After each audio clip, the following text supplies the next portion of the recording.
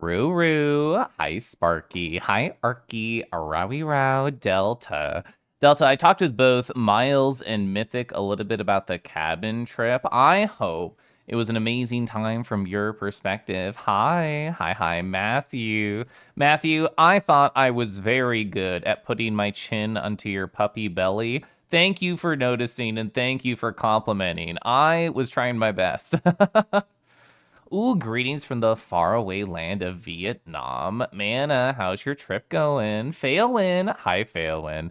Phelan, you have all the context in the world for what I'm going to tell a big long story about. I gave you an 8-minute long voice message. Who knows how long it'll take me to talk about it on stream? It is this. Hi. Hi, Kiba. It's the perfect month to stare at your friends and say, Oh, you thought the colored boxes were an oversimplification of me? That's funny. I didn't even think about that. I didn't even think about it. What I did was I correlated it to each day, whatever these boxes represent. So to me, I'm like, oh, well, this one's 16, this one's 17, etc. But that's fascinating. I didn't think about that. Alaris, hi. Even though you heard the preview, you're still looking forward to it. Thank you. Oh, you got a sub for Zord? Oh my gosh. I love Zord. I have one of their bit emojis. I actually don't know if they have more than one bit emoji, but Zord is soup. I love Zord is Zoop, actually. I forgot it was with a Z. I don't know how I forgot that. That's very important. But Zord's beautiful. I was doing a big old journal during their stream. So for people who don't know Zord, I want to shout them out right now. Slash shout out Zord. Oh, you already got it. Let's go. I want the big one, though. Zord's beautiful and amazing. They did a huge move like during the weekend where my birthday happened. So let's see, 24 was Saturday. So 23rd, they were like moving into their new apartment and they were describing it. They said it's like a very Brazilian setup, but it's kind of like a townhouse sort of thing comparing for us Americans. But they have more rooms, they have like a space all to their own. So I'm excited for them. It's hot, hot, very hot. Nice seeing family again. I'm happy for the latter part. So last week was so gosh darn chilly around here in KC. This week it's delightfully warm. It is like I can go outside, bask in the sun, and just feel like I'm meant to be there, I suppose. Like I didn't want to go back in when I went on my walk positive. Oh, it was a good time, says Delta. A little hard sometimes to shake the feeling of everybody knows each other, and I'm also here, but a good time and some wonderful moments. I can imagine it's very easy to get imposter syndrome in that kind of place, just because there are a lot of people who have, like, talked every day for 6 months or whatever who go to cabin trips like that. Mythic and I talked a little bit about that, not necessarily from your perspective, but just about the idea of some people have more connections there than others, which I guess is kind of unavoidable when you have something like that. Oh, my face is catching up. I think we're there. You're trying to play Eterna and Us, but your hands hurt. You need a break for the night. This is positive. I think it's great to take care of your body. Hi, Marshman. Hi, Kuro. Oh, Kuro, I'll show you. I'll bring over my Spotify. So I kind of talked at you kind of tipsily, but now that I have no alcohol in my system, I can tell you that FES, I don't know if it'll show up here. Yeah. So you mentioned Delta Sleep. I like FES, specifically this album, with regards to home. There's like a Jovi one that they recommended too that also had like math rocky vibes. I'd have to look in my playlist, but this is one. Oh, I remember the other one I told you. I really like Hikes, spelled with a plural. This album right here, Mahal Kita, it's beautiful, lovely album. You see, I saved every single track. But since you told me you were looking for other music to explore, those are two I can throw at you for sure. Oh, you've been wanting into a townhouse for a long time. My best friend in high school, they had a townhouse, and I thought it was like immaculate living. I thought you and maybe two other friends could live in a townhouse and just, I don't know, feel cozy. Cozy is the only word I can think of when I think back to their house. You did a big one. You don't have the power. You're afraid you break things if you did, plus all your mods are awesome. I've asked in the past before in my little secret mod channel, which I'm assuming every streamer Discord has a secret mod channel. I'm like, do y'all need more people? And they're like, nah, fam. And I'm like, okay. Which, to be fair, I would say I've curated a pretty quiet space over here. Positive. Kadama. Hi, Kadama. Hi, Minty. Minty, I'm a fool. Actually, y'all were so correct. So, Kelif Arrive is based off of just Kelif Loaf, which I didn't even think about it, does actually have a little tailing right there. So you were correct, and you knew my emote better than I did because it's been years since I've drawn it. Oh, it's Pride Month, and Lunar Buho has been very haha sweat. I looked in their stream for a sec, and they were playing whatever the PS2 Neopets game is, where there's a guy with a sword running around. And like the brief time I was there, it was already a chat. Would you? Is it a smash or a pash for this low poly animal critter? You definitely need to get more comfy with a casual connection. Oh, just talking without using all of your spoons. Honestly, that's the most difficult part. I I don't even know how I do it sometimes. Like on stream, it feels easier, but IRL, it's woof, it's hard. But like my last work trip, I think I did incredibly well. The last con I went to, Annex, I think I did incredibly well. So I think I need to learn to give myself more credit that I can survive more than just a weekend of talking. Zayden, thank you so much. You did 6 months at tier 1. Hi. The thing is, I'm happy the TTS wasn't live to read that one. I'm going to do a big story soon. I'm going to show you my PRF board. I'm going to go through this whole story, and I'm going to have alerts off for the whole time, and maybe slightly worse catching up on chat because I'm going to focus on the narrative. But here at the very start of stream, I will catch up on everybody. Husband. Hi, husband. Hi, White Wolf. Oh, you're excited for Wishbone, the album from Conan? Yeah, the one song you linked me where the boys kiss. Oh, we love when boys kiss in media. Oh, do I especially like short hikes? I loved short hikes when I played it. Corporate pandering month. We'll see how much rainbow capitalism comes into play. I know at least one queer person at my corporate job, so that gives me joy that there's some real connection there. Ooh, I want to read these two together. So unrelated said cabin trip, but you've been trying a word on for size when thinking for someone. I said for instead of Delta. What word are we skirting about? You listen to Hikes right now? Okay. I mean I like a lot of their music. They have an EP that I also think is good. Mahal Kita is like a banger for what I enjoy. But like Onset, I still like. Lilt is still good. Their original EP doesn't hit me as much. It says it's a single, but oh no, is this one? I thought that one had like a couple of songs on it. Maybe I'm wrong. Either way, I like their music. Yeah, you were right. Hi, Pi. Hello. You love quiet spaces where not a lot of active mods are needed. I feel like that is definitely my space.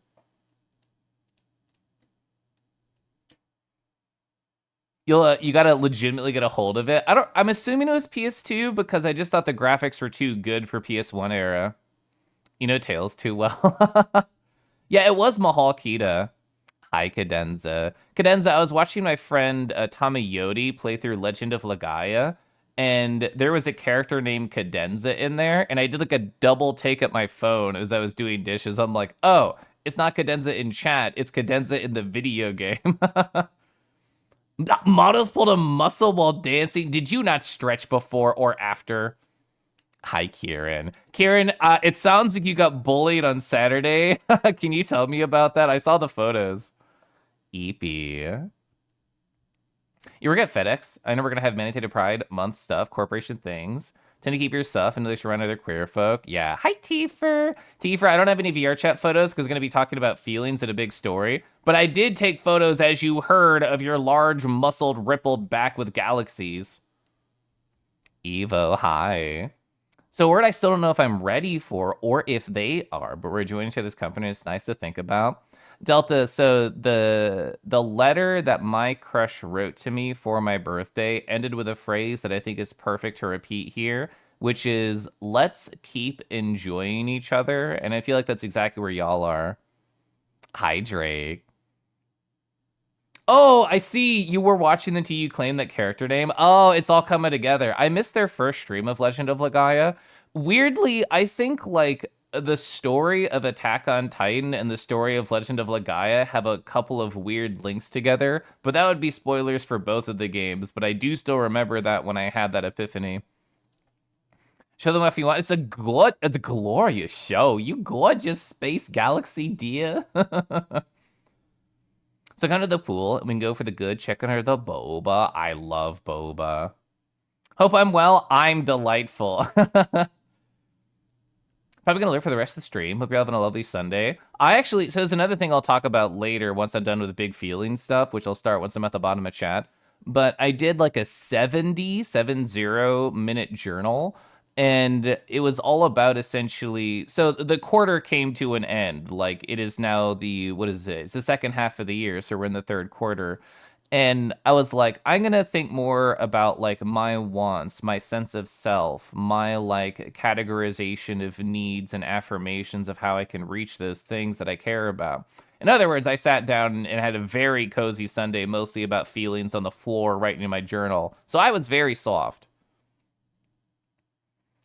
You don't want any of your coworkers that know anything about you being by to say anything. Yeah, you don't want the spotlight. You got bullied positive. It started with you puppy yawning and Henway being overcome by how cute it was. I love Henway. I'm glad you got bullied. It was so funny to me. Like, yes, I was tipsy. I was what, 1.25 drinks in when I saw you, A, in puppy form, and B, like, you saw me give you a face and you were like, Caliph, what's with that face? I knew what you were. Cherry. Hi, Cherry. You're gonna like, oh yeah, we're gonna play Sea of Stars. You probably listen to the big feelings. Soft, Kangi, Dusky, hi. I thought Kangi was soft by default. I am soft by default. I'm also round. I wasn't cuddled up to a Durg. Well, sometimes that can be hard for various reasons. Also, hi, Kai, hi, Hawk. So we're at the bottom of chat, so I'm gonna start diving into whatever the frick this is. And I might be a little bit worse on chat than I normally am. But the title of my stream says, Happy Pride. I have an announcement in the form of a story. So here's a picture of a calendar. All these are color coded, meaning the 16th right here relates to this box, 17 here, etc. So in other words, for the last 3 weeks, something has been happening in my life and I've not been telling you. It's been lauded for a while that Caliph is a top for secrets, and this is just another example of this being true. But also, it was more of this was percolating, this was growing in the background.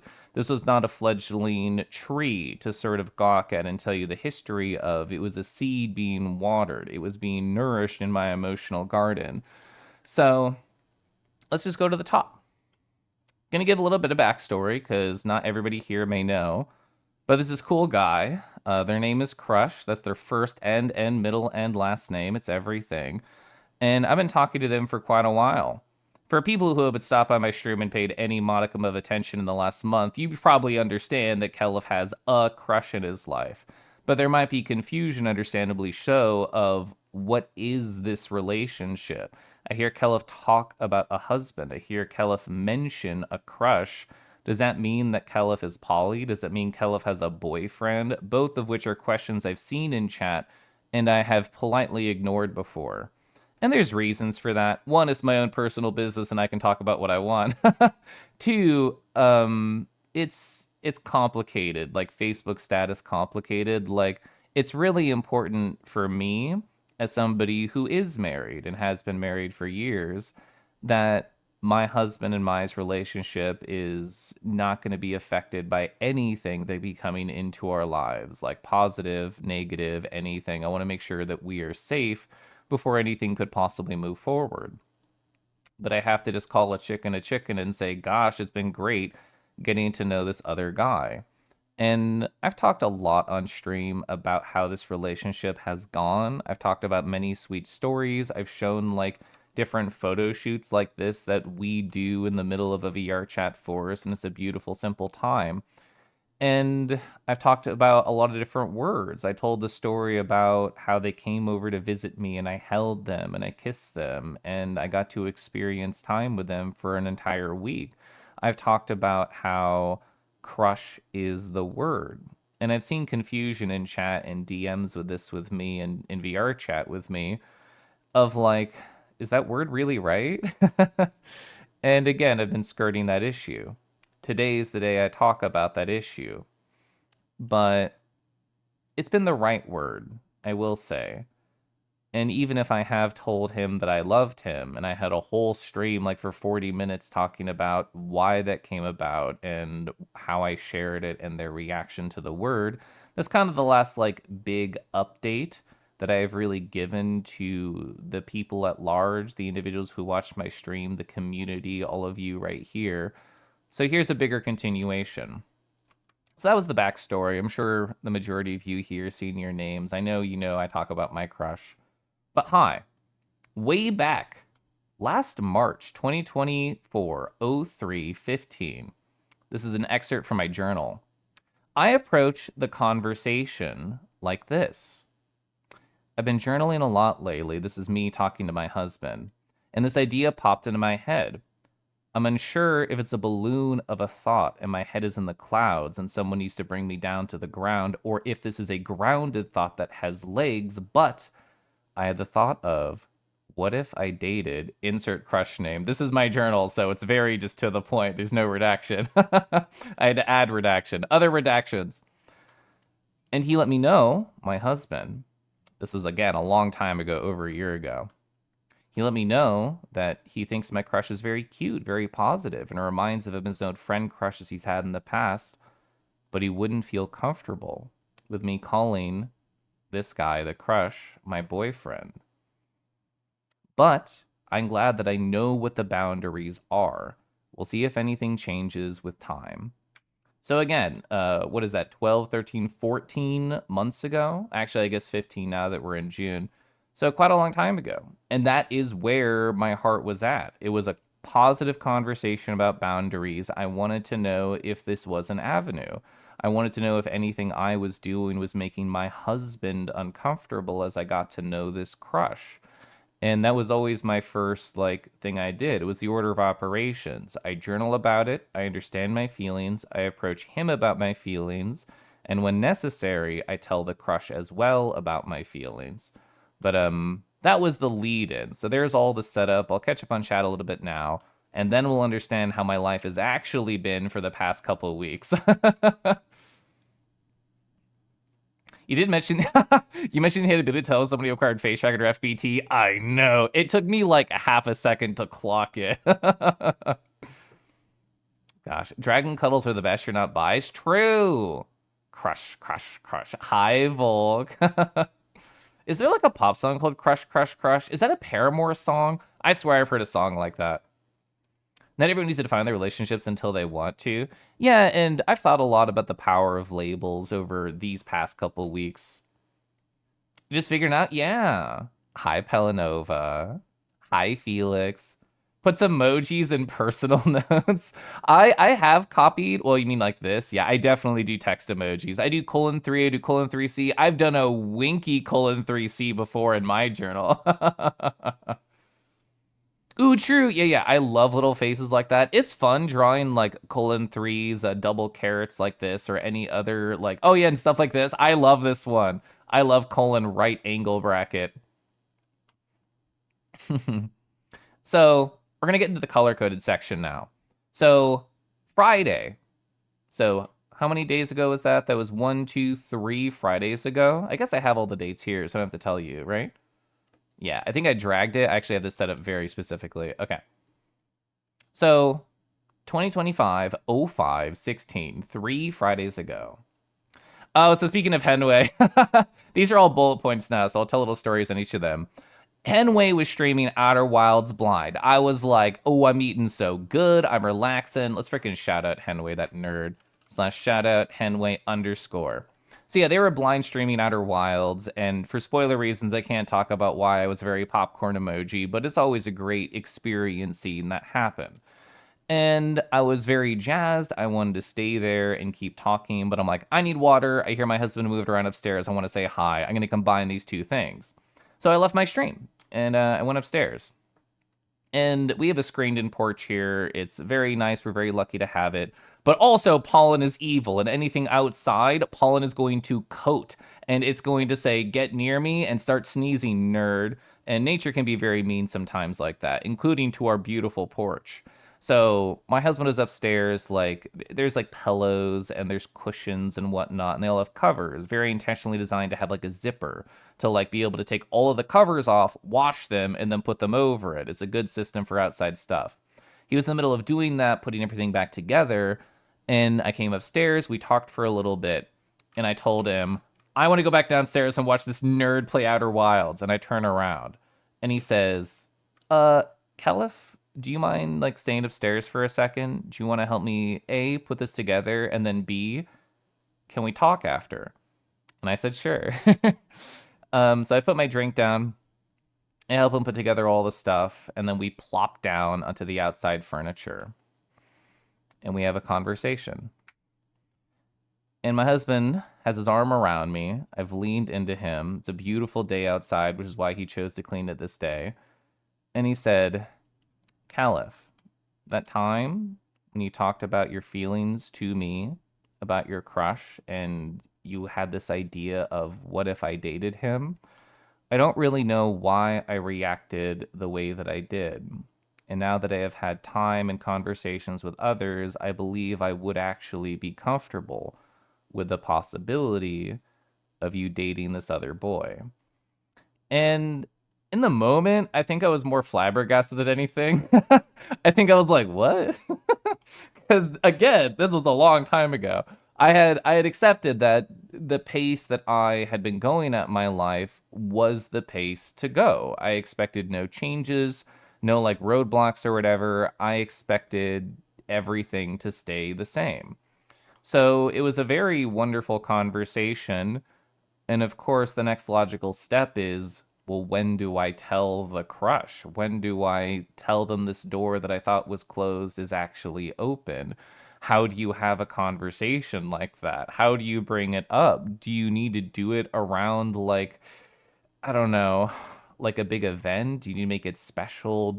Is that going to like force them to want to respond in a certain way? Like, no matter what it is, it's going to be a little bit of an awkward conversation because that's what change induces. But I knew that I had the ability to have that conversation because it's not just a one-way street or a two-way street, it's a three-way street. It's me being comfortable with it, it's my husband being comfortable with it, and it's my crush wanting to. Like, I had told my crush before, I was like, just so you know, you being like somebody I could date is like not on the table, and I want that to be like something that's in the room, not like hidden and hushed. And it was a known facet, and we were just going to have fun. We were just going to continue doing what we were doing with the boundaries in mind. And I didn't know if he wanted to. Like, if you would ask me, back here last March, oh, Kelif, do you want to date this guy? I'd say, yeah. But if you ask me, is he going to say yes? I'd say, I don't know. That's his decision, even if I want to. And like, you as a chatter might say, Kelif, you're a cool, confident guy, and everybody likes you. Of course, I'll say yes. It's easy to daydream like that. It's easy to say, oh, I can just open a door and everything's going to work out. Like, there will be sunshine in any direction that I choose to walk. But, anything can happen. They're their own person. And that's where I was a couple Fridays ago. So the day after Saturday, I'll do a whole weekend. I have 3 weekends here that I'll talk about. So I'll catch up on chat after this weekend day. So Saturday, I keep double clicking in, sorry. So Saturday, one day after I had the conversation, my crush, whoa, they got back from FWA. They were there. And routinely, every single Saturday that I ever have, I hang out with them. It's like a Discord call. We talk for like 4 to 6 hours. We're VTubing in like a private Discord channel. And we're just talking. We're sharing our lives with each other. We're sharing conversations. We're sharing moments. And this is routine. And I mentioned this prior, but it bears repeating now, I think. They asked me that night, they were like, Kelif, it's been 2 or so weeks since we've actually had time to catch up. What would you like to talk about? And I said, I would love to hear about your journey of the con. And what they had done was actually have an incredibly deep Obsidian recap all ready to go, like 8,000 fucking words. And they had like images and videos of all the adventures that they got up to at the con. In other words, I was very Caliph Melt. It was like, this is exactly how I wish to be catered to. A story time intricately made just for me. This is the dream. And I sat there watching it and I sat there listening and I thought, this is a bad day to talk about this. The thing I want to talk about, asking if they want to date me, today is a bad day. One, they just got back from a con. They are getting back into consistency in their life, and I don't want to hit them with a gigantic topic while they are settling. Two, like most people who go to a con, you get a little bit sick afterwards. And I want them to be in a very good state of mind. I want them to feel stable in all emotional ways before I throw a big topic at them. So I sat on it and I said nothing. I said nothing that entire Saturday about it. The thoughts were swimming in me, of course, and I was thinking about avenues and words I could say and how to phrase things or whatever, but I said nothing. So that was that. I was quiet and I told nobody. It was just inside of me percolating. Now I'll catch you on chat.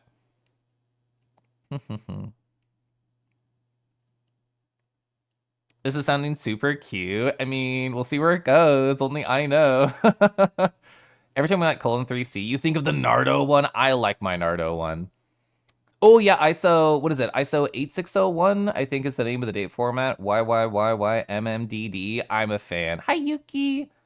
Oh, you like Sleeping at Last? Arky did mention that you were telling them like about that music. I fucking love, what is the name of that song that just played earlier that I'm obsessed with? Yeah, Time Lies. Time Lies is such a romantic song. I adore it. Oh my god. Over anything else, we love good communication with partners. True. Hi, Sancho. Nice routine. Hi, Twenty. Hi, Badger Pants.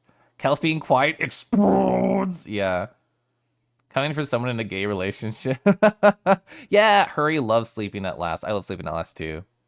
Percolating. The worst way to brew a drink. Hi, oi. Tugging on my heartstrings. So, hi. I'm going to go back to doing another weekend. Hi, Kitsu. So, I covered the lead up. I covered this weekend here. We're moving on to my birthday weekend. My birthday's the 24th. And 23rd, the Friday, is this next text box here. So, yeah, day before my birthday, I get into VR. And actually, no, that's structured poorly, I think, right? No. Okay, no, it's not. I'm remembering. So it's Friday, so it's VR. It's time for me to be a silly virtual animal. And like, I knew I would hang out with my crush. Like, we had DM'd about it on Telegram. And I thought, oh man, is this a bad time to talk about the conversation as well? Is it a bad time to ask them to date me? Because I don't want there to be pressure for them to say yes, but also if I ask on Friday, midnight passes, it's my birthday, I feel like that's just like almost a trap for them of, oh, you have to tell me yes because it's my birthday. You wouldn't say I'm not going to date you to a little birthday boy, would you? And I thought about this. I considered if it would, I don't know, push their hand in a negative way, but I also trusted them if I did ask on the day to know that I would never try and, I guess, manipulate would be the word, never try and manipulate their thought process, that it would just be an honest question. I'm very forward with my feelings. I've been called a social dom. I've been called many things of that sort of flavor, and I accept it because it feels true sometimes. And midnight passes. I have my crush time in VR. There was that really cute video, which I guess I can show off pretty quickly. This will involve showing my desktop, so let me go find it. There was, let me go to my downloads. It should be here. It's actually probably Telegram downloads, Telegram desktop. This is probably it. It's very big. That is so loud. I'm so sorry. Oh my God. But yeah, midnight passes in VR, and this is happening. Let's do like, what is it? Yeah, thank you, Modest, for filming it in the corner. But yeah, this is me getting like a lot of attention while I'm very drunk in virtual reality. And this was the birthday. And then like right after this, like I disappear with my crush into a little private world. But this is the attention that I'm receiving. Overwhelming positivity, I suppose. And then they all sung happy birthday. That did happen. I've already showed that video. I'll snooze this ad. I won't do any of my big story time during the ad, but so let me play back my music. So yeah, like I go to a private world with them, and oh yeah, we did do we did do this photo shoot. So like right over here, we had like a nice bunch of like positive social times. They're very good at doing, I think, sweet little things with me to just make my heart flutter. And doing a photo shoot in the middle of a pretty world with my gorgeous Moonfang is one of those nice things they do. So like we did a photo shoot, and then we go to another separate private world that's very cozy that we have strong attachments to. And they have me open a gift. Like a gift they had sent me arrived at my house, and they're like, Kelef, I want you on your birthday to open this in front of me so I can hear your reaction. Hi, Shutter Shade. I'm in the story, but thank you so much for being here. I'll say hi to everybody once I finish this thread. So I open the gift in virtual reality with my headset on, and they're like, hi, Kelef. And I tell them how I feel about it, and I'm just filled with strong emotions. And I bring it up. I bring it up after that. I'm filled with joy. I'm filled with whiskey. And I say, hey, crush, like, just so you know, I had a conversation with my husband last Friday, and he told me that if I wanted to date you, that would be okay. That this door that I thought was closed is open. And I felt the need to tell you. I don't want to sit on this any longer. We don't have to talk fully about it right now. We don't have to decide about it right now. But I have to tell you what I feel in my heart is true, that I do actually wish to date you. So yeah, I did say that on my birthday to them after I opened a gift. I could not resist. I'm sorry. And this is true. We had a conversation of, is it, they were like, Kelef, is this in part you wanting to date me an idea of you calling it what it is, how we kind of have just been acting, quote unquote, like boyfriends? Because, like, I'm sure people in chat have caught on to the fact that I enjoy this guy. I talk about him every single week. I talk about having 6-hour Saturday Discord calls with him on a weekly basis. I say the word love. This is a big word. And haven't I already been acting like it's true? And in a sense, yes, but a conversation is still important. It still needs to be accepted by both sides, even if we may be acting like that. If we don't accept the label, then the label cannot be applied. And true, yeah, I really appreciate how they think about things, which they said, Kelef, I'm a bit tipsy. It's your birthday. You're also tipsy. We should not be having tipsy decision making. And I'm like, you're right. Let's table it. Let's give some space. So that was the day before my birthday, leading into past midnight onto my birthday. And then we'll get to my birthday day after that. Yeah, sorry for a deafening chat with my giggles earlier. Hi, Kitsu. Lemon, I loved your stream earlier. Like you and Tarble having such interesting conversations. It was about Ordo, I think is what you called it. I was putting together this big conversation for stream while I was listening to your stream. And then I went on a walk, which I didn't mention in your chat, and then I also listened. You have such emotional attachment. One day you wish you could find the time to learn this stuff from me. It's funny because who said it last week when I was streaming this game? They were like, Kelef, have you considered taking there was a certain word the chat member used. I forget what it was, but it was essentially like mentees. Like, do you want to mentor people with stuff? Is this a bad time or am I just anxious? True. Kitsu Vivi, hi. Yeah, that was a really fun Friday where I was getting making sure the volume is down. Just getting owned from all directions. That's a local thing, yeah. This nerd over here can get pet while I'm responding to chat. Little baby man. Evo Nezzle. Hi, Nezzle. Yeah, oh, yeah. I don't know if you saw Dusky. I forget if you were in the room because I can't fucking identify anybody. It's so funny to me that this avatar you made over a year ago, people still have saved. People still want to use for silly reasons. You're somewhere in the aisle. Good luck knowing where. Yeah, who knows? Like, I can identify some of them. Like, this tiny one is Rago, and I only know from the size. Also, Shudder. Now that I'm out of story time. Hi. Oh, you're playing Minish Cap? Minish Cap is so cute. I really enjoyed Minish Cap. Is that... Thank you, Golden, for remembering that. I thought that was funny. Internal screaming of anticipation. It's not subtle, but yeah. Imagine being mature about alcohol while tipsy. I know, my crush is incredible. I'm glad you had a good time in the Ordo session. You did too.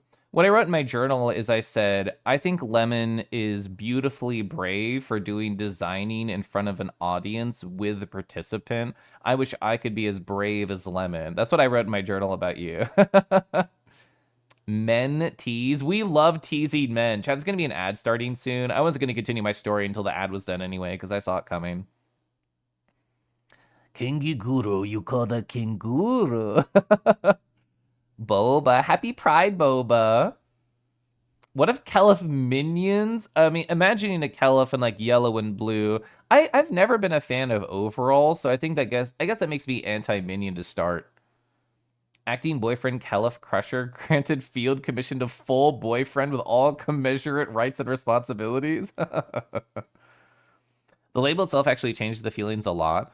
I mean, you probably have more experience than me in this like area, Kitsu. I'd be curious to know your feelings on like how a label changes interactions. Hi, Chai. You love Kangaroo? I also love Kangaroo. Streamer is behind on chat. Yeah, you were here somewhere, husband. I don't know where you are now. Oh, you started going through the timeline of all the Zeldas. Is this like a you haven't played a lot of these growing up? And there goes the ad. Fuck. Gosh, we love Kiba. You're glad it happened the second year in a row without you prompting it? Me too. I was surprised how many people still had this saved. I mean, I guess to be fair, like one person has it and everybody else follows the chain. So theoretically, only one person needs to have it. Look at me in the spotlight. You're happy to say the term minion does not immediately bring the Yellow Devils to mind. I'm so happy for you. My brain is broken. Kangaroo overalls would be a strange... Actually, has like a Charizard, Lugia, Kangaroo, whatever that body shape is called, I guess pear. Like, does the pear body shape, has that ever had like overalls drawn on it? I'm assuming it has. Sorry, Kelv, but Jorgvago.com is talking. All right, so I'm going to sip tea. What tea did I even make? Oh, I made a raspberry leaf tea. That's right.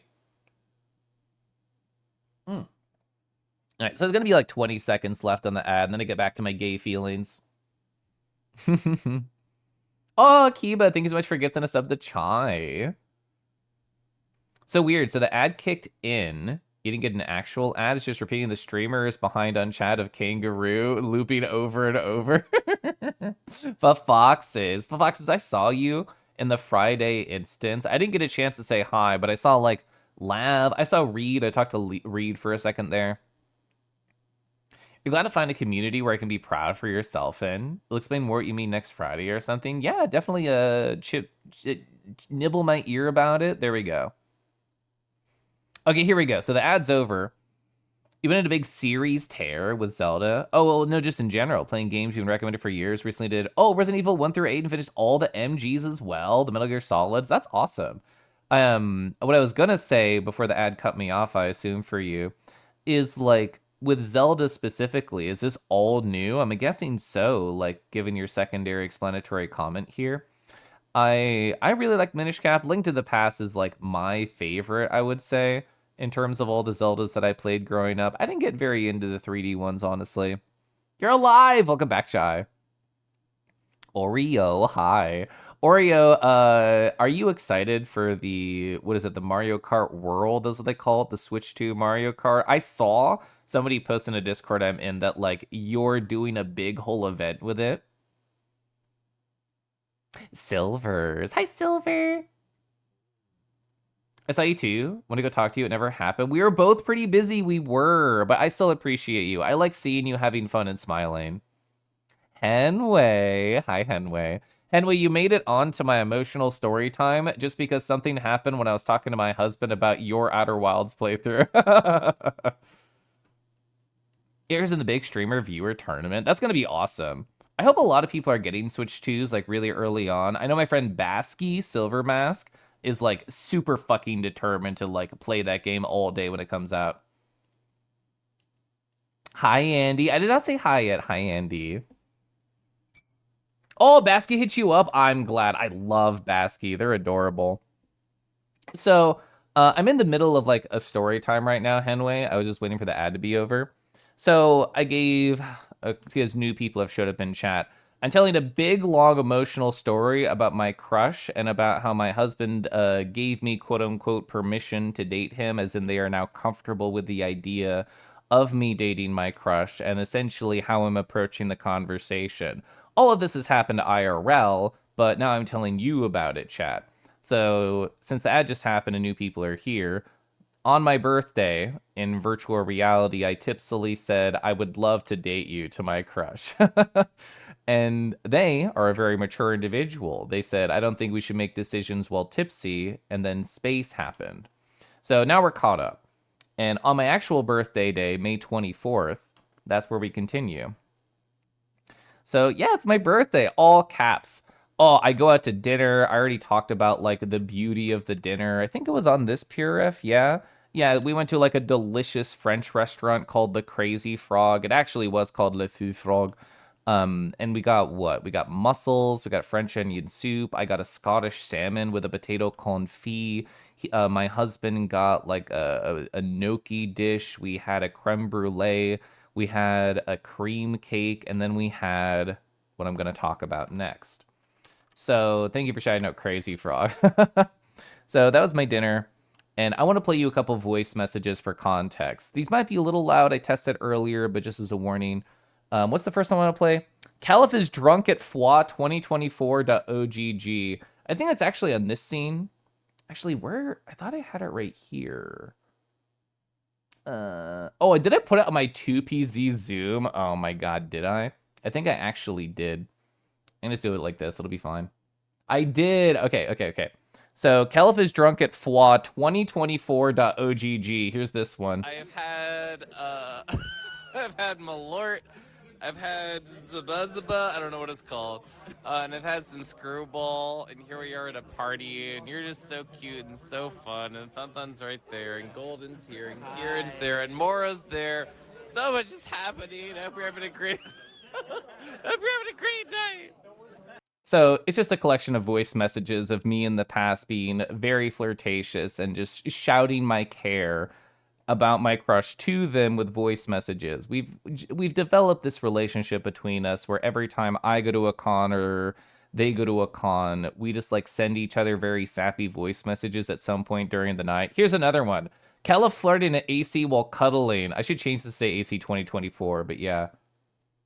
Hi again. I'm here now cuddling with a boy. Their name is Liz. Say hi, Liz. Hi, crush. I like you very much. I had tea with Caliph. He loves you. Shut up. So, yeah, I had tea with them. It was great. I'll tell you all about it later. Goodbye. So that one is cute to me. One, because Lazurls is in there, and Lazurls is very cute. But two, I had not actually told my crush at the time that I do love him. So Liz saying, "Hi, crush, he loves you," was like the first actual declaration of that, which is very cute to me. But now we'll get to the actual serious one. So I showed a picture of the candle, which I have these on different scenes. Sorry about that. I guess, no, I can't copy it easily. Whatever. It's two different computers. This happened at my birthday dinner, and the waitress brought this over. I guess I talk about it in the voice message I'm about to play for you, but a friend of mine, there's only one person who I told like all of this to live while it was happening, not like after the fact. So all of this lead up of emotions, I only confided in one of my friends who knows my crush well. And one of the messages they sent me, I really latched onto, and they said, no matter what happens, it's going to be okay. And I really like that, and I left them a voice message. So here's me very sleepily leaving a message that I'll play for you. No matter what happens is a positive refrain. I got back from dinner with the husband recently. We got an amazing French restaurant meal. And when we got dessert, the waitress brought out a candle and a glass, and she said, "Make a wish." That's a phrase I haven't heard in a long time. I stared at the flame quietly as it flickered, and I thought, I know what wish I want. It'd be selfish to say it, even quietly inside of me. But I said it anyway. I said, I hope he says yes, and I blew it out. In like 20 minutes or so, him and I are going to talk. And no matter what happens, it'll be good.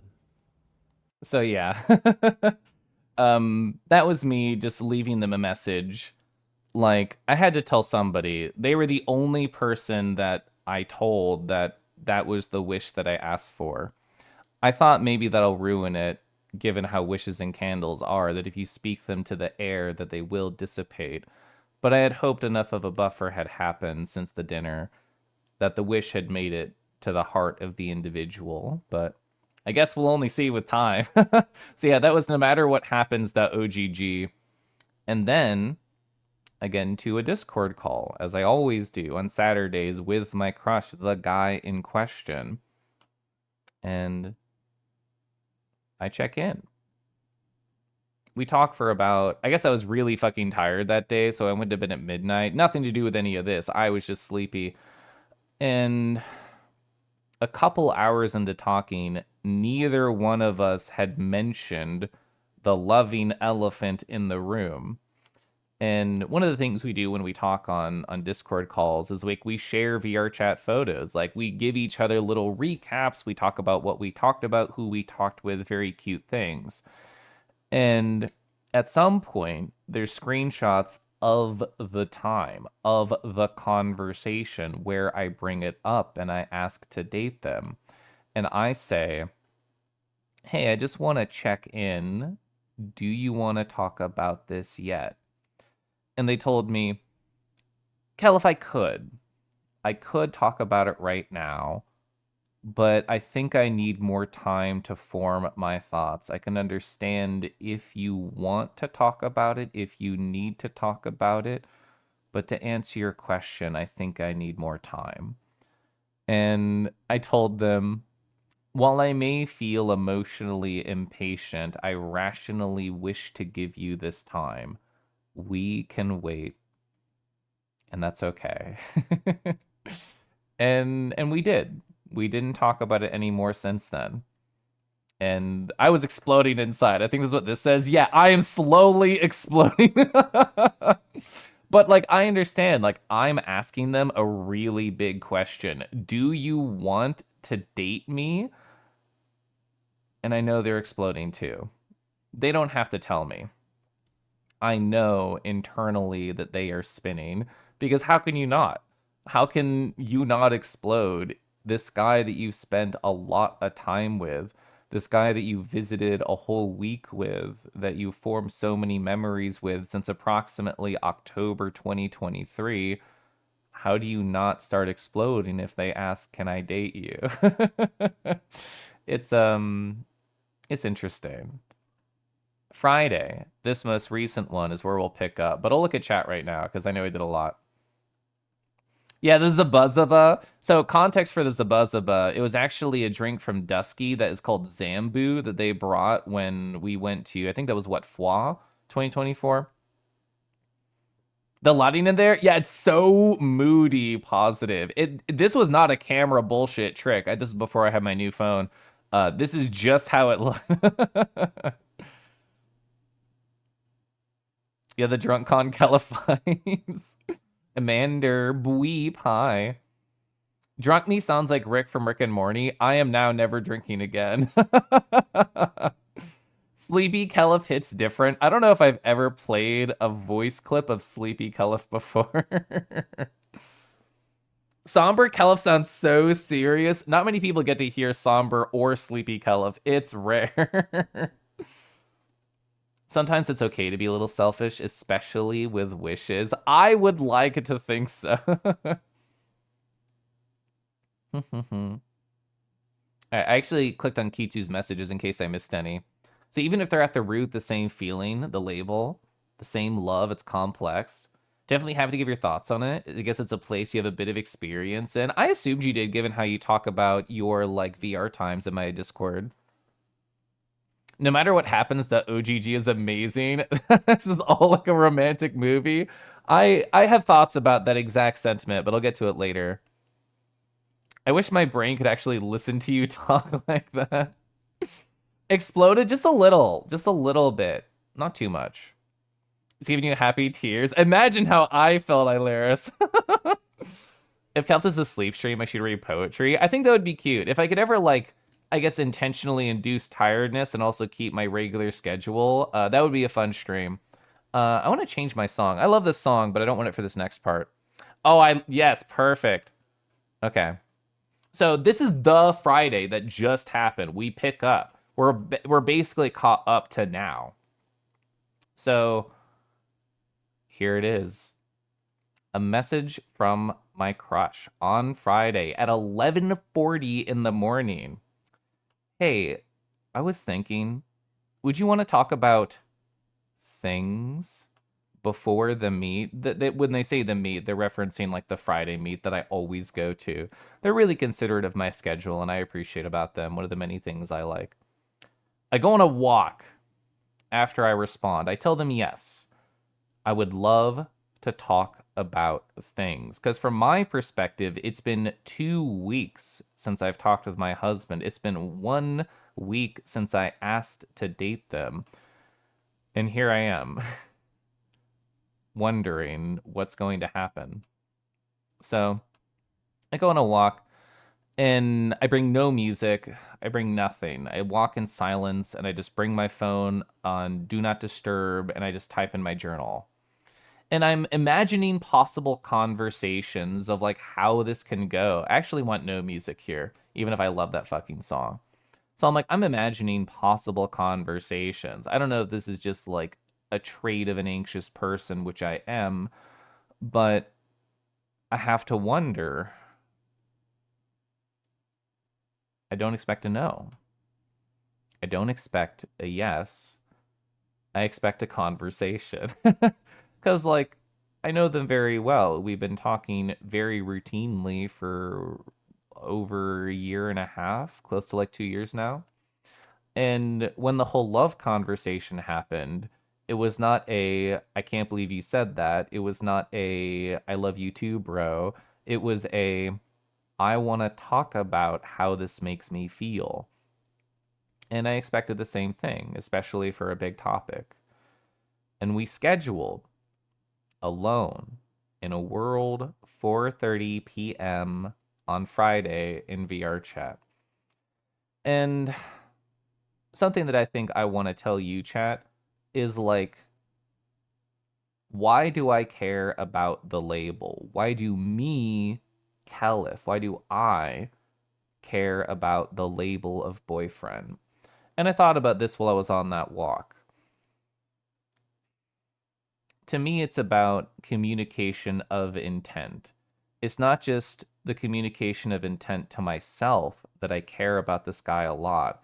It's not just communication from me to them that I care so much about them. It's communication to the future that I am willing to put in the work to make sure that this is a healthy relationship.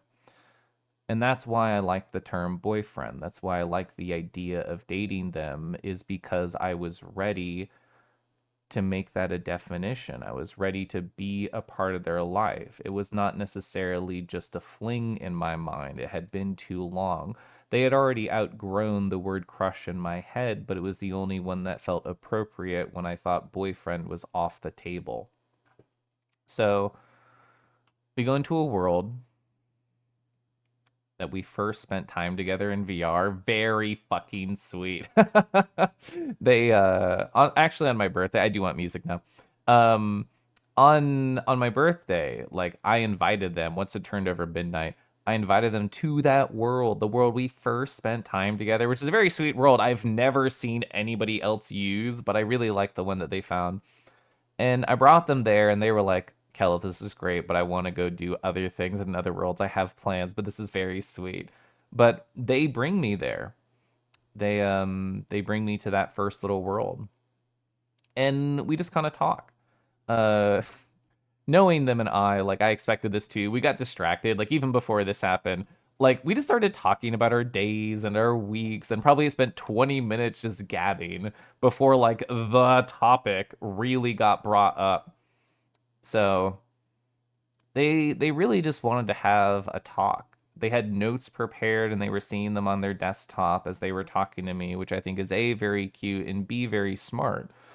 And they're like, Caliph, what to you is the difference between a crush and a boyfriend? And I tell them about that conversation I just told you, chat, that I had with myself while I was on my walk, the communication of intent of a word.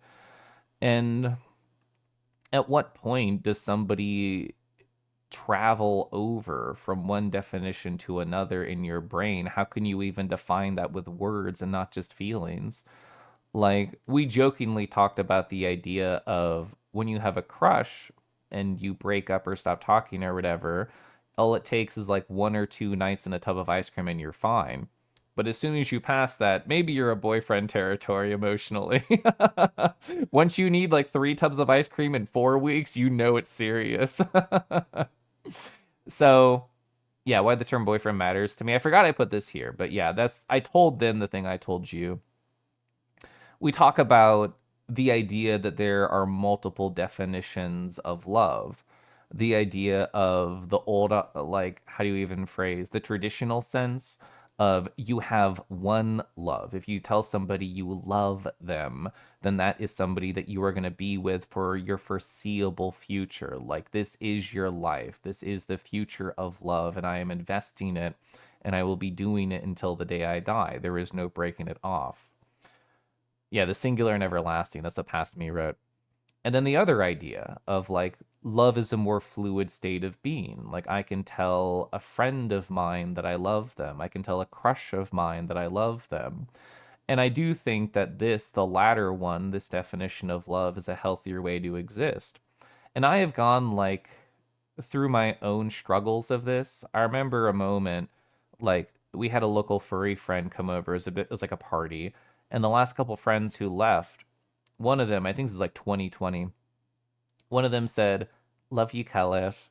And I was like, "Yeah, you too," or like something awkward. And I thought about that a lot after the moment. I'm like, why did I struggle to tell a friend that I love them? And it was actually like a good formative moment for me as a person to ask that question of why did I feel restrictive about a word that should be caring? And we talked about that idea. And oh yeah, we talked again about the idea of is the want to call me a boyfriend just calling this what it is?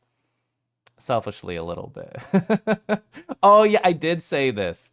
I told my crush that I want to be his cheerleader. Like I just want what's best for him, and I want to be there on the sidelines wearing a very cute outfit. Like, go, you got this. You're beautiful, bro. Like, that's what I really want. And I even told him, like, I don't even know if I'm the best person for this position. If there is somebody else out there that could be better for you, then I would accept it. And I just want to let you know that whatever is best for you is what I want for you. I am your cheerleader tonight. And it's true. There's the conversation of distance, which is never a fun topic to talk about when love is in the equation, but it's a real thing. It's a concern. And I told him what was true in my heart. Like, I don't care. Every relationship I've ever had has started long distance. My ex years ago, long distance. My husband when it started, long distance. Whatever this is with this guy, long distance. It turns out like all the people that you can connect with the most live a long far away. They're a long distance away. I'm sure a lot of people in furry here can relate to that. So I want silence for this part. But we talk for like over 30 minutes, and not just like the beginning part if we talk about our nights, like just about this, just about the emotional elephant in the room. We talk for like 30 plus minutes. And then he told me after 30-ish minutes of conversation, then I guess this means that I love you and I want to date you. And I felt as if like an arrow had like shot through me in that moment. Like I leaned back in my chair and I literally just started tearing up and crying as they kept talking. So even if that is the bottom line, there's still more to go. We're not done with the story, but that did happen right there. I did get the wish from the candle. I did not dissipate that idea just by sharing it with somebody else. So these are the words that I will be repeating in my head forever, by the way. But we keep talking after that. I eventually calmed down and like I tearfully was saying things back to them. And they're like, I actually have more notes still. And I'm like, oh, okay. Like, yeah, sure, whatever, bro. Keep going. And I love so much about this guy. And I really appreciate that he thinks about this because he says, this is more than just a conversation between the two of us. There's a special third party that's not here tonight. And even if the third party of your husband gave permission, I feel strange. I feel strange that I'm not talking to both of you about this, that I'm only talking to you about it, Kelif. So we set it up. We set up a conversation in VR with me, my crush, which I should now say boyfriend, my husband, my boyfriend. That's going to take a long time for me to adjust that parlance, I think. And me, and just like literally all just see each other in a virtual face-to-face and talk through all of this. So that was yesterday, so we'll talk about that soon. But now I'll catch up on chat.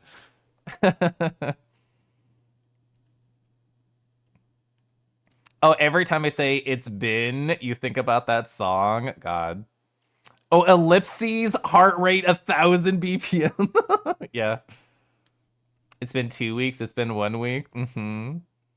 Yeah, the what if conversation. The what if conversation is very scary. You totally get that walk. It's a lot of energy that happens in this sort of situation. You go on a walk, some other exercise can help you get through it. Yeah, like if it had gone through Monday, Monday's always my run day, I definitely would have ran and tried to process those thoughts. You give your thoughts on the label in the Discord when you can focus on it a bit more. That's fine, yeah. You're getting food, would you miss? I don't know. I mean, we already did the big bottom line that I'm dating this guy now. Hi, Dio. Platonic, romantic, familial. Oh, yeah, with the types of love. Different love feelings that one can each feel as intensely as true as the others, yeah. Oh, you're moving 1,500 miles across the country at the end of the month? Oh, so the end of this upcoming month, yeah? As someone who's in a long-distance relationship, you know what it's like, yeah. I'm gonna sip my water. Oh god, it has been a water. No wonder my body wanted water. Oh, it's been an hour. And speaking the truth, anyone I've ever connected with always lives outside of your local area. Yeah. Oh, you have a Discord date tonight? Let's go. I want to date you. More notes. I love this for Kelif specifically. Yeah. I was very happy on Friday. I want to go find a photo actually before I even finish catching up on chat. I'm gonna go open up Discord. So Hawk, Dr. Hawk, took a very funny photo. And I don't have any VR chat stuff prepared, but I want to go find this one quick because I know exactly where it is. But there's a photo. I already found it. there's a photo that Hawk took of me, and they put a caption on it that I also want to share with you. I'm gonna go take a screenshot of this so I don't show off this Discord. All right, so let me do this, Oh my god. Oh my god. There we go. So Hawk said yesterday, may you get someone in your life that looks at you the same way Kelliphane looks at me in this automatic screenshotter. Here's this guy. The reason my face was like this is because I just had that fucking conversation. Like an hour ago, I just had the, I guess that means I love you when I want to date you conversation. So this was my face of just constant elation and giggling and yes, a little bit of whiskey. So that is the combination. This guy right here just got a boyfriend.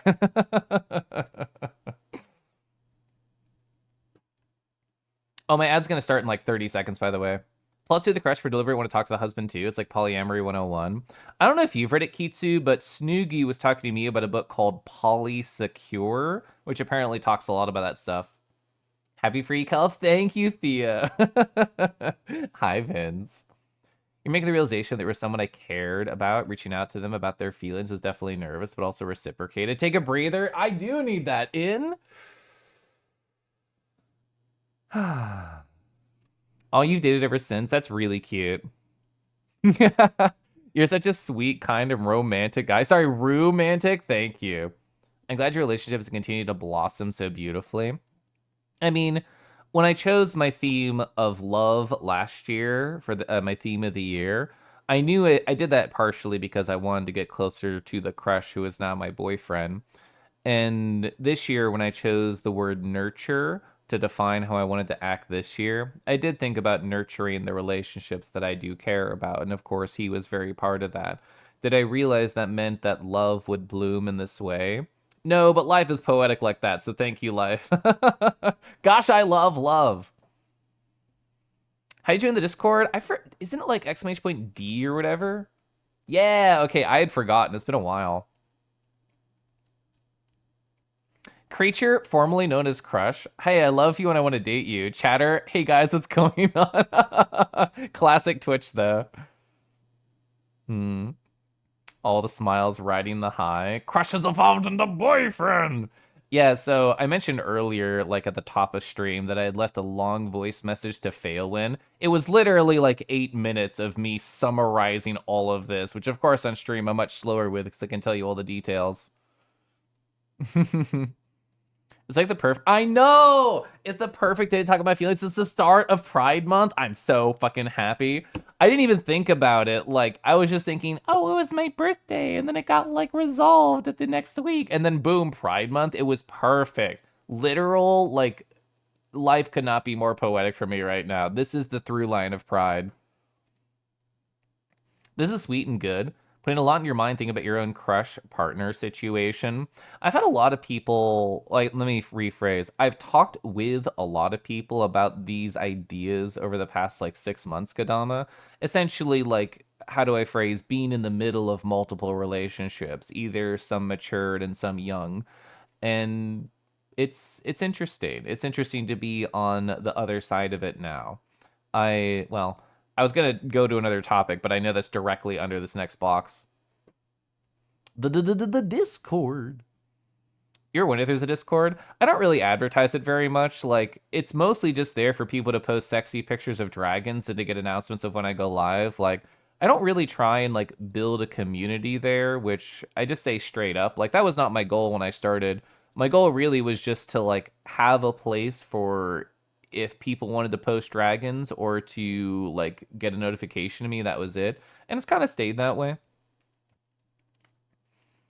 You want to hug your boyfriend so bad? You can only send him virtual hugs. I gave my now boyfriend many virtual hugs this weekend. Sometimes you quite don't know what the seeds are going to bloom into. True. Thank you, Sel, for doing the Setsu you too. I can't believe Kelf would make Pride Month all gay with a new boyfriend. I know. Here's a bit more poetry to it. At least for you. Just the fact this is the first stream you've caught in a while. It worked very well. You want to grab the otter and just hug them? Oh, I'm sorry, Phelan. For some reason, I remembered you telling me in the past that, like, for some reason, I thought you told me you didn't get ads. I don't remember why. I thought you used like a third-party chat application where it didn't hit you. But either way, yeah, I was just saying like it's much more detailed on stream because I have all my notes ready. When I sent you that message, I was just like on a bench in a park. You're gonna ask for a dragon. It's not time for that. Yeah, I'll turn my redeems on after this. Why do I not have this chat for sexy dragons? You feel scammed. So, one last little bit. This was yesterday right here. Oh, I didn't realize that the third-party app blocks the ads, but the stream still pauses or cuts when it does. I am now saving this into my long-term memory. Kangaroo, how do you do? Faywin, I just told like an hour-long story that I'll just show you the bottom line of right now. That, hi, my crush says, I guess that means I want to love you and I want to date you. And then, yes, I'm boyfriends with them now. So, hi. Sorry for telling you the spoiler of like the hour-long thing right here, but yes. Anyway, so this is yesterday now. We are going on to Sunday. Or I guess Saturday, whatever. Yeah, yesterday. So, Scuff, myself, and my boyfriend, which I get to say now in VR, we went to Limsa Laminsa Lamau. One of the coolest things about my boyfriend IMO is like he's really good at remembering like details that will make other people smile. Where it's like, oh, Kelif, I know you and your husband essentially bonded over Final Fantasy XIV. Let's go talk about relationship feelings in Limsa Laminsa. Yeah, very Final Fantasy XIV moment. God, husband and I have spent probably hundreds of hours in Limsa Laminsa alone, not exaggerating. So I love this guy for many reasons, and one of them I think is shown well right here. He said to me and my husband, once we eventually got started talking about like feelings and stuff, a lot of it was just like gabbing. A lot of it was just talking about like Final Fantasy XIV. How do you not when you're in Limsa Laminsa? But I have to stop saying crush. My brain keeps wanting to go for it. The boyfriend was like, I don't want to have anything hidden. I want to be open and tell you, hi, I'm dating your husband. Which I think is very good. I think it's very positive. And, you know, there's always the worry of ruining things, like with the idea of entering a relationship with somebody who's in a relationship. How can you not worry about being the X factor that causes it to fall apart? Even if I have never been the one entering, I can very much imagine thinking, I don't want to ruin anything for anybody. I just want to make sure that we're all on the same page at all times. And of course, no walls, no secrets, nothing like that. And I'm very happy that they think about these types of things. My husband said as much too. I try and when I tell the story, not too much to say the opinions or thoughts or inner workings of the feelings of either my husband or my now boyfriend, because like those are their stories. If you happen to know them, you can talk to them about them.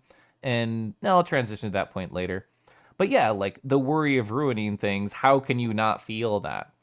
And, you know, my husband would not have told me that he's okay with me dating this guy unless he was fully serious about it, unless, like, he really meant it. But of course, hearing it from the third party me and the first party husband is a very different experience. You want to be able to tell that person and hear their response, what do you feel about this? So, yeah, exactly. Like what I said, healthy levels of anxiety to have. And then we just talked. And then a couple last points here. I really feel like I live a lucky life. I feel like whatever direction that I aim to tread just kind of works out for me. And I don't know how much of that is luck. I don't know how much of that is healthy conversation. I don't know how much of that is healthy effort. But I do feel like serendipity follows me at my heel. I feel like no matter what I aim to do, life just kind of works out right now for me. And I think I need to keep that in perspective, that there is some level of luck along with the effort and along with the thought. But I have to just in this moment say, I feel very lucky to have a loving husband and now a loving boyfriend in my life.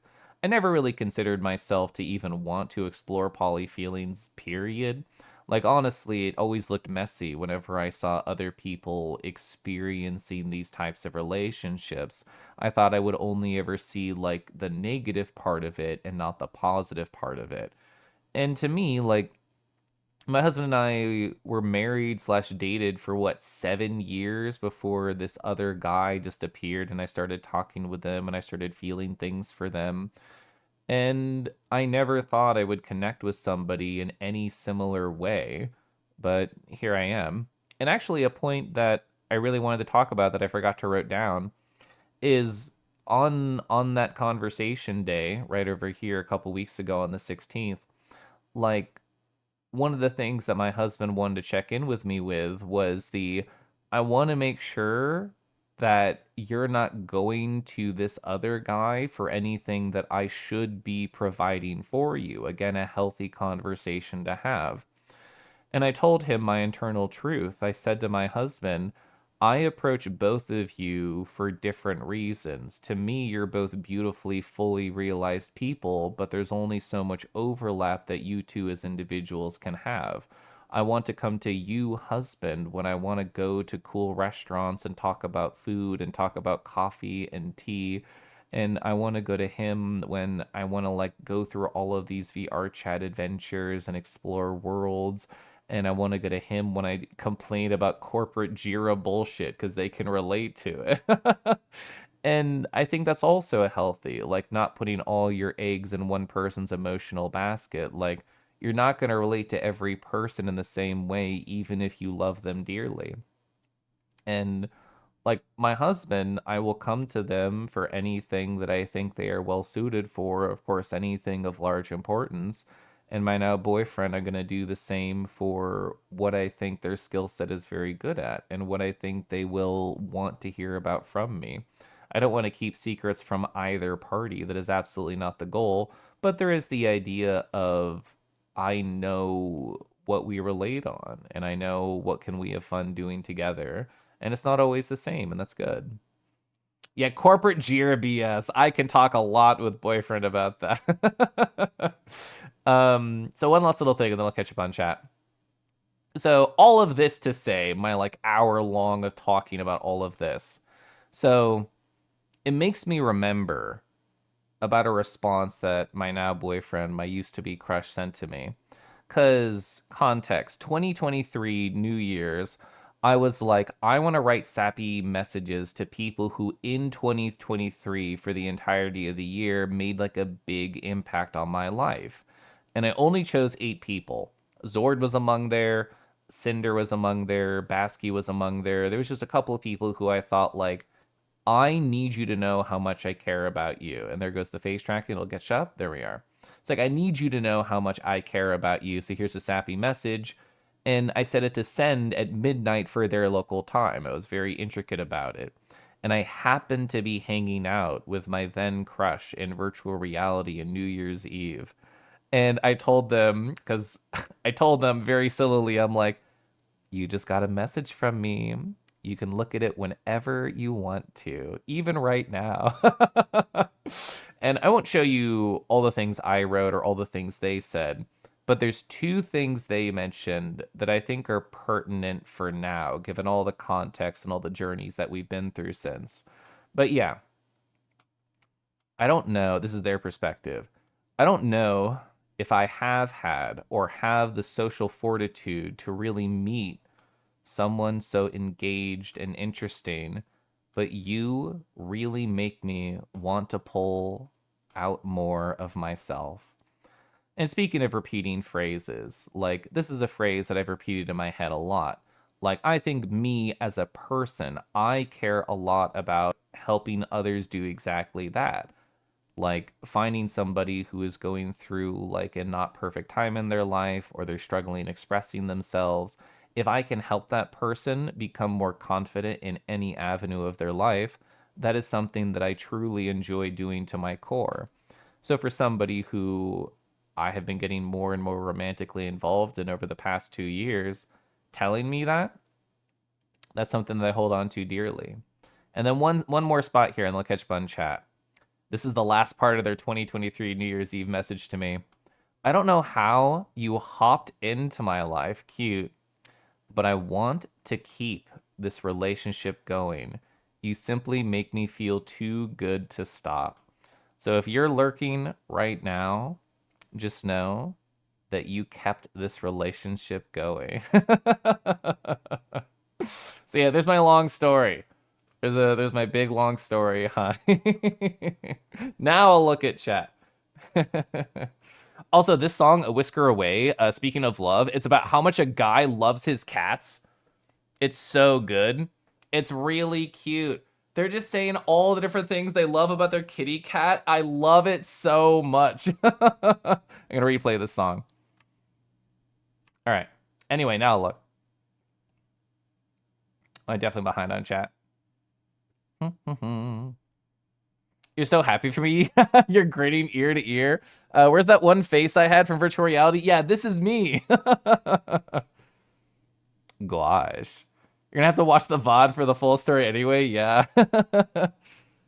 Not you creating another Final Fantasy XIV character to fish in Limsa. I definitely did intentionally jump into Limsa Lominsa's like ocean, just thinking this is where all the fish used to be before I got them all. That one map that my boyfriend found for Limsa Lominsa was fucking huge because it was not just Limsa Lominsa. If you know the game, it was also all of Western Lenosia. If that's how you say it, I don't remember. It's been years since I played that game, but it had the whole like starting leveling zone also attached to it, which is sizable. Announcement. Hi, Strutsky. Yeah. Oh, Ligma Lamigga? Yeah. Immediately another huge +2 that I don't want to have anything hidden. True. We love a good +2. I like being forward. Hi, Sippy. Hi, I'm dating your husband in the open, honest communication environment you describe here is a magical phrase. I know. Gosh, I love healthy communication. Perfect title for a furry virtual novel game. Hi, I'm dating your husband. That sounds so cute. That also sounds like a trashy summer anime. Counterpoint to the worry of ruining. You also have to remind yourself of this often. There's also a chance that it'll enhance things. True. Orchid, hi. I feel like you and your polycule could be stars in a romantic movie, Kangi. I mean, I think selfishly that my husband and my boyfriend are fucking beautiful. It's messy, it's beautiful. And love you, love, love. Hi, Saigir. You're very capable. Hi, Bristle. And you have more power than your anxieties and fear.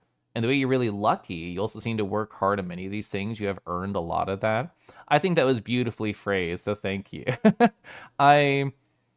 It's hard for me. Oh, I can turn alerts back on because like we're through the thick of it that I didn't want to be interrupted. So chat's back on the screen now. But yeah, I still want to use the word lucky because I want to, I don't know. I acknowledge the power that I have, but I also acknowledge that, golly, how did all these beautiful things come my way? Even if it does not involve in a polyamory, should go to different people for different things, yeah. I need more, like, sappy music right now. My heart is full of love. Do I have any, like, big love songs in here? No, I'm just gonna skip ahead. Why not?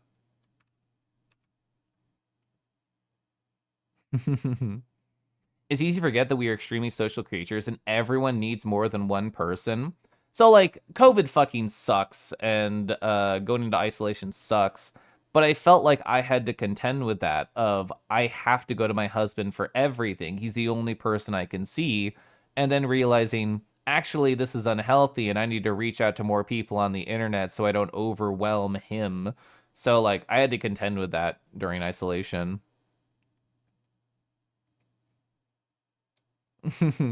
You really make me want to pull more out of myself as a powerful mantra. One that I would do very well to heed. It's honestly like I reread the letters they send to me often. Like even the digital ones, like after I got this, because we had only been like chatting for probably 3 months. It was like quote unquote the puppy love timing of our relationship, where we were very excited to be around each other, but you didn't know if it was temporary or full. And like they sent me that after only 3 months of knowing them. So I felt very beautiful. Hi, Thundy. Take a breather. I need that in. I wasn't going to send my tea. You're feeling these feelings? Hi, Thundy. Fuzzy. I will stretch. I can't believe redacted. I can't believe it. Now the story's done. You should go dealing with food and thinking about things. I believe in you, Kadama. Not only to be food, but also to think about things. Wolf Snubs, hi. Hi.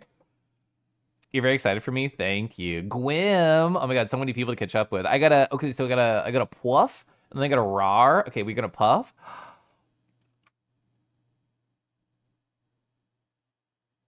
Oh, okay, it was like a balloon getting filled too much and then slowly popping. Let's see, where should I rar? All right, we're gonna get this guy in the corner. Then we're gonna get me in the other corner and say, hi, Fuzzy. I hope you're doing amazing today. I talked around all of this lovey-dovey stuff to many people. I had this whole conversation, and then I went to VR and talked with people. So when people asked, Caliph, how are you doing? I put on a stupid smile like this, and I said, I'm doing great. Rawr. I'm doing great. Time for a See Good Dragon. Did that pop? No, but if anybody redeems a dragon, I'll show one. Imagine a Caliph stream inducing feelings. Yeah. Oh my god, Strutsky, like, I don't know if your Quest Pro is always consistent for you. Friday, I had the most beautiful performance I have ever had in my Quest Pro existence.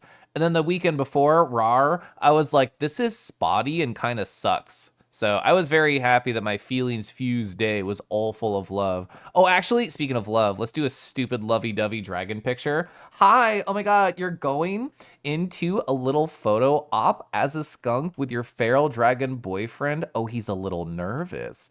Oh, their tummy is fully in the shot. Oh, how do you get into the frame with your big tummied boyfriend dragon? It's so fucking cute. This is by skunk.live. This is a B-Sky URL for an artist. It's really good. You're very excited for you. Thank you. This is so cute because you're both happy for the three of you because it seems like even good communication is easy to see. Yeah, and I never really knew how to approach talking about it from a public standpoint. I forgot I wanted to mention this too, so I'm just going to go more behind on chat here. But like, I'm assuming there's a quiet question in the room. Maybe somebody's asked it while I've not been scrolling down.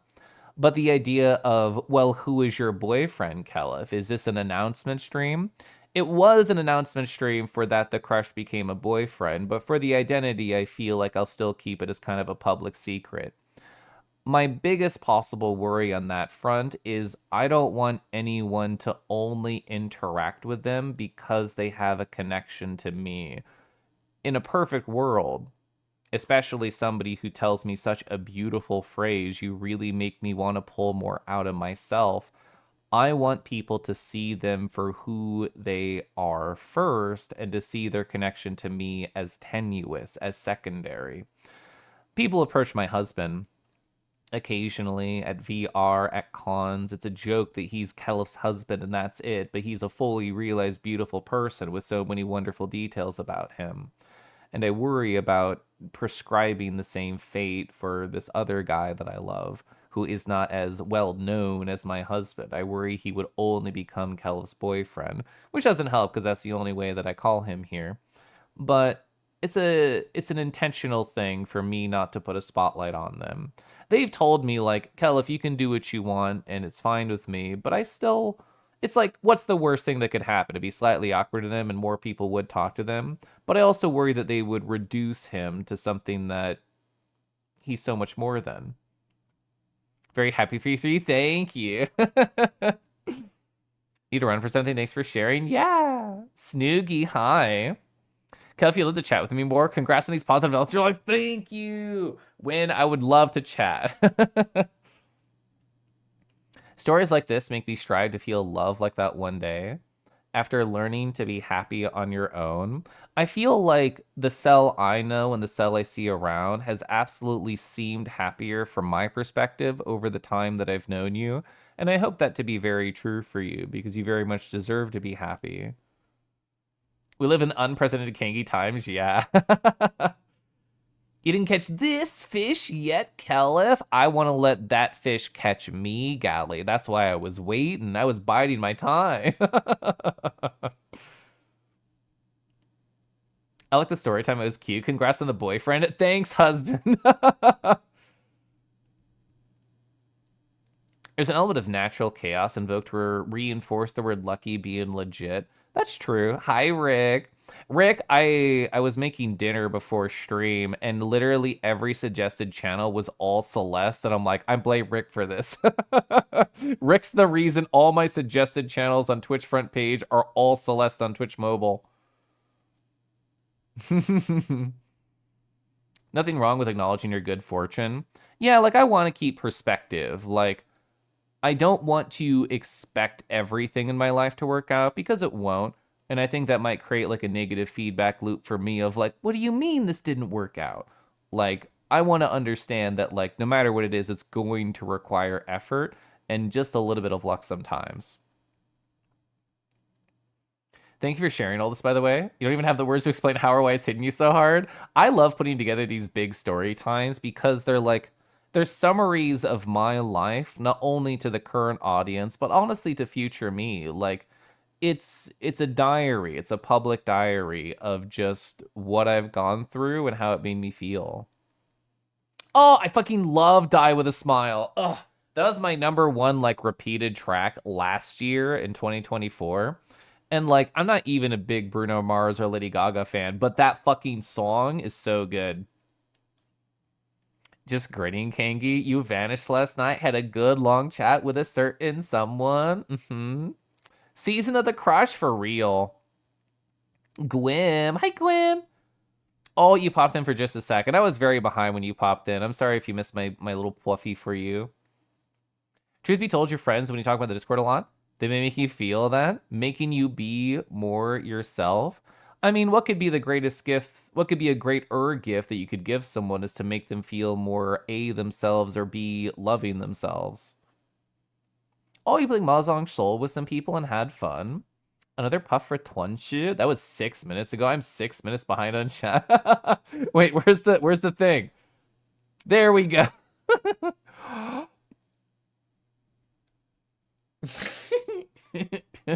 I am behind. Even my camera's behind. Sharing this with Huge, though, it's crazy to think that karma alignment we navigate sometimes. Hawk gave you a tarot reading yesterday. It was on point, 100% accurate. Ooh.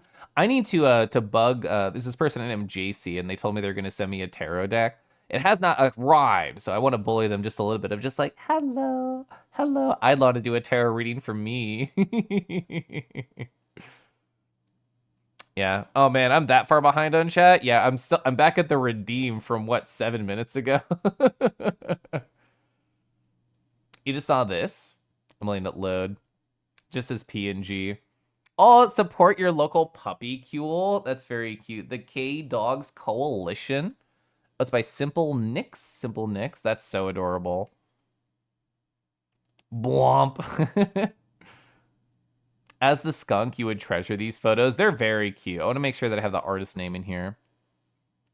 Checks in the mail. So the boyfriend seems to be more closed off. Let them come out whenever they're ready. Remember that okay with them to stay and not be happy and in love. And like, I told them, mostly just because I was excited, I was like, boyfriend, I have this feeling of when I tell this big story in front of a big audience, people are just gonna DM you and just be like, whoa, bro, crazy, congrats. And they told me, yeah, that's not happening, Caliph. And I'm like, maybe. So I hope at least 1 or 2 people were like key smashing in their DMs. But to be fair, I don't know if anybody did. The awareness he has is delightful. My emotional intelligence is next level high. The level of consideration towards others you habitually talk about is awesome, awesome, awesome. It's called being an anxious, empathetic guy. You use it very strongly, which is why I'd rather be evasive yourself. You do not want the attention. So you would be on like the other side of the coin, the one getting too big of a spotlight on you. Disco Ball, hi. Ba-da-da.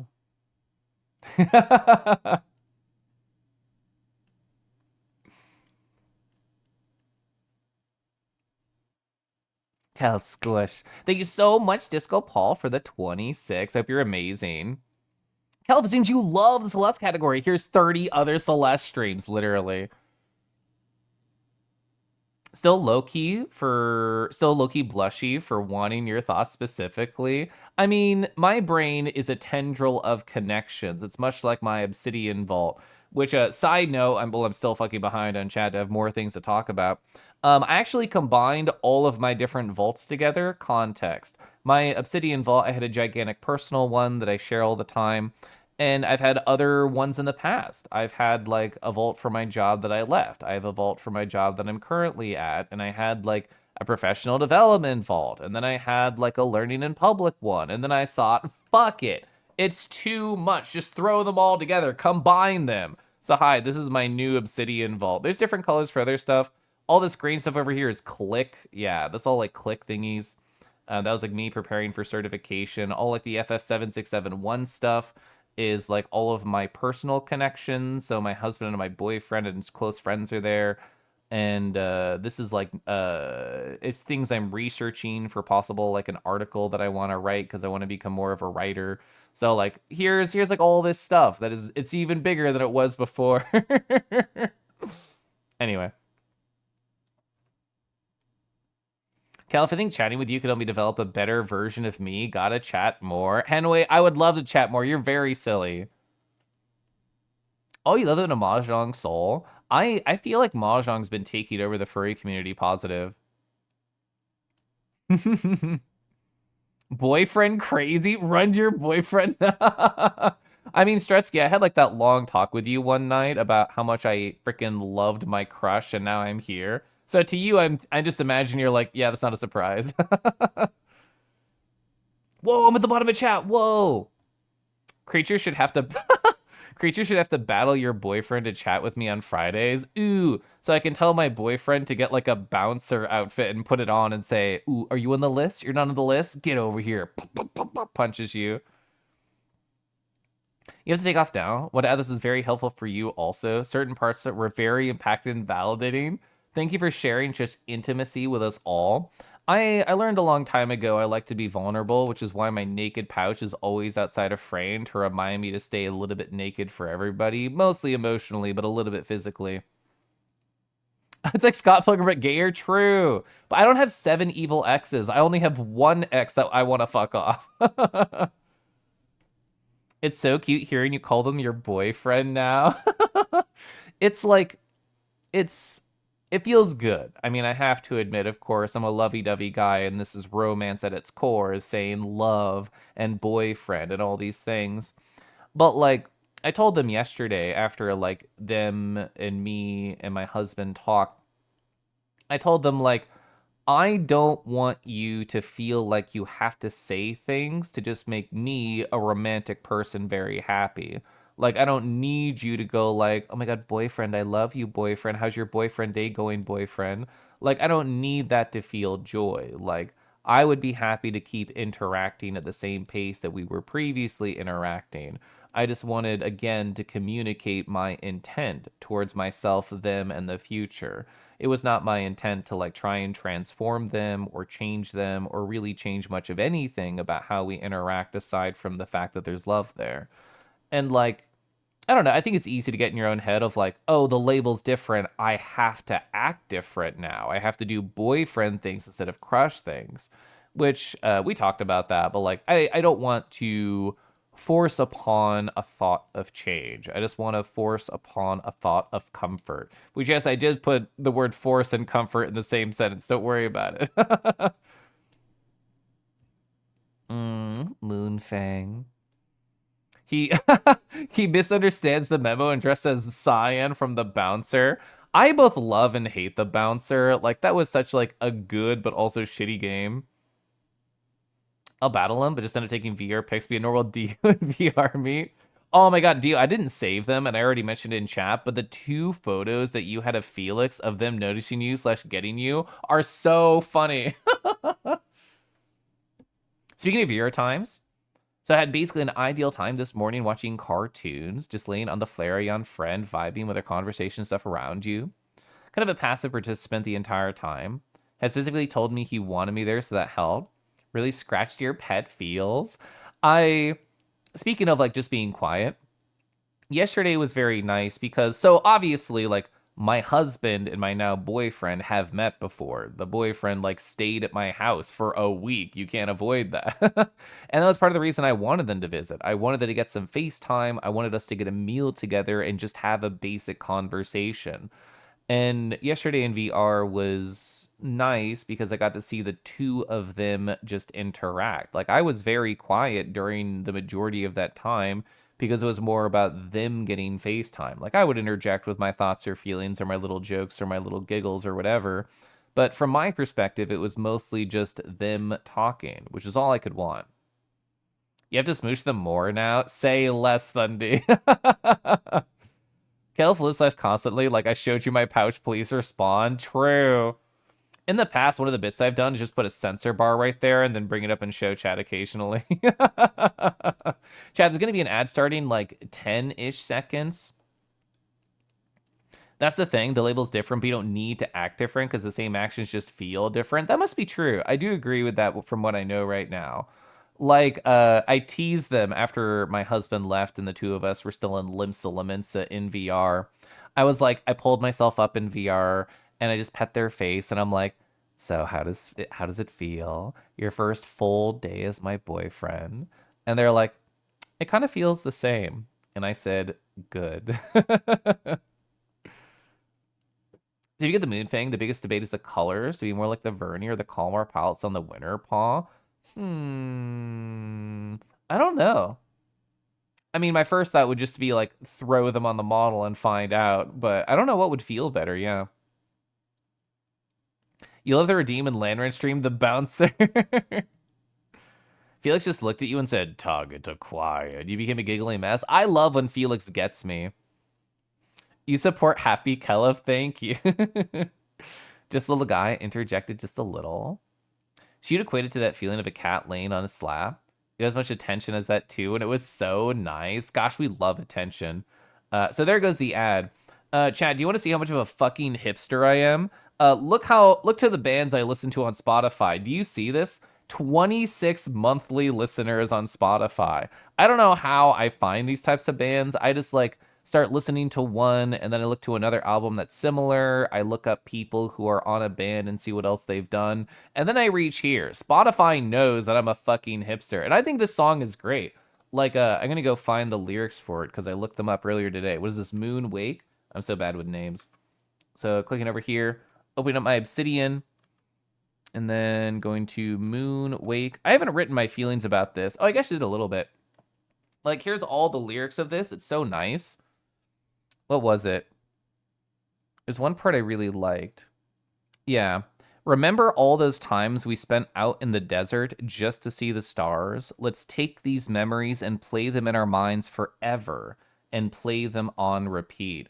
I was thinking about this song while I was like putting together my big feelings thing because there are like a lot of moments that I find special between me and my now boyfriend that I do just want to repeat sometimes. I do just want to flash back to the beauty that made us fall in love. Kelly picking up rat husband and boyfriend. Oh, wait, sorry. 4 more seconds? Oh, I'll sip tea and then I'll read chat. Cal picking up his rat husband and boyfriend like they're toy dolls and pushing them together and making them smooch. No, what I do is I pick both them up and make them smooch me. Felix, creature. Pride Month goal, more gay, more creature. True. I read the lyrics and I directly went to monthly list. Typical Kelv, just a few listeners. I don't know what it is. Like, I have been gifted the gift of finding hipster music on Spotify. I did think about like actually writing together a list of my favorite albums from the month, but like here's all the albums I listened to in May and saved. So like, oh god, yeah, my whole life happened in one night, especially Lovers and Family and Houses of Home. They have less than 1,000 listeners. No surprise. It was my favorite album that I listened to this last month.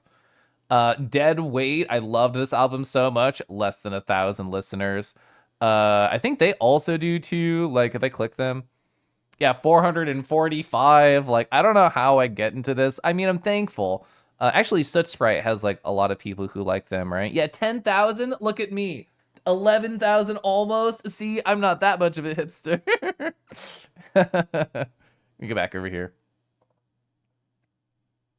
Everyone melts to the Felix Litz. Felix is so powerful, and also their retexture was so good. I love a good happy Felix. I want the capability for people to forcibly change your avatar, like you've had enough time as X, and then bam to a default. I wonder if there would be like any way to do that. So I wonder if it's an API call that like you can open when you are logged in on your browser to vrchat.com to change into an avatar, like if you have the ID link to it. I wonder if you could have somebody else log in as you on VRChat and do the 2FA or what the fuck ever, just to be able to force change your avatar in VR, because they could click the link and they could say change into. And I wonder if that could be automated, if that is like an API call you could somehow have access to. Shapeshifter brain, go burr. Hi, Crypto. I love Lovers and Family. I wrote a lot of thoughts about what I think that song is about, but I haven't really expanded upon them. I've been trying to like write like little mini essays in my Obsidian. So I can try to do that when I catch up on chat. Make you be Verned constantly. I'm sure this is a huge surprise. Your favorite thing is that the remnant of Kelif disintegrates into giggles, like right there, Lamau. Oh shit, OSC allows avatar changing now? I did not see that. Force TF, Oh, so, let's see. How did I write it? So I wrote this in Decky stream earlier, so I'm gonna try and mimic it perfectly here. So I did this emoji. I did 3 emojis in a row. They're all Harbus. There we go. That's what I did. I was like, we don't need words anymore. Transformation minus int error. Oh, it looks like maybe the comma broke the URL, question mark. Error. Oh, you found a really cute frog being YouTuber. Hi, Glow. Glow, hope you're amazing. If I just copy paste the whole thing, I wonder if it would work. I don't want to show my Firefox though. Firefox, hi, hello. Okay, yeah, so the URL is totally valid. It just like broke for the hyperlink. Excuse me. So you can send a message /avatar change with an avatar ID as the argument. So yeah, this is like the force TF bullshit that Thundy was just talking about. I don't really know how OSC works. I just know it's kind of like black magic and nothing else. But that's really awesome. So that means some horny TF fiend will definitely figure that out. OSC has made you think, like, I'd really like to get a working leash for your avatar. So what is it, OSC leash? Like, I think that's what it's called. Like, I think that's the one that I bought previously that allowed me to be tugged either forward or back, and that was really hot. You love essay writing? So, Thundy, I've been trying to get more, like, into it. Like, I'm going to open up a couple of links right over here. So, sorry, this is going to be a flashbang. Oh, wait. I can activate dark mode, so it's not a flashbang. Here we go. What? Okay, good. Okay, it took a second. I'm glad I didn't show you. So this girl, I'm going to get rid of chat so you can actually see more of the screen. So this girl named Anna Howard, and I really like her video essays, but in her video essays, she has like links to essays that she read that informed her opinions.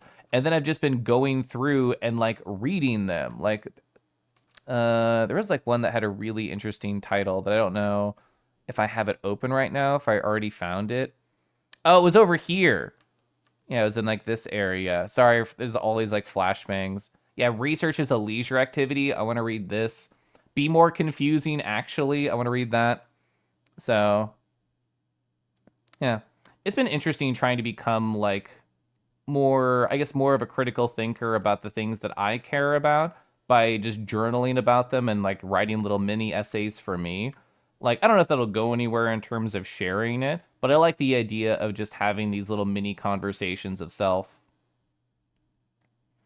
What if you make a pride and an emote?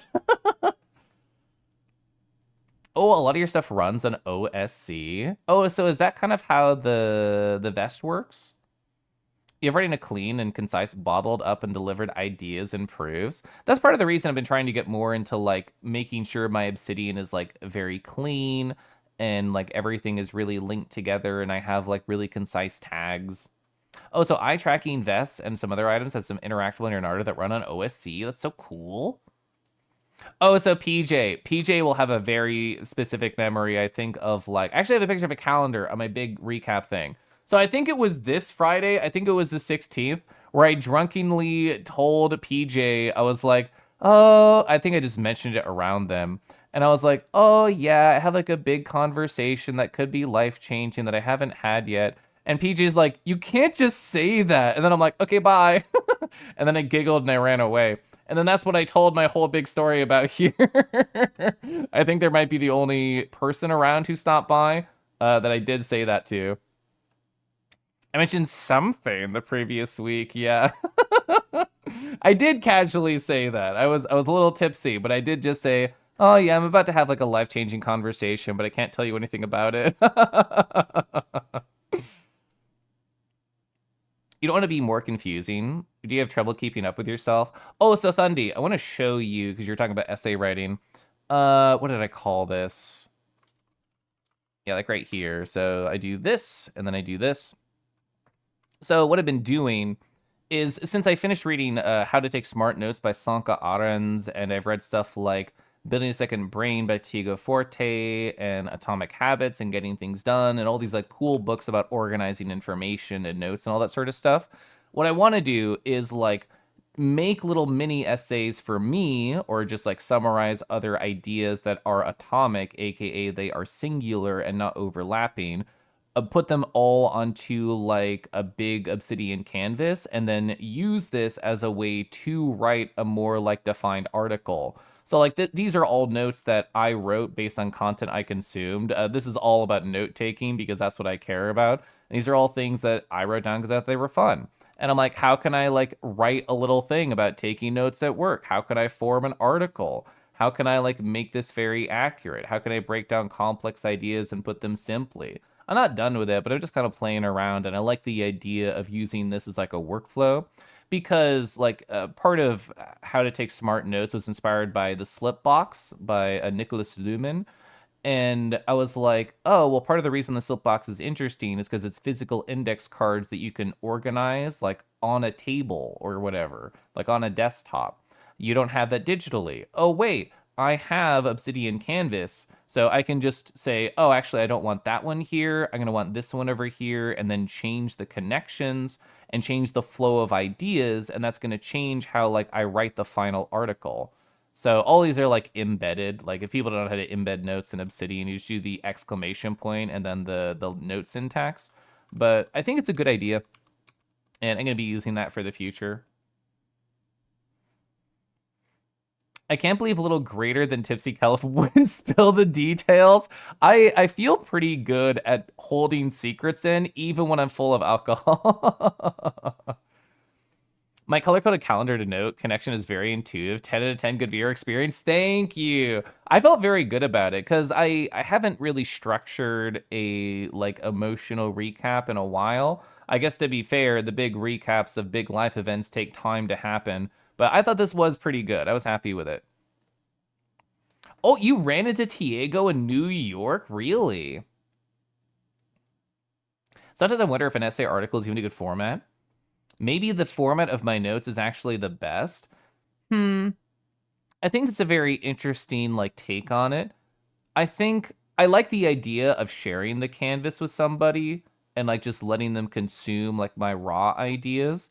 But I feel like the essay itself pulls out the connectivity that is stored between the notes and then gives them a through line. Because like I can see the patterns in between all of those notes, and I guess an audience of like similarly informed person like could also pull out the patterns and see the through line of why I put them there. But I also enjoy the idea of saying, I think all of these work towards the central argument that I want to write about, which I want to write about how to take notes at work and how I think everything I ever see sucks and I don't like it and I want to give better advice. He really is a top for secrets. True. Anyone who ever has access to your raw, unfiltered notes needs to die. I should quote you in my article that I want to write. Gosh, I love. Hi, RFG. I would love to sip tea. I'm not going to show you, chat, because it involves my real human name. But I did use Obsidian Quartz to make a website out of a filtered view of my Obsidian. Like, I made a folder inside of my massive Obsidian vault, and I turned that into a website that's like a filtered view, like, how do I even say, like a collection of some work notes, some personal notes, just to be like, one of my goals, I'm jumping around a lot here.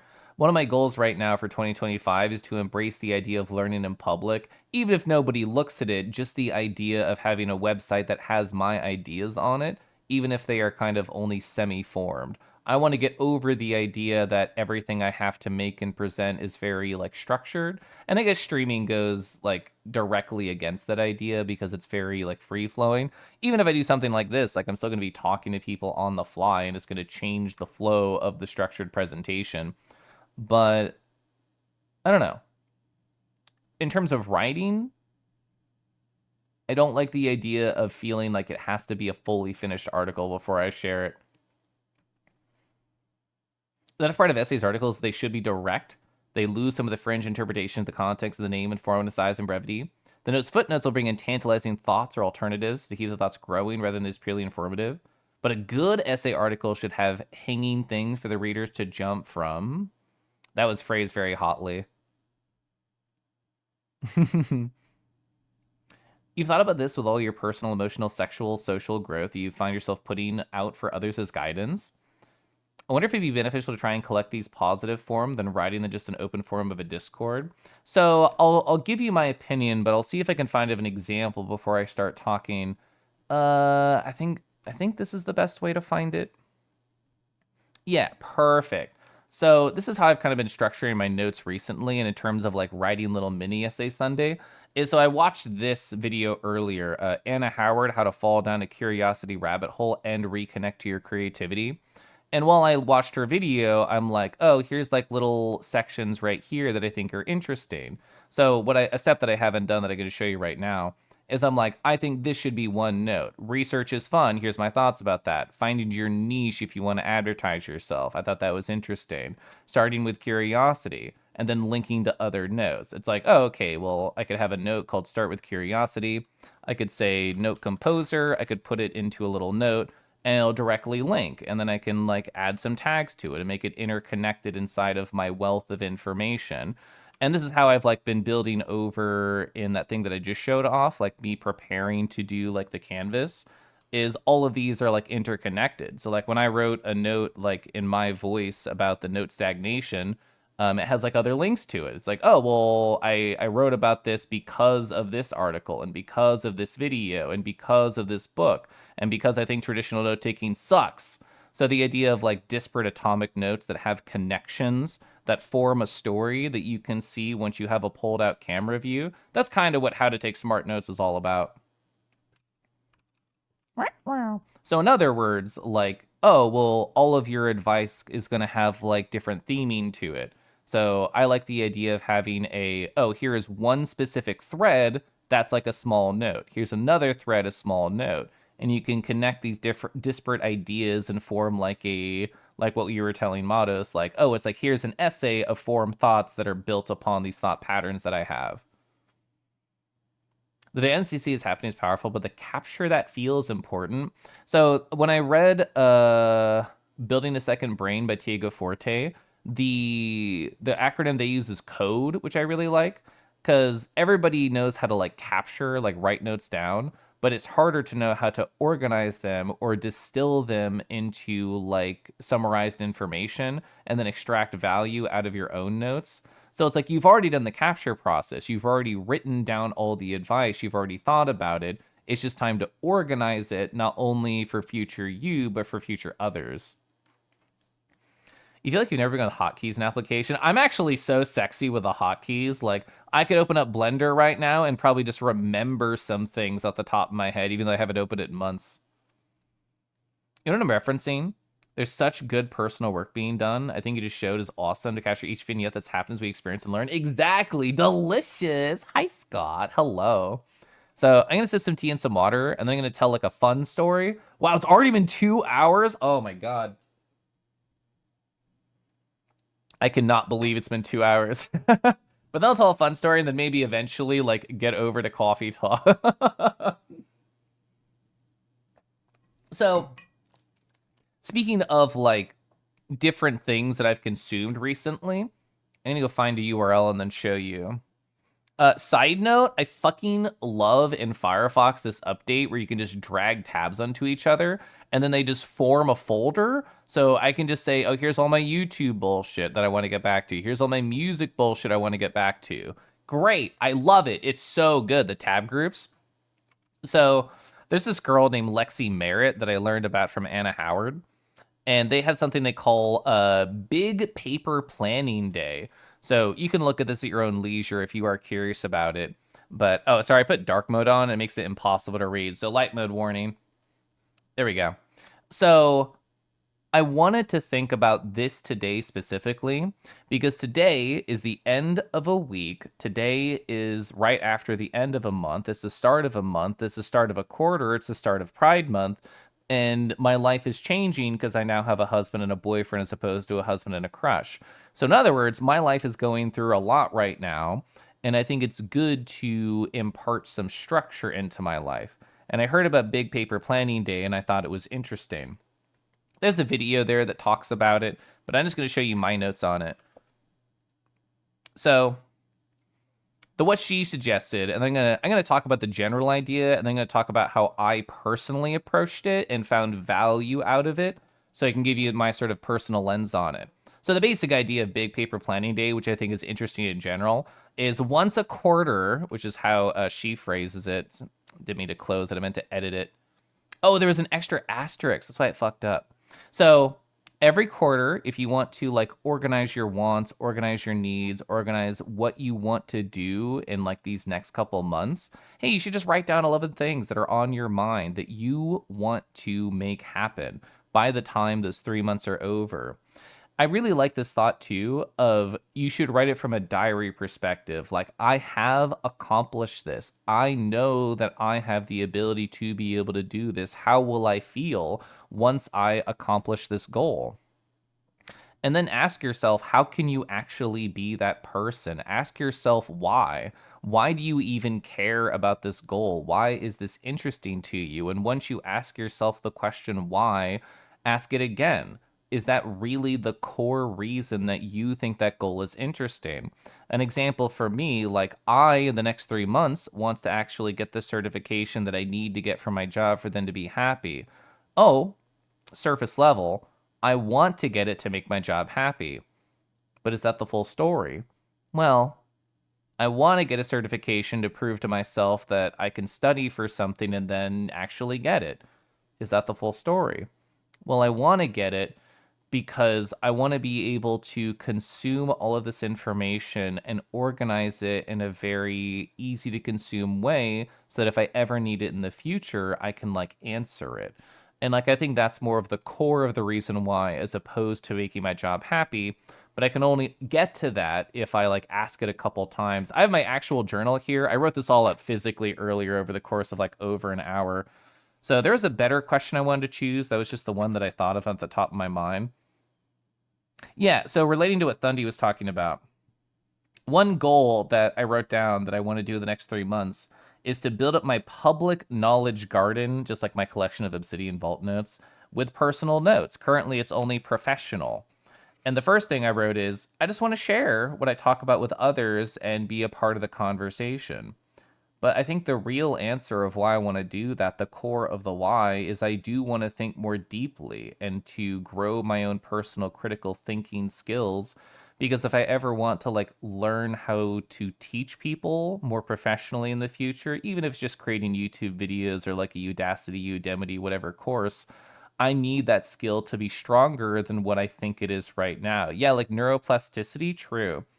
And like that's only part of the step. Like she talks about in her little video, and I like how she phrases it, but this is my interpretation, is the why leads to like abstract goals, like almost affirmations. What is the core of the why for the thing that you wish to accomplish? This system is not about like saying, oh, I can accomplish all these in 3 months. It's not. It's about becoming the person who could do those things. It's about changing your mindset. It's about thinking, what is the way forward, even if I do not actually accomplish these goals? Who is the person that could do it, and how can I become them? So I wrote out 11 things that I care about. I'm not going to read here that I want to accomplish in 3 months. I wrote out the whys, which all of them had at least two, so it was a lot of writing. And I took like the summary of all those and I wrote them out as like an I want statement or I need statement. Or I think I should have written these more in the present tense, like I am this person who could do this, instead of an I will statement, like a future tense. I think that was a mistake on past me when I wrote these, but it's also permanent ink, so I didn't undo it. I want to digitalize these at some point, but I just wrote these afternoon before I started streaming, so I didn't do that. But like a couple of these abstract goals I wrote for myself after I went through this whole process is I want to create things to help teach others. That's true. I read to connect ideas together through my notes. True. I want to experience real life a bit more. That's a real one that I put because I'm so internet based. I did that specifically in the context of wanting to like go to more concerts, but essentially explore the city more that I actually live in. I don't want to forget the body and the pursuit of the mind. That's the one that I wrote down. And like the very final step I think is interesting is the concept of action menus, because like everybody tells you, oh, well, you take your big goal, you put it into like smaller steps and you just got it, buddy. But I like how this says it even further. Like, hey, things that you can do while you're tired or underslept. Like, I'll tell you some of my action menu things that I put here. Like I could just do a body scan. Like I could close my eyes and go from top to bottom or bottom to top. That's something that I can do while I'm low energy that is still pushing me to being the person that I think that it can accomplish all these things that I want to do. Another low energy thing, like I can just listen to a new song because I want to explore music. That's easier. Step outside and take a breath. Super easy. But then I have like medium energy things that I can do when I have like a normal day that's like not low, it's not high. Like I might have 20, 30 minutes to accomplish something. Like I can research a topic that's interesting to me. I can like listen to a song and not look up the lyrics and just figure them out on my own and go through the slow listening and appreciation of a song to become more musically inclined. I could research fun local things to do. I could collect similar articles for a manuscript. Like all of that is like things I can do on a normal day. And like if I have hours of free time, like those are the bigger, more impactful things. What could I do? I could go to a concert. I could actually start writing an article. I can go run outside. I could write a letter, like a personal letter to a friend. So I thought this is a very like healthy approach to go. If you watch the video, if you explore like the thing that I linked in chat, this video, the reason they call it Big Paper Planning Day is, you know, like the science fairs you did in middle school or whatever, that's what they use it for. I'll keep this muted because it might be loud. But yeah, like she actually gets like a poster board and it becomes more of like an art project of like abstract thinking of you can't ignore the big fucking board telling you to be a better person sitting in the corner of your room. So I like the very like loud and in your face mindset. And I really did enjoy the structure. It felt like it's more important to me to understand the person I want to be as opposed to the things that I want to accomplish. So that's why I thought this was an interesting like thought process to go through this afternoon. That's so helpful for your 40 tabs of YouTube. It's so good. Tag groups being no longer needed is like something that add-ons would try and do is so handy. It's beautiful. 2 hours of boyfriend time, I know. You use it at work for tracking tickets that are work that day. That's good. Do I have Firefox on my government stuff? I think it's technically Chrome. I wonder if I could get Firefox. This gives you good feelings. Hi, Puppin. Hello. I just literally had like an hour and a half long talk about my positive feelings. How are you? The framework might be something that you could use a copy of. Yeah, like she doesn't phrase it exactly like this. I chose my interpretation of this A from that video and B from watching Anna Howard's like talking about it, which is how I learned about it. This video, the life design process that changed my life and art actually, and that changed everything. I like how she talks about things, so I wanted to explore the Lexi Merritt big paper planning. I'm glad I did. That's like a better way of going about fake it till you make it. You like that phrase, but it often has a bad knee-jerk reaction because of the phrasing. It's a powerful keeping a vision of who or what you are and walking the path that towards us to make it real. True. And it sets you up for the success because you're fitting the structure you made, framing it for your mind, is staying in a place for progress yet to heal. Yeah, and I feel like any of the abstract goals or action menus, like I feel like all of that could be turned into affirmations, which I also feel like are a healthy way to adjust. Chiro. Hi, Chiro. Chiro, how was your cabin trip? I talked about it with both Mythic and Miles and DMs, and then Delta a little bit on stream. I hope you had fun. You're gonna go eat, have fun. Ventira, it was A, lovely seeing you on Friday. B, it was great seeing you in a good mood, and you were just happy and go lucky, and you and Sugi are adorable to talk to. I said Sugi, Snuggy. My brain keeps doing that. Stirring, hi. Rah, rah, rah. Stirring, thank you for boring all the people in Thomas chat.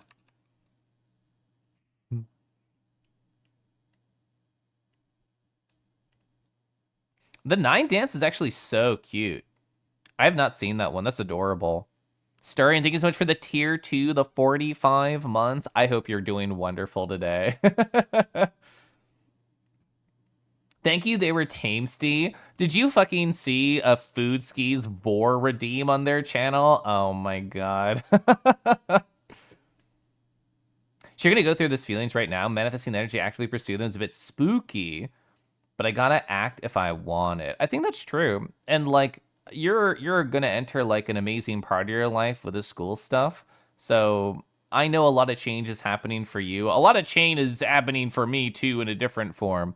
But since we're all like the way that Thundy phrased it earlier with the neuroplasticity, we are constantly changing, and we are here to A, support each other, and B, definitely can actually do it because we're fucking awesome.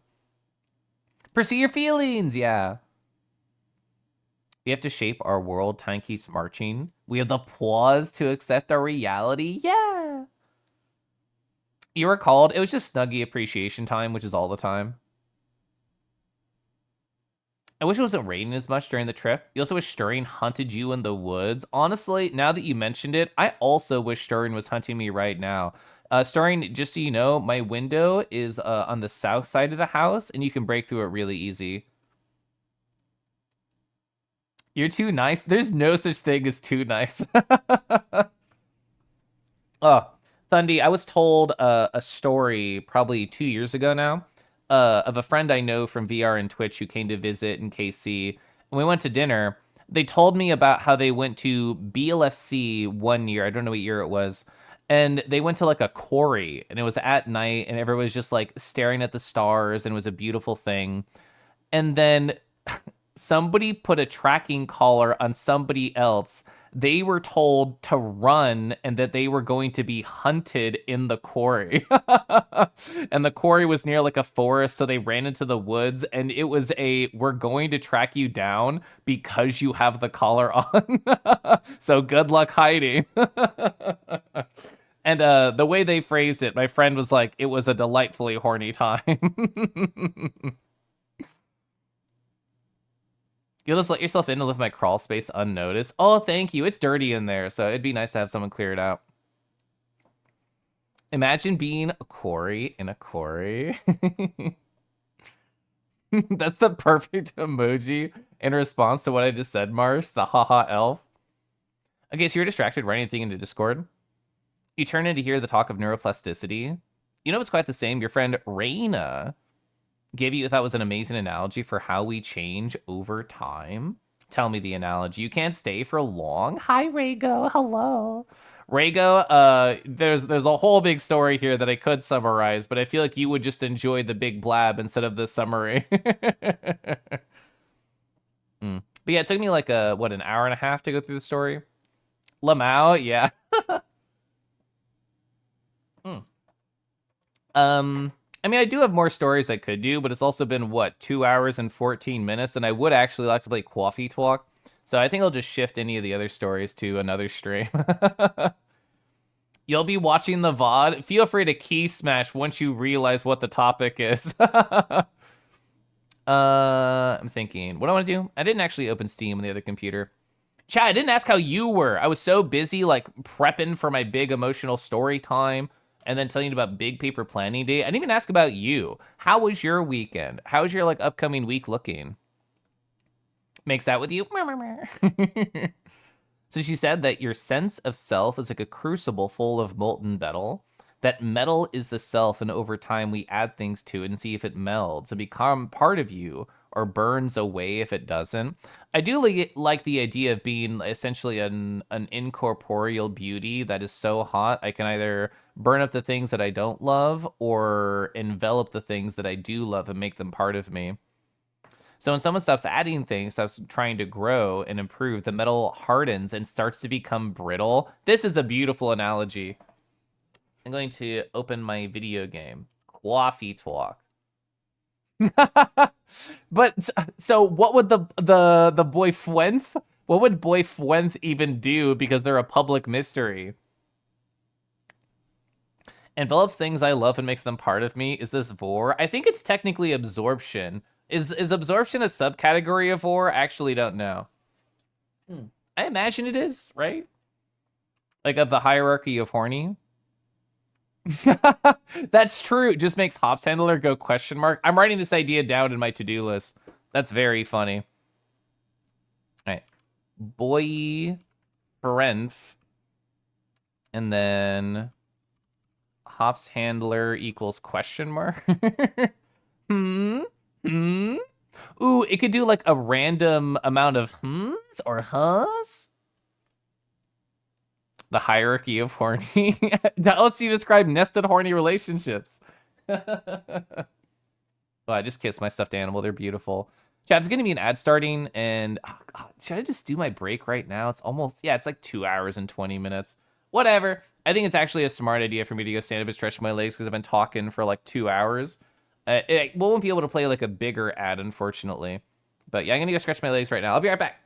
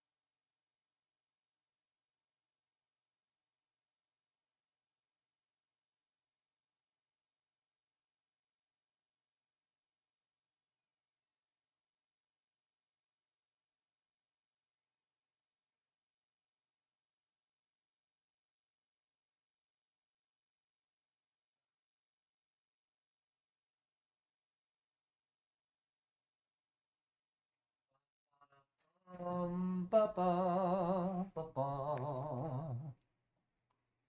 What?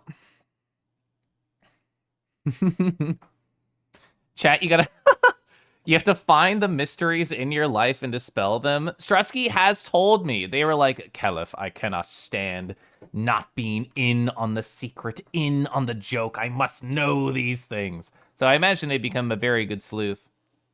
Put my hand tracking back on. Oh, I got a clickbait link. That's a good idea too. Ooh, so we had the two parts of chat. We need more secrets or we need more transparency. Oh, a secret secret? Filled with secrets still big and round. I did have a conversation with my now boyfriend where they were like, oh, Caliph, you're feeling down? You're talking about how you're like having weird headspace. Do you have any big secret projects right now? And I said, no. And they said, there's your problem. They're like, that's why you're down, because you don't have a secret project.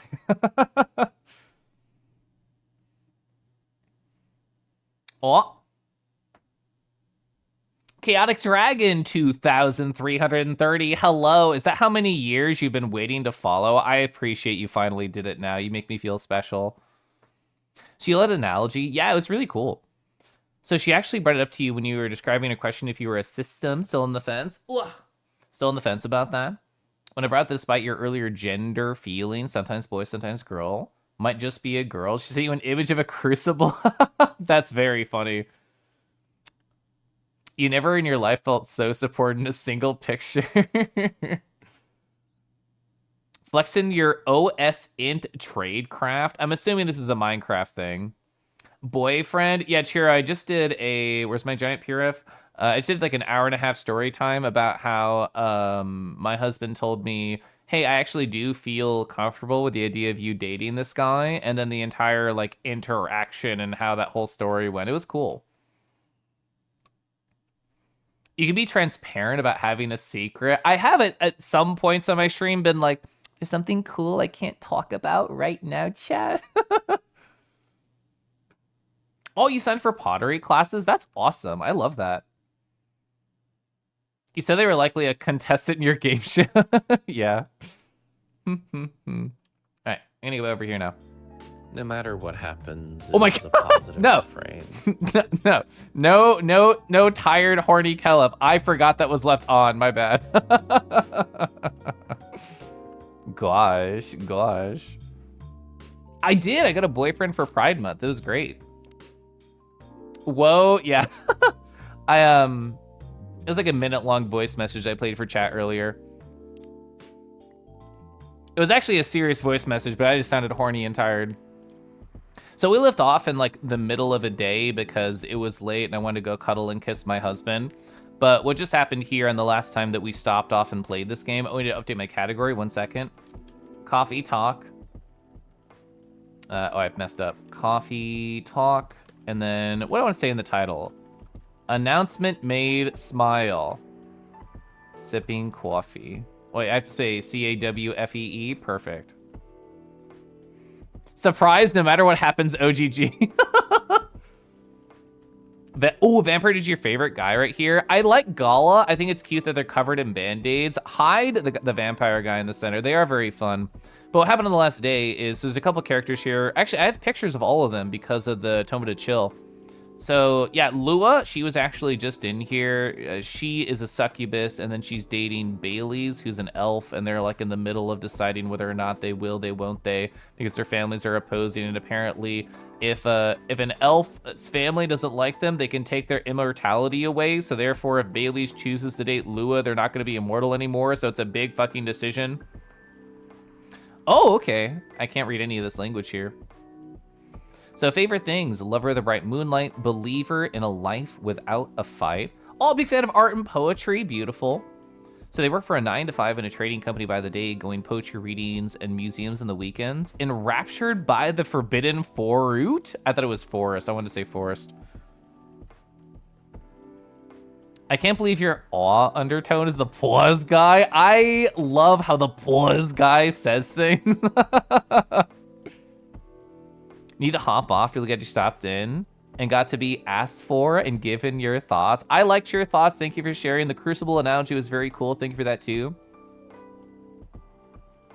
I don't know what the announcement is, but you're either so happy for me or sorry that it happened. So it was actually, I got a surprise boyfriend for Pride Month. That's really the summary. Hi, Aisha.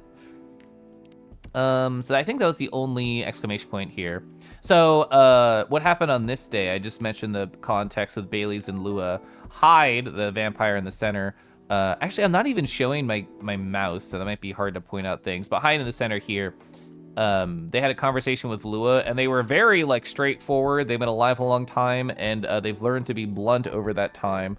And poor little Freya on the right was definitely caught in the crossfire here. But Gala, hot sexy werewolf, not that we've seen their sexy werewolf self, but I hope we will eventually, is now here. Go with the first then. Happy Homo Month. Thank you. I was very homo with them this weekend to celebrate. What are your secrets? Plenty. Thundy, I want you to have a beautiful, thick obsidian vault so I can read your tell-all book in 20 years when you write it. Okay, so now that I'm ready for the story. Bro, you missed it. I told the whole story, Gala. So tell me what happened. She's a better storyteller than me. Okay, so there's this girl, probably talking about Lua. Aisha. Aisha deserves hugs. That's about it. Hyde. Oh, Hyde. You never change, do you? Oh, both of you are going to judge me for being honest now. Dude, honesty is good and all, but, you know, try not be a dick. Listen to her, Hyde. She's got a good point. Not you too. I was a bit surprised, though. Usually don't bother with this kind of thing. I've seen you actively avoid it. You do know me. We've been friends for years. I'm so glad that you two were very homogeneous with each other. Yeah, and then we were also homochromatic, and we decided what colors each other would be. It was great. Yes, of course. I don't know why I got involved in that discussion. I guess the vibe in this place is seeped into me. Arky, hi, welcome back. I like how whenever we type a chat message, Freya gets like censor face. Sorry, Freya. We don't get to see your beautiful eyes. I understand. This place does have that special magic. Not exactly a good magic, judging from the reactions I received today. Hey, like, you may be right, but there's better ways to say what you have in mind. Anyway, I've got to go. You have to work on their novel. I don't think she's going to hit her deadline, chat. She's been writing very slow. We can ignore the bully. I did that earlier, and I didn't reset it. Oh my gosh. Hi, Pesky. Look at this lovely Kangi. Pesky, how are you? Pesky, is it done being fucking hot where you are? Enjoy the colors while it's lasts. Next month is all black and white again. Don't worry, my suit's already ready. We already bullied me, and it was a great time. So soon? It's past midnight. I need to get some sleep. It's still that's literally homophobic. We were talking about it was an analogy that Kitu talked about how imagine that if you're in a molten metal inside of a crucible, and I won't get into the details of that, but you're basically there at 100 degrees. Rainbow suit Kelif when Food Man hi. Your bag's kind of oofing you pretty hard right now. I think you're gonna lay down. Yeah, you mentioned that you heard it while dancing. I'm sorry to hear that. I hope you recover soon. Yeah, yeah, all caps. You know that one? I can just go find it really quick. I'm not even gonna say it. Yeah, this is Pasky right now. I'm loading it up. Bro, I don't need a derivative of the meme. I want the original meme. Thank you so much. Here it is. So you're like this guy. You're the glowing Pasky right now. This is how it feels being 100 degrees. So during the night, it's so hot, you can't feel the difference in your body and the outside air. Ugh. During the day, it's so hot, you can literally feel the heat cascading on your skin. So is there any ice? Can we like drop ship you some ice? Can we like get you a snow cone and encase it in something to make it stay for you? If you sit in the sunlight, you actively feel the burning. Woof. Hi, Fumble. Fumble's such a good puppy. Ooh, true. Lick to cool you down. We got to get some hot moon fangs to lick Pasky's stat. Is that cheese? It is. Oh, it's a cheese emoji. I love cheese. It melts instantly. Woof. Take care of your way, Freya. Sleep tight. See you guys. Chat, how late do you stay up on the weekends? Are you a 1 a.m., 3 a.m., 5 a.m.? Are you a midnight? Are you a 10 p.m.? Why are you staring at me like that? Nothing. What did you want to talk about when you told me to meet you here? I was just bored. And that's the surest way to make you come out. Seriously? I thought the story was Freya from enough. Wait, I thought the story from Freya was enough to fill your daily dose of interaction. Well, it was. Something indeed. The idea of daily dose of interaction is funny as an introvert. Like, oh, okay, I talked to 2 people, done, closing the window. You don't think having a bunch of dragons licking you would make you feel better? Laughs nervously. Oh, hi, Owly, hello. There we go. Oh, you're playing Critter Cove? I watched, I think it was Setsu a while ago, play Critter Cove. It looked very cute. I hope you're feeling adorable after that. Howley says hello. Hi, Patrick. So it used to be 11:30, but yeah, yeah, thanks to VR, it's like 2. Literally what happened to me too. I used to have a good sleep schedule, and then I started kissing boys in VR chat. Oh, you're trying to bed at 10 p.m.? That's wonderful and what I should be doing. On like work days, I'm a little bit better about it. I guess anything that's not Friday or Saturday, I try and be in bed at least by like 10:20, 10:30. Whenever your body decides it's had enough to process the world, 5 to 8 a.m., you felt like a late night lad to me, yeah. You're my problem now, so can I look up the solution in the back of your book, or? Your boys, I would stay up late with Chiro talking about pipelines and data engineering. Oh, you're just getting into Critter Cove. It's very cozy. You're dozing off. Looking forward to playing it more. I'm glad. You may or may not have been up to 4 a.m. I haven't done a 4 a.m. time in quite a while, but it has happened. You want to ruin your schedule for VR? You're so tired of being tired in VR. So we need to like help Cell stay up to some egregiously late hour to help them ruin themselves. Oh, you're a night owl. You stay up to 2 a.m. each day. If I didn't have to wake up for 6 a.m. for work, and I guess to be fair, I don't need to. I just like having a couple hours before work in the morning just to like, A, wake up, B, shower, meditate, do yoga. I like having time for all those before work.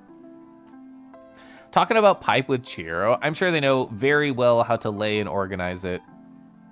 Whoa, you woke up at 4 a.m., had to pack and drive for 5 hours, and you streamed?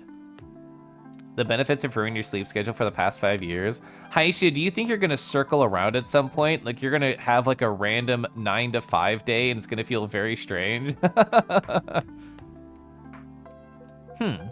You said something about being my friend for years. Yeah, why? Do you ever wonder what we'd be like if we had not met? What do you mean? Forget it. Thanks for the follow, of course. It's late anyway. I need to get back. Huh? All right, Quelliv, thank you for the evening. Sometimes during the summer, you come around to sleeping at noon and staying up all night. That sounds delightfully cozy. The pleasure was mine. Bye. You already have, and it's weird seeing the sun last that long. Yeah, who allowed that thing to stay out? It's hot. What was that? Oh, you know better than I do, Mr. Gala. Hey, you care for another drink to end the day? Yeah, please let me experiment with your werewolf body. Sure. Oh! Wait, he said sure? Aw, man, it was just a narrative moment. I thought I could make it. The reason I was excited, chat, is that, so where are my notes in this game so I can show you? I opened a lot of stuff during the stream. But like, where is he? Yeah, They talked about a Fury remedy, and they said it had tea and ginger, so I made him a tea ginger milk drink. The idea of a Fury remedy being, oh, well, if I turn into a werewolf, I need something to calm me down so I don't explode. And he told me, try switching the milk and the ginger, which made me think, does the order of ingredients matter? I think only for probably narrative reasons, not maybe for actually like a type of drink reason, but I don't really know. Did you miss anything exciting? I did do an 1.5-hour story time. I can summarize it very quickly. What was the beautiful world you took your photo shoot? That was in the start of the stream, the nighttime one. Oh, the one that I have up literally, well, it's on a different photo. But like this one, do you mean that one? Photo shoot at the start of the stream. So it had to have been this one, right? I can go find, well, it's probably on this somewhere. Yeah, so it's called Somewhere, comma, Not Here. But yeah, I've been back in March last year. I asked if I could date the crush to my husband, and he said, I'm not comfortable with that. Give me some time. And I said, cool. And then over the past number of days, I slowly exploded. And then let's get to the quote. Then I guess that means I love you and I want to date you that I got from my crush. So now the crush is a boyfriend. So that's the summary of what you missed. And now I'm back over here in Coffee Talk. Someone turn it off. It's wasting power. Woof. Yeah, hi, Pasky. That happened. That's some lore you missed? Yeah, it was like an 1.5-hour plus story. Cool coffee beans. Yeah. Oh, if you mean the Coffee Talk story, people were just talking about how like Bailey's and Lua interacted, and that was kind of it. What world name though? I can like copy paste it here. Yeah, it's called Somewhere, comma, Not Here. So let's see, the Evening Whispers. Who watches The Watchmen? I've never actually seen that, but I know the reference. Cats are the best creatures on Earth. Research has proven. Ivan's right here. I agree. Atlantic countries plead for the land folk to send help instead of trash. I'm a land folk. Happy Pride. Thank you. You're so great. So true. Such a short story. Can't believe you started dating in 1 minute. I mean, sometimes you just see like a hot guy from across the way and you're like, do you want to be my boyfriend for one night? And they say yes.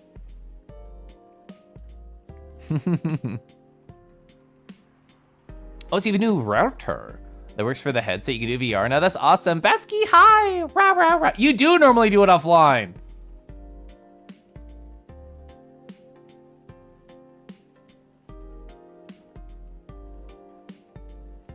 Hi. Thank you so much for the 21 months, Silver. Silver, so I'm going to pause this. There we go. I shared chat this message. No matter what happens is a That one. So I shared chat that message. Everybody liked how tired I sounded.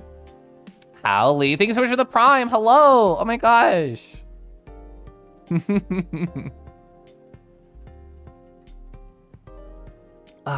I'm always so used to pausing whenever I hear that music to not talk. Chat, if I'm ever talking too much, just play my sub sound and I'll shut the fuck up.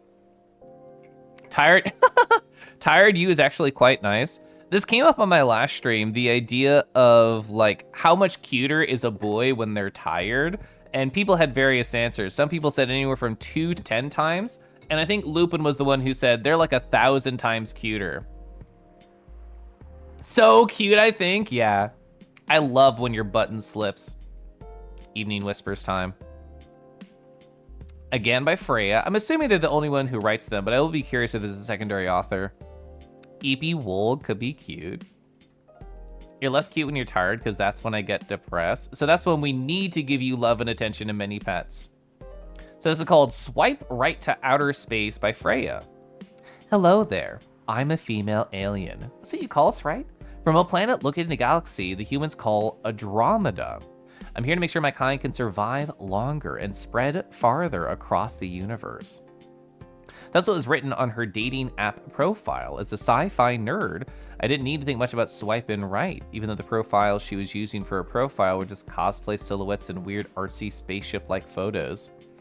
And here she is now, sipping her cup of Papua Wamena. I'm unfamiliar with this. Papua Wamena. Oh, it's like a coffee? That was the autocomplete when I wrote it into Google, so I'm assuming it's a coffee. Oh, it's a type of Arabica coffee beans. It has earthy, spicy, orange notes, low acidity, hint of a smoky aftertaste. I would definitely try that. I mean, I like basically everything. I'm easy to please.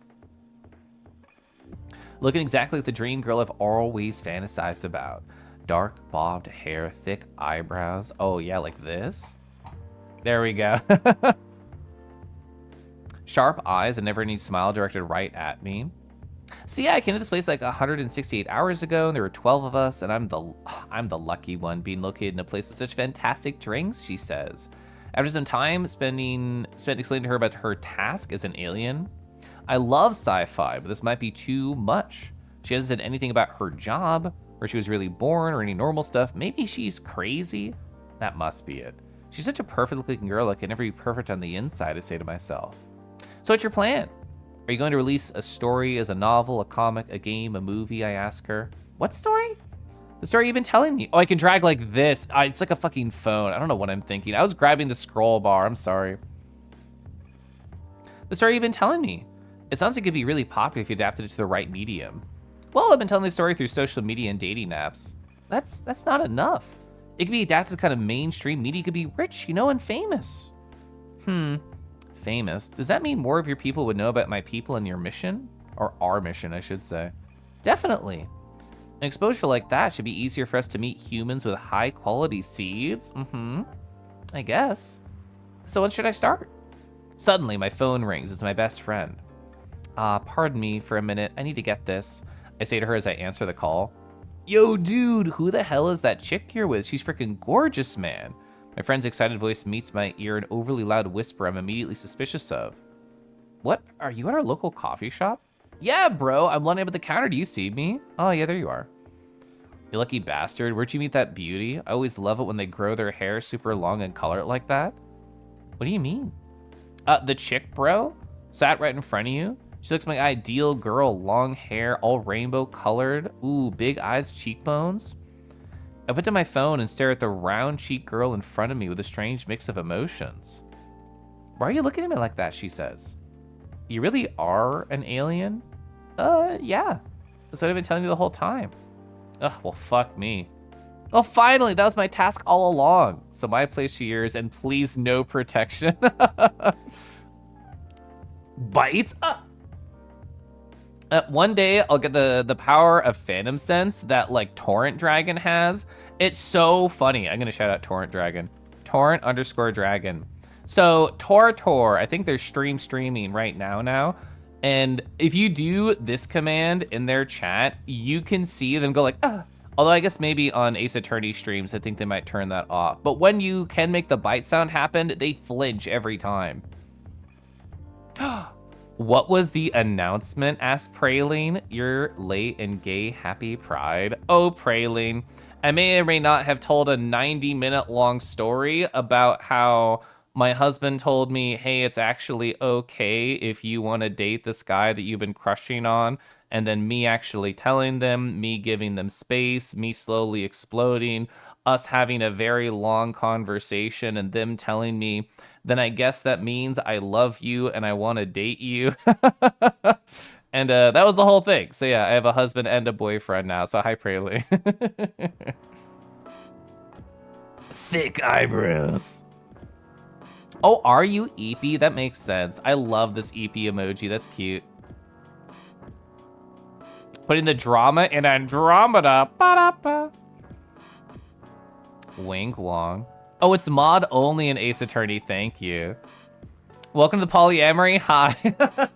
I didn't think I'd get here. I am here now. I felt like Praline would have an all caps message. Thank you. It's I mean, it's a joy to be here. I talked about so many different thoughts and feelings about it earlier, but the main one I'll express is this was my face in VR, like after the fact.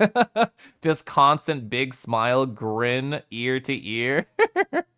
That story, hi. Yeah, Deckies, there was a big old story. You're so happy for me, you beautiful kinky. So much love for you. This is the phrase that I used earlier, Praline, yeah, there it is. Serendipity follows at my heel. I feel like really everything that I've worked towards in the past 6 months has kind of just worked out for me. And this is another one of those amazing dominoes falling my way. Oh, you're a guy waving the polyamory flag. That's pride. Let's go. Kangi when BF. Welcome.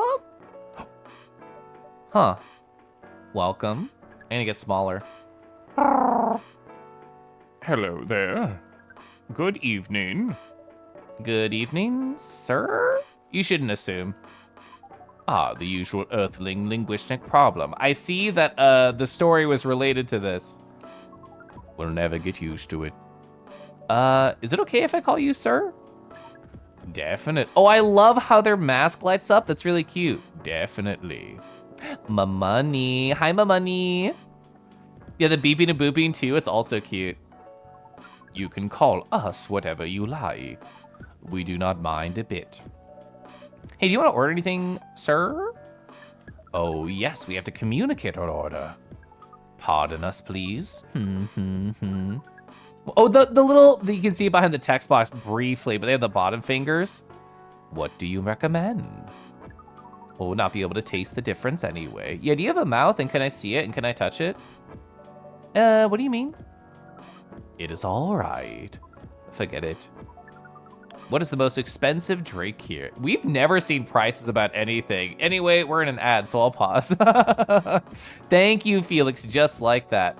Yeah, Pronzo has like a good bottom fingies, right? They sure do. We love a good bottom fingies. That's so funny, Haisha. You're stuck in an ad, but that's hilarious. And I'm just gonna kill time during the ad anyway, so I'm gonna bring it over here. Haisha just said, I think this is like a tuft of hair for them. How can we make it like very anime, bro? Ooh, okay. So it's gonna be like this. Yeah, perfect.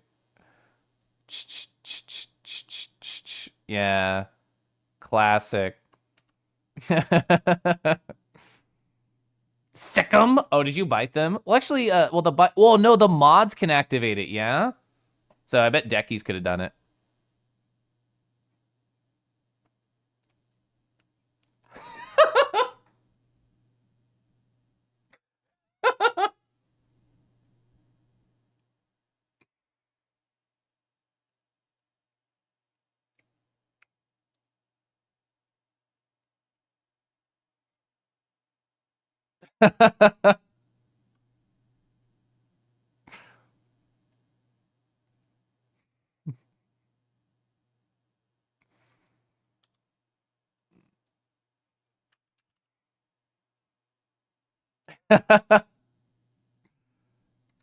Torrent's very funny. Also, I'm definitely just gonna leave a Kel of in their chat really quick.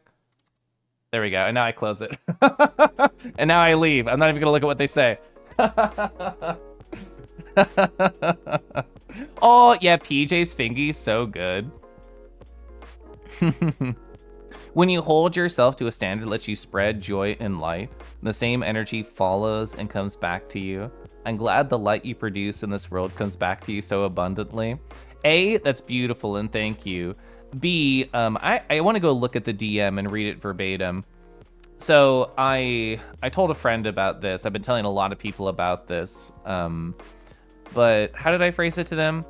Yeah, I told them the phrase that serendipity follows at my heels. And they responded with, Caliph, it's funny. I was saying just the other day that I hope someone out there was suffering from an abundance of fortune to balance out the rest of us. And I'm so glad that it's you.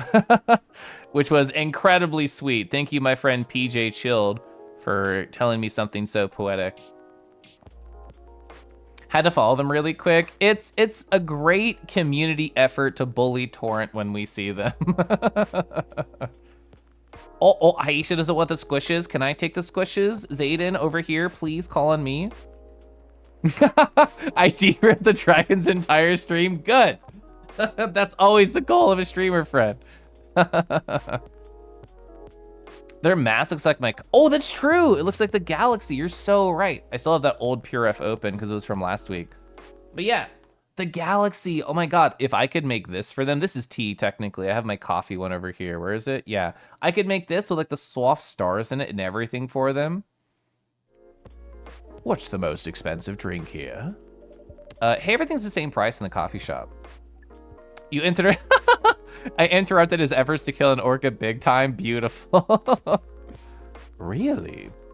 This is interesting. Unlike other places we visited so far. Hey, have you decided what to order, then?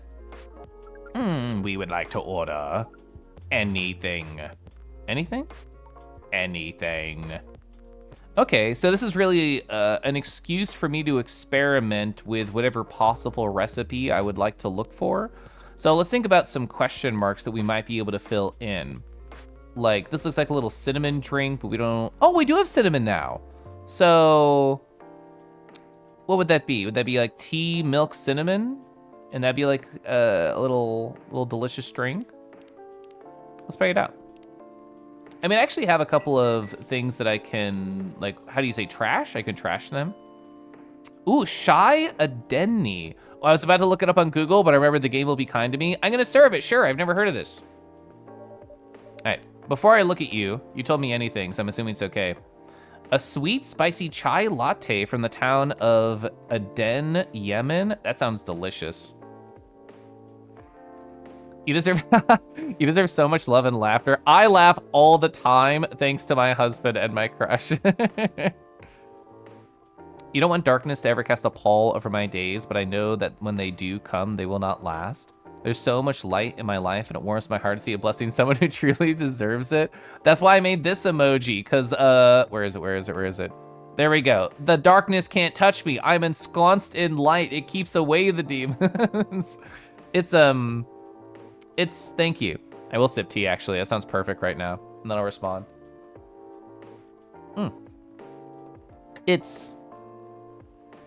I talked earlier about the thought of luck and about how that coincides with effort and being emotionally intelligent and pausing and taking time for me and sharing. I have also talked about last week the idea of paying it forward. And to me, I've been gifted kindness from so many different directions, whether that's kindness from my husband, kindness from my crush, kindness from my mother and how she raised me, kindness from all my beautiful friends, and thinking, how can I redirect this in the most impactful way? Not for me, but for others. And I guess that has come back in the best possible way, a boomerang of positivity, which is a terrible analogy for a kangaroo to use. But I do feel loved. As I described it vaguely to people when they asked me how I was when I had the knowledge and I hadn't shared it, I told them, I am full of love right now, which is true. It's wild, they're like Kangi Stream Twin. Bite comes when you're least prepared, but most deserving. I feel like we as a community could make like bite-themed cross stitches and then hang them up in our houses. You don't know I watch them too? Yeah, we're like bros. A boomerang of positivity, thank you. All right, let's see if they like this. They didn't say anything, so I don't know. I hope it's to your liking. Don't worry, it will not matter to us. Okay, let us drink. Oh. Yes. Nothing. Okay. Excuse me, sir? Yes. Hey, would you put your finger in the drink? That's a very strange question. We are drinking it, of course. Drinking it? Yes, drinking it. Oh, yes, of course. We almost forgot. Earthlings use their speaking organ to drink. We use our appendages. Usually a polypropylene drink, a apparatus is provided for us to use. Pardon? It's what you call plastic in the shape of a long tubular stick. Oh, a straw. Yes, we wonder why Earthlings rely so much on it. Mostly we can drink without it.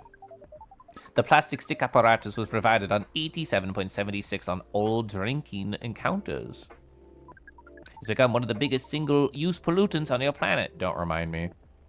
I love the little pointing down. Love language is bite. Bite when tasty, boy is sweet. Sweet is tasting, bite when sweet, and you bite the boy. Don't you always put your finger in your drink? So there was some uncle I had growing up that like, they were like, oh, Kel, if you know the secret to stopping a soda from fizzing, you just put your finger in it. And I was like, okay. Like I was a dumb little kid, so I would always just put my finger whenever I poured soda directly into it. From Star Trek, maybe? I don't know. Announcement. Hi, Dodgy. Dodgy, you're gonna have some weird context exactly for my announcement because you requested to join me yesterday. And you know what I was doing yesterday? Exactly as you requested to join my world. Gonna go over here to my pure ref. I was talking with my husband and my now boyfriend about feelings together, about us all being in a relationship thingy. Like, oh, hi, I don't want to have anything hidden. I just want to tell you, hi, I'm dating your husband now. So that's what I was doing when you asked to join me.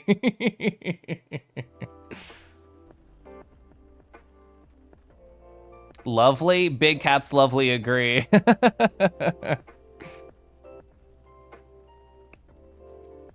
Oh, to be a soda, not you. I don't know, Dodgy, I think you'd be like coffee, aka too hot to put my finger in.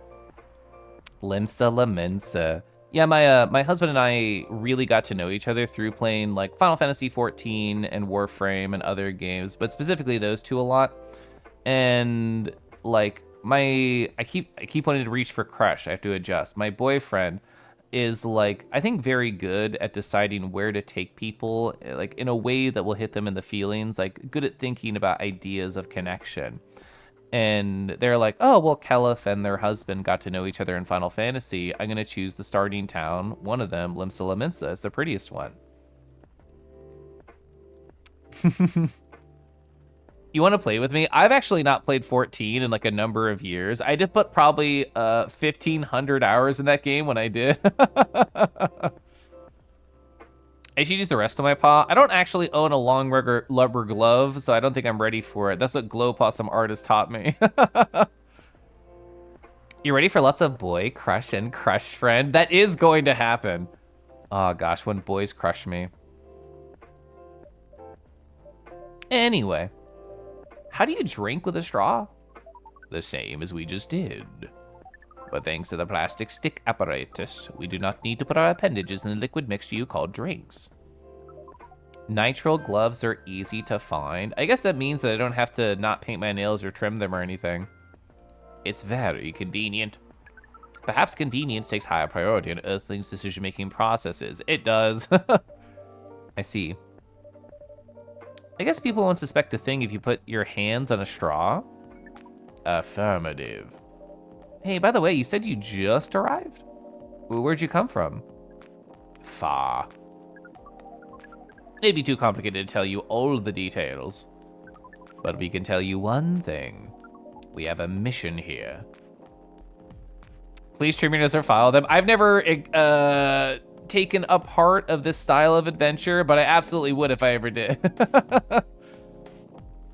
Please tell me the alien's a hot animal person in there. The only reason I doubt is because it's like a spherical helmet, which means there's not really room for a snout. I guess a kitty cat could fit in there with no big snoot.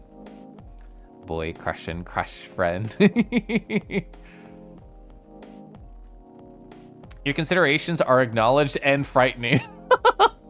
That's a beautiful out of context quote. We have a mission here. A mission? Yes. What kind? Find the Earthlings, call a female. And breed. Oh, thank you for saying it. The story, I guess, really did tell me it was about to happen. So you came from like a faraway place to find a date? Date? No date, only breed. Our mission does not have anything to do with your understanding of time. No, I'm not talking about that kind of date. I'm actually gonna make sure to start like taking small notes as I play, which is a habit I want to keep up with. All right, for question mark, I'm going to write over here in my journal, No date, only breed, smile. Breed, say no more. Oh, their helmet is their head. I was actually kind of hoping they were a skull head. I don't know why I was thinking about that. Smile, smile. You know, we like good and direct communication. I think they're on the level. Oh, pardon us. But no, a mission does not have anything to do with fruits. I wasn't talking about that kind of date either. Oh, pardon us again. Your language is extremely confusing. True. Hey, don't worry about it. We also struggle with yeah, I also struggle with my own language. Things really need to work on the communication. Bro, I'm trying. Have you seen my obsidian? It's beautiful. I'm gonna show off my graph again.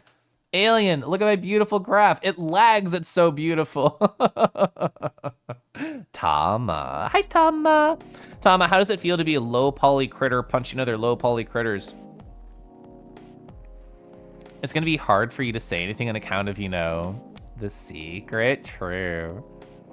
It does look like a skull, the dark orb. That's probably why my brain saw that. I think you're right. You attempt to communicate with the obsidian tree, you're lost in a stack of TV tropes. I mean, I think any sort of Wikipedia style site is like a really good analogy over to how Obsidian's core concept works of like backlinks. There's so many ways to make communication more direct and simple. Yeah, like breeding. Of all the places we've been to, this place is the worst communication methods. And I can't argue with that. So, how's the mission so far? Not good.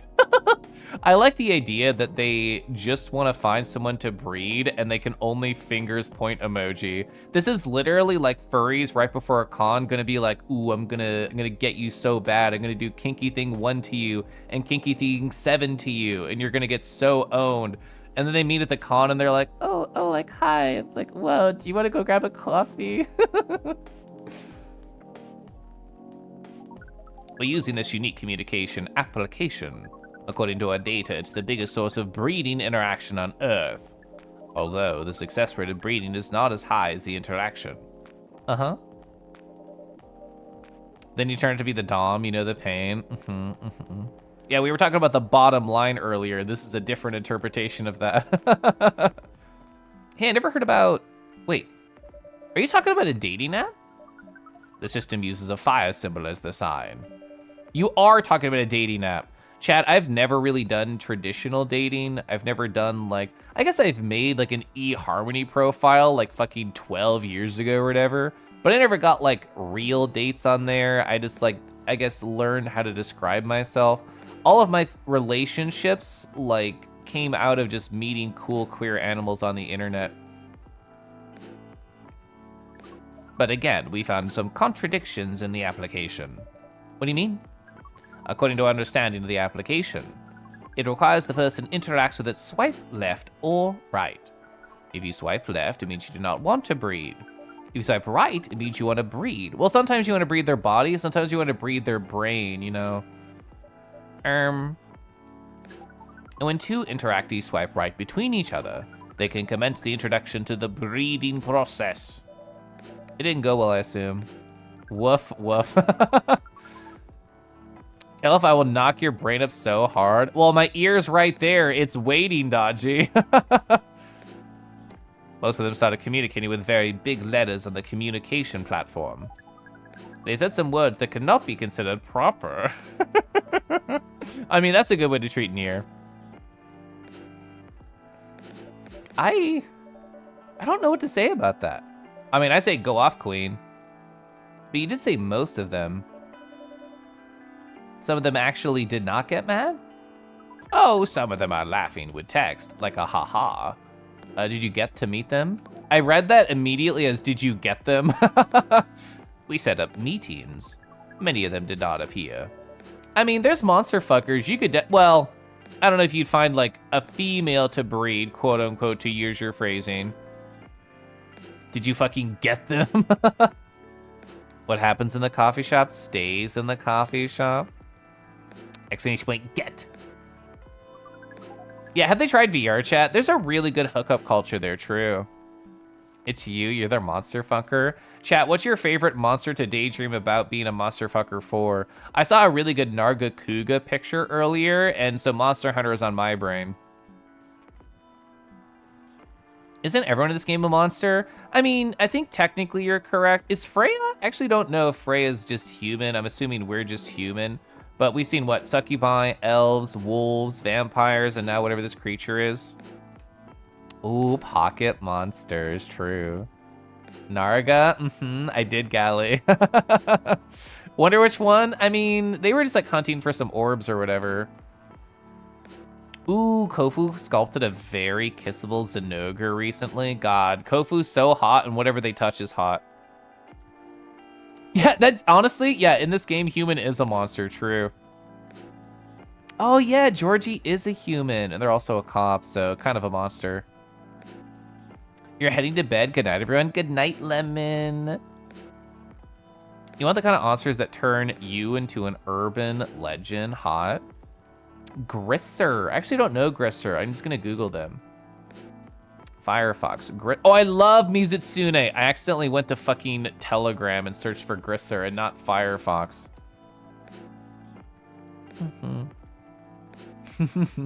I'm only seeing furry pictures, so that makes sense, but... Space? Can you fuck space? Is space an abstract concept?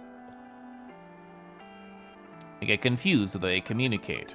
No outcome from the meetings. Even though we decided to go to various recommended places according to our database. You're talking to a space there? That's true, you're corporeal space. You want your Mizu Volley. Is that like a Mizutsune a volley? You can fuck anything if you're creative enough. I mean, as long as you assign it like some anthropomorphic form, right? It's always fuckable. And this coffee shop happens to be one of the recommended places? Yes. Interesting. Then you're here to meet someone? Yes. But she should have arrived some time ago. Maybe each Earthling also has a different interpretation of time. I mean, that's also true. Yeah, you're right about that. Oh. Oh, is it you? Good evening, miss. You're a very creative writer. I saw you and Thundy talking on the other stream, and you mentioned how long you have been RPing. You're gonna make a supper? What do you want in your quesadilla? So, given my hatred of milk, other dairy-like products also enter into the hatred association zone. So, in other words, sour cream's a big no for me personally, but kind of everything else I'm a fan of, like even just a simple like chicken cheese, like maybe some veggies in there, like pico de gallo. Yeah, 15 years, a lot of experience. Oh, it's a dip, not directly on? Okay, so I can gently push it aside with a batting paw.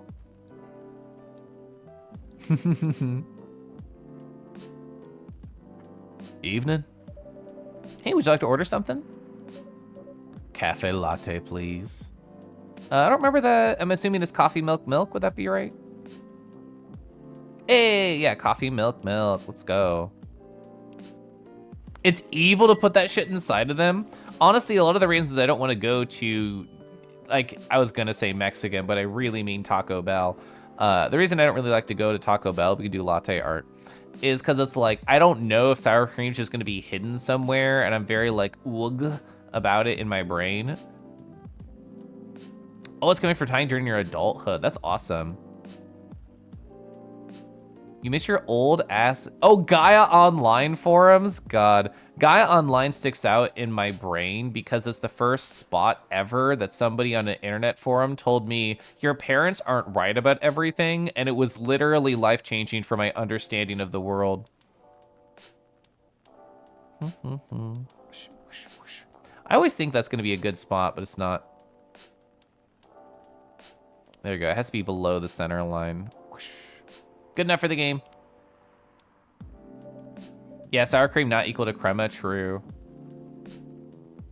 Get some old ass Skype RPs that were amazingly silly but fun. I also had this era. Oh, is Gaia Online the first place you're exposed to Dragon RP? That's good. Oh, MSN Messenger. I used to use Adium a long time ago because I grew up in a Macintosh family. And did I RP on there, or did I just like try and flirt with boys incredibly awkwardly? I think it was more like the latter. I liked Gaia Online just because it was my first like interaction with a social dress-up game. What is it, Flight Rising? If Flight Rising was out when I was a child and not just like a teen or whatever, like I think I would have definitely been a Flight Rising girly.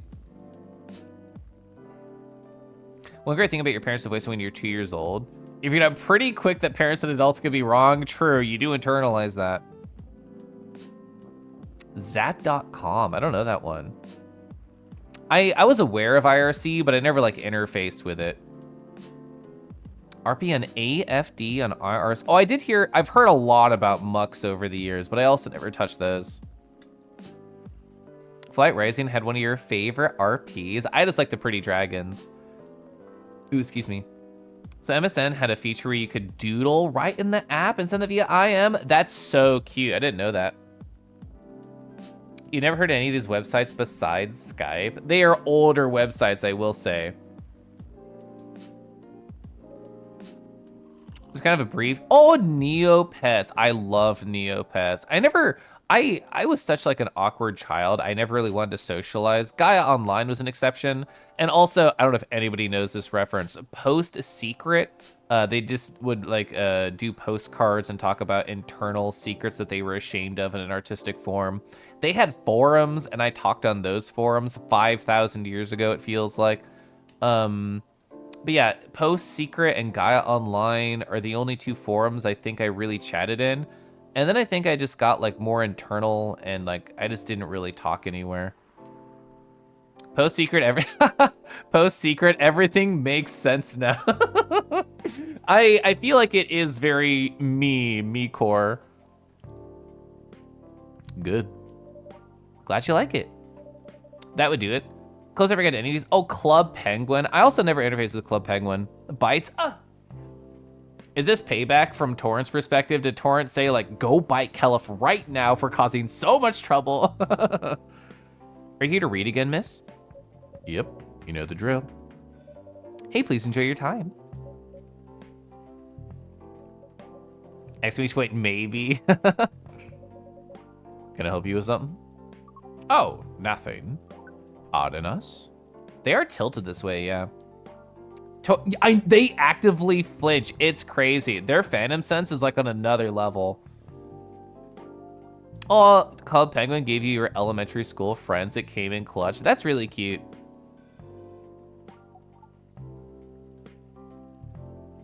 We're all just staring at her. I feel bad. Excuse us? Yeah? Are you waiting for someone? The eye roll. Not this again. Ruse. I'm gonna go look at my journal. Let's see. Oh, whoops, wrong one. Wrong thing. Oh, I guess I didn't keep it there. I just did it, and then anyway, I listened to the Zero Ranger soundtrack that you linked in my chat like 5 ever ago. I did that during this last work week, and I was like, I'll tell Ruse I did that the next time I see them. And of course, because it's Zero Ranger music, it was all bangers. You're scared that your Phantom Sense is getting too strong?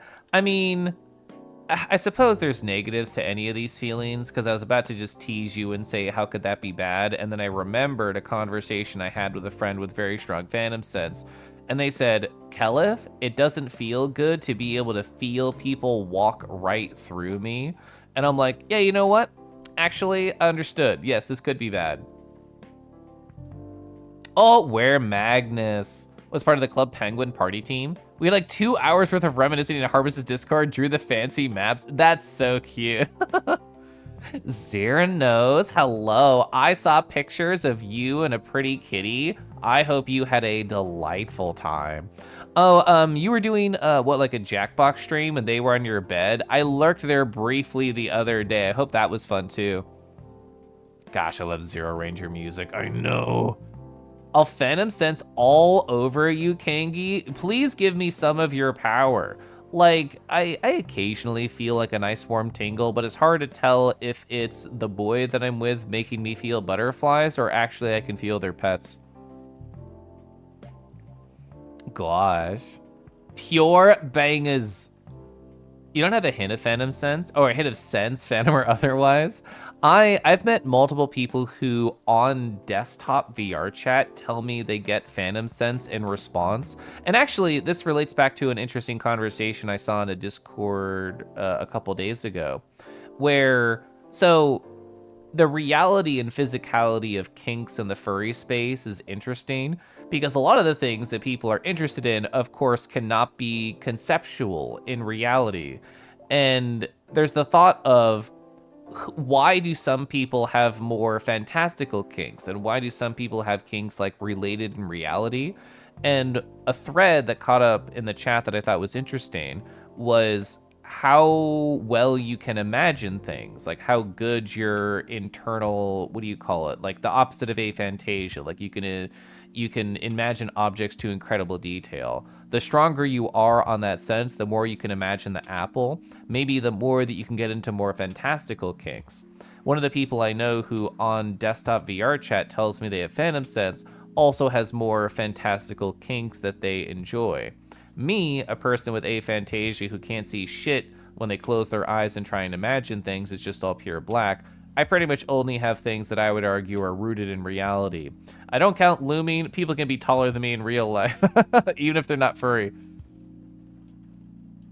Oh, you forgot to feed your Neopet your first tragedy? So you missed the people in Neopets? There was a woman you made friends with who told me her kids had gone to college. She taught me that it was better for me to examine everything and verify that I could. One of the reasons I became so radicalized and began to advocate for others, that's amazing. It's true that like older internet sites, you have these interactions that can be life-changing and also you'll never see them again. There's a, like Ragnarok Online, that was probably one of the earlier MMOs that I got into. There was like a couple of people who, I don't even know if they remember me, but they were very impactful in my life. This one girl, like I met her and I really enjoyed talking with her and hanging out with her, and her name, I turned it into my password. Like she became my password for like literally 10 years because I didn't want to forget her.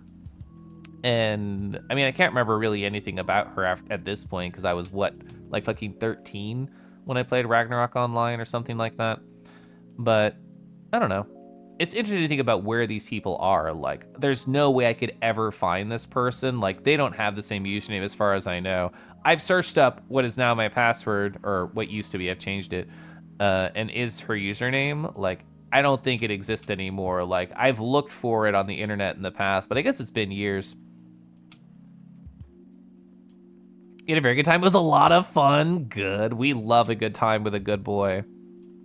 You love seeing my my happy paws? This is the Kelef stim. Of Kelef is full of joy. That is true. You would generally love to work on Phantom Sense with me. So it's funny, Dodgy, because I've had like two different, like, well, let me rephrase. I've had one very guided like teaching about Phantom Sense from someone named Rumble Drake, who's very cool. And then another friend like gave me a lot of like hot tips and advice. And one piece of advice that friend gave me was interesting because something that I do routinely in my VR chat daily time whenever I play is something they were saying it actually takes away, it detracts from Phantom Sense, which is having your camera out to stare at yourself floating all around at all times. They were telling me, Kelef, you can't get in the moment, pretend you're there in this virtual space if you see a reminder at all times that it is a game. And to be fair, there's other constant reminders as in the 3D models and everything you're looking at, but every small thing that tugs away from the suspense of disbelief is good to eliminate. Like they were saying, oh, well, Kelef, you should hide your camera, you should hide all nameplates, you should also be naked because you have clothes on, it's harder to feel things. Specifically on your model, not IRL. But I guess that helps too. You can't wait to get VR, you want to chat with folks? There's a very healthy furry VR community, that's true. Oh, I got an achievement for listening to all the songs. In other words, you were yapping too long, Kelef. Oh, you want to pet people? That is a big part of the joy. Oh, people feel all right. Oh, sorry. I feel people all right. I read that better, and now it's funnier. I love it when you stim with your hands. It's fun. Ooh, yeah, hyperphantasia. That makes sense.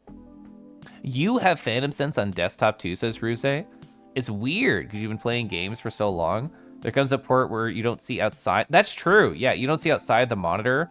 Like when when you check Curiosity, if you remember like a good video game moment, be it like an achievement or a narrative or whatever, do you remember anything outside of the box? Because I don't. I don't remember outside the TV. I don't remember outside the monitor. I remember the game. Oh, Mabel's Story? Yeah. You have decent Fantasia. Oh, whoops. Decent Fantasia. You can see the apple, but most of your kinks are in reality. I do remember you mentioning that during that conversation. Completely unable to understand how to play Ragnarok. I don't know how child me figured it out, but he did. Oh, your phone passed or somebody but on Gaia? That's so cute. You thought you were so fucking weird I just validated you? I'm glad my hyper-specific thing I did is something you can relate to. Hey, baby, you're my password. Rate this flirt 10 out of 10. It's great. Ragnarok was your siblings' first and biggest dive into MMOs. Yeah, the music was good. I liked the art. I was a big anime weeb growing up. You get random messages from people on Gaia asking to buy your mini wings and Devil's Tail. I remember thinking the Halo was the coolest thing ever. Also, the ad's gonna start in like 7-ish seconds or so. He was the reason I kept going during high school instead of giving up completely on life. He was a good dude. I hope he's safe and healthy and happy now. I'd be curious if there'd be any way, I guess there's not really logistically, to like find these people from this style of past. Because it's like, if you didn't use that same username, then how can you make another connection unless you happen to like journal about it or mention, oh, I used to be this name. Like, I don't even remember what my username used to be on fucking Ragnarok Online. You don't remember outside of the box? Yeah. You kind of need to have the Phantom Sense outside your sight. Oh, the camera's catching up. There we go. Phantom Sense eludes you, but making friends have it is empathetically enjoyable. There comes the licks. Oh, Lilac on RuneScape with a big impact. Oh, I'm going to tell the story during the ad. But my friend McCoy, they were telling me a story like a couple months ago in VR where they were like, oh, Kel, if you know this mutual streamer friend. And I said, yeah. And they said, I was lurking and then I decided to chat in their chat. They saw my username and they said, oh, hey, McCoy, did you used to play RuneScape? And they were like, oh, well, yeah, I did. And the streamer said, it's not my same username as my streamer name, but I used to go by this. Were you in this old RuneScape guild? And they were like, yes, I did play RuneScape with you like 10 plus years ago, and here we are connecting. So I feel like serendipity is really the only way to make that connection happen. But I'm glad at least somebody I know got that. Shout out to Born of Lilith on Gaia Online. Hope you're out there. To Jinx Noida. Hey, baby, you're my password. 0 out of 10, poor cryptography. At least put some like numbers, letters, symbols around it. Hi, Nazi. Nazi, how are you? Misconnections, Internet 1.0 and 2.0 edition. I can imagine like a really good documentary about like exactly this topic. So you have a singular change of identity throughout your online career. It's exactly after I stopped frequently Gaia Online. Jovi, hope you're well.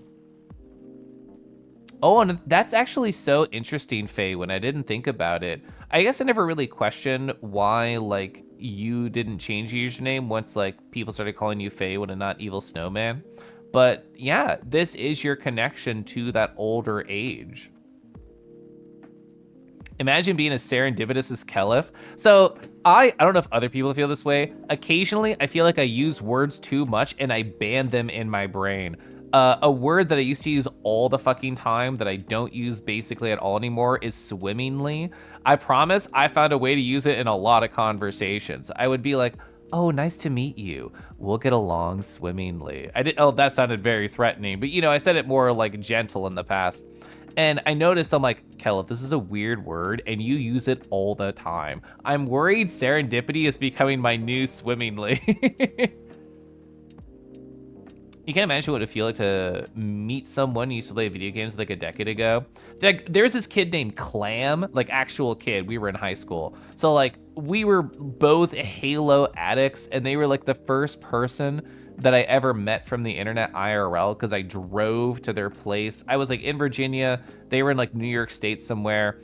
And like I did the drive to go see them. We have not kept up in contact, but if I randomly saw Clam out of nowhere, it'd be like, bro. I don't know if they'd be a furry or queer or whatever. Honestly, if you're not furry or queer, I'll probably never find you if you're from my past. That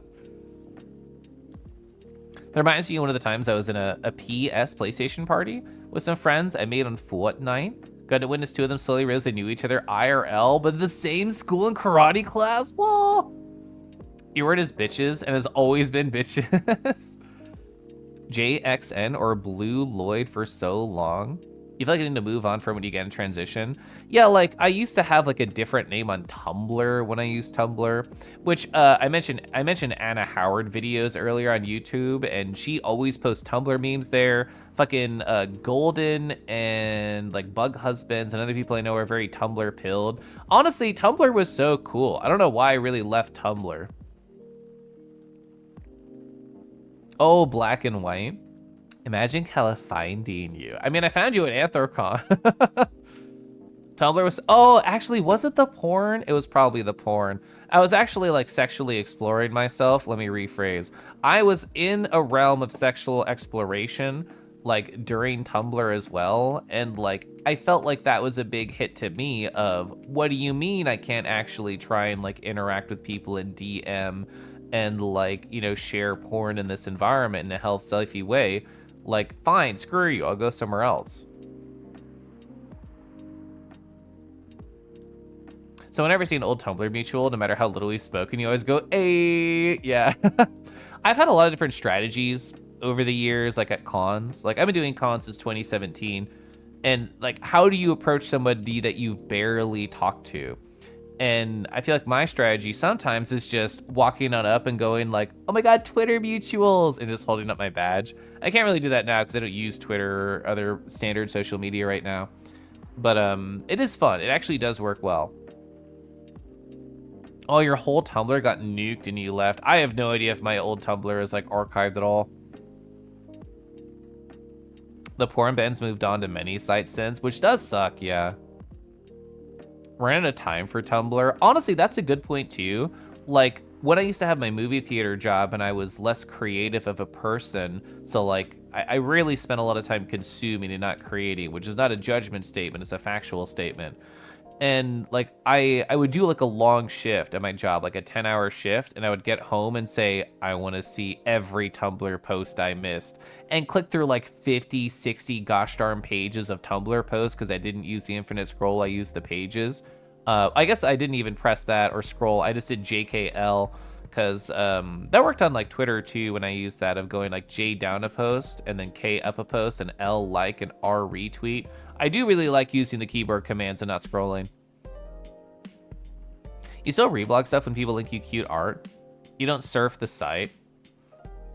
Let's use all socials. I think that's a really good way to go about it. I still see a lot of like art and things in the community because I keep up on group chats, and that's really like where my scroll is. But I like that scroll better. Well, I was about to say I like that scroll better because it's only people I personally know. But also that was kind of how I treated social media too. So I guess it's the same experience, but just a different platform. You have a very difficult problem when you catch up with every message. It's honestly like, this is me describing my relationship with it, not you with yours. But if, to me, it feels like a very toxic relationship. Like, I need to be okay with just like missing or like marking as read and then catching up later. Like if I get added in the middle of a conversation chain, I'm probably going to go look. But actually my journal's right here so I can look. I rewrote some affirmations semi-recently. So what is this? Yeah, I don't scroll socials passively. I answer messages with a smile is an affirmation I wrote for exactly that mindset. Is like, I don't need to just sit here and scroll, especially in work meetings or like, I don't know, I'm out and about and I'm waiting for something. Like I would rather try and journal or I'd rather try and read an article that I have saved than scroll. But that's easy. It's easier said than done. Me, who don't know about Twitter and Tumblr's favorite social media, was the Meverse. Cute. Yeah, Meverse did fuck. I'm yaing that post. All right, I'm back into the game. That was like a 20-minute distraction. Not this again. No, I'm not waiting for anyone. Are you sure? Yes. I'm sure I'm not waiting for anyone. Because we are waiting for someone from this app. And she is an orc just like you. Look here. First, I'm not the only female orc on Earth. Heck, I'm not even a pure orc. But is your name Urukai? Oh, Urukai, I get it. 69? Oh my god. Is this guy sane? Please pardon the miss. I don't think they're from around here. So, you've not answered our question. Bro, take the boundary. Are you Urukai 69? No. My name is Myrtle, and I never use Urukai 69 anywhere. Oh. You really are not her. Oh, sorry, I see the pretty funny icon. I have to click it. I have to read everything immediately, no matter what it is. Oh, actually, that's so cute. Hi, Myrtle. I'm glad I led this. Oh, you're a game developer, 13 of May. I'm the 24th. We're already besties. We're Geminises. So you're a game programmer working on the Full Metal Conflict. Full Metal Conflict, great name. Scrolling or opening an app without a purpose is date. Yeah, that's phrased very well. Without a purpose. Like, I tell myself, I don't stick to this, but I think it's a good mantra, is I only open a social media app if I plan on responding to someone, which I would like to be able to stick to and I would like to be a true thing about me, but I have to admit it's not. Yeah, absolutely leads to unfulfillment. Like, I try really hard to not scroll during boring work meetings. Like sometimes I put my phone in a different room or like under the couch or like under the fucking bed or something. It doesn't always work. Sometimes I just walk and go grab it because it's a little addiction in my pocket. Make sure to be more intentional and aware of those things. Honestly, just being more aware is the first step to changing, so I think that's positive too. You really are not her. So yeah, never talk to her again, okay? We're putting a boundary. There's a chair in between you. We're done. Seriously, men nowadays. Hey, if you're that desperate to find a date, why don't you just ask your friends? Honestly, so true. We just talked about this. I went from having a friend to a crush to a boyfriend. Slay, Myrtle, you're right. The Caliph percent is strong today. Awareness is incredibly powerful for you. Absolutely. Like, I've been trying to, well, I mean, here's how I'll link back to the topic. So I had this internal conversation with myself about a month ago where I said, Caliph, we only have problems in our life for 2 reasons, unless like a big external thing happens, but an internal issue is spawned from 2 reasons. 1, we're not taking care of ourselves. Like we're not eating right or getting outside enough or whatever it may be. But the other one is not being in the moment, which circling back to you, not being aware of the present. Good old pouch. Or go to a club or something. We don't have any friends on Earth. Hey, when he said he's not from around here, are you saying he's not from Earth? Well, from what I gathered up until now, they're not from this planet, yeah. Man. Pardon us for interrupting, but when you said club, what activities are you talking about? According to the search result, I like their little hand computer. There are just too many clubs on this Earth. And some that look pretty interesting. Like this club about space exploration. They call themselves Trekkies.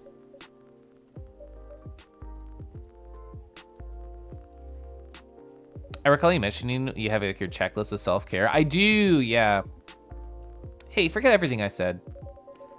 What time were you supposed to meet this female orc? About an hour ago, according to the local time. Where's Mythic when you need them? True. Hey, she's bailing on you, man. What does that mean? It means big chance she's not coming.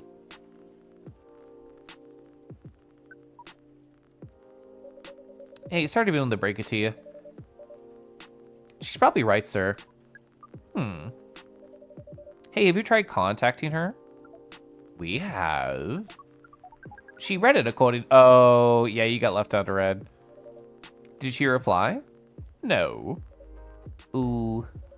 If she didn't reply, I'm 100% sure that she bailed. She's not coming, bro. I believe Miss Myrtle here is right. That was. We are a pretty objective people, but somehow Earth's vagueness has taught us a new kind of feeling. Hey, has this happened before? Many times. Well, I'm sorry to hear that, but it might be a sign you need to change your strategy. No, I think asking just to breed people is a great strategy to get to know others. Earthlings use strategies to... Thank you. Earthlings use strategies to breathe. Even my facial tracking took a hit to that. Yeah, we should strategize together. So I'm actually going to take some notes about what's happening. I need to put it at the very end. Coffee talk. There it is. And then Myrtle is here. I didn't write anything down about Myrtle yet.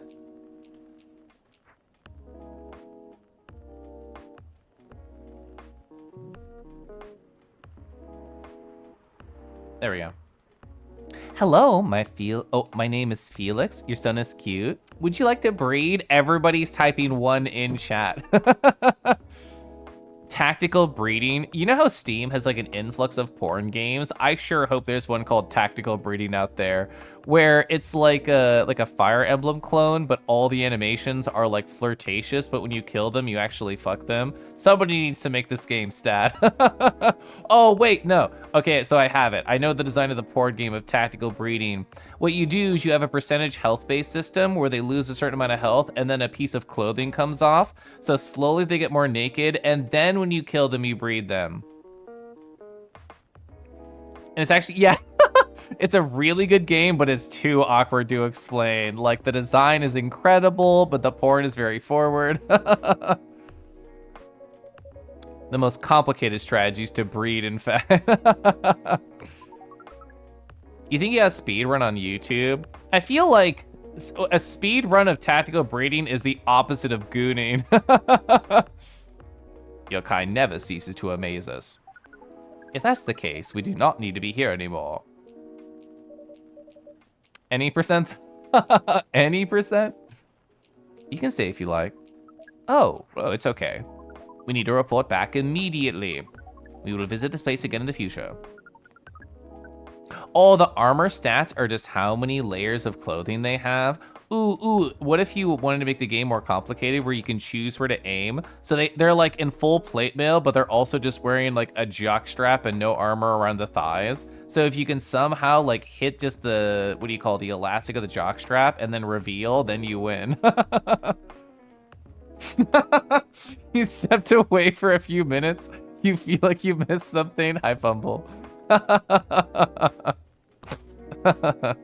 Oh man, speaking of jock straps, so earlier when Rick Fernella was in chat and I just said I was scrolling and only seeing Celeste people, that's like a little bit of a lie, because I also saw, I forget their name, they're like a big furry artist on Twitch, and I saw them drawing a guy in a jockstrap, but it was definitely like their hard-on was like pushing against the elastic incredibly hard of the jockstrap. And like furries have a very terrible definition of what is actually safe for work, but I was still surprised to see that on Twitch. This sounds like Akiba's Journey. I don't know Akiba's Journey. Google, hello. Let's see.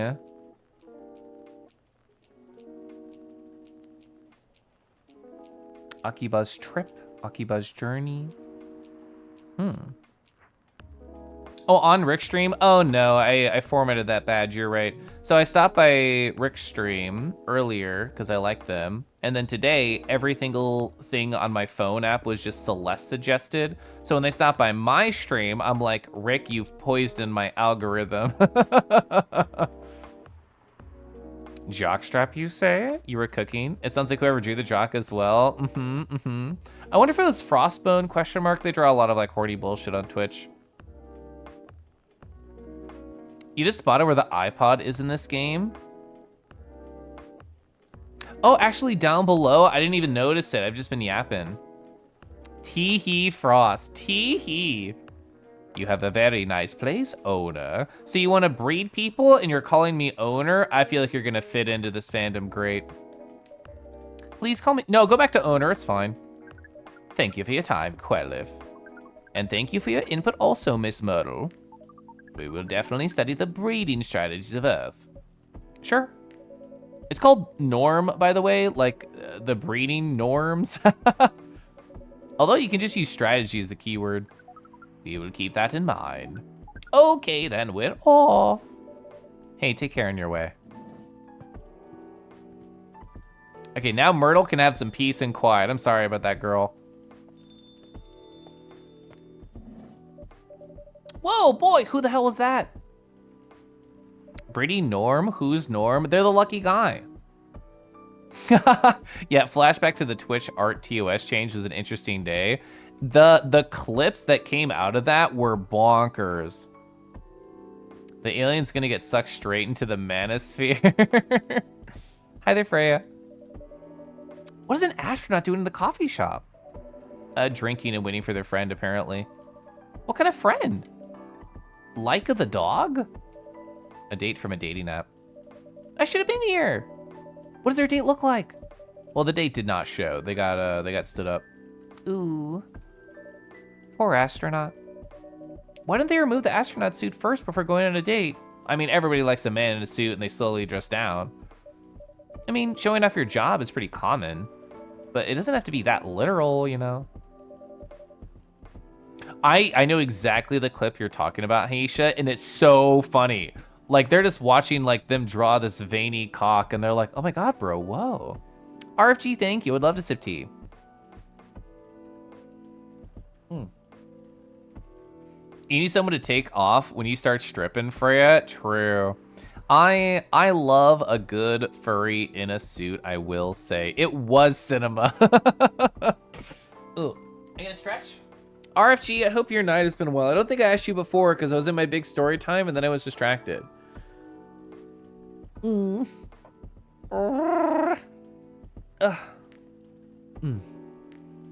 Furry in a suit, I wiggles. Hi, husband. I was just asking how you are.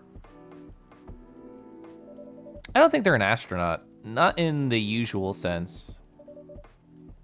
What do you mean? Well, they might be an alien. Alien? Like Englishman in New York alien or like alien? Target spotted? True.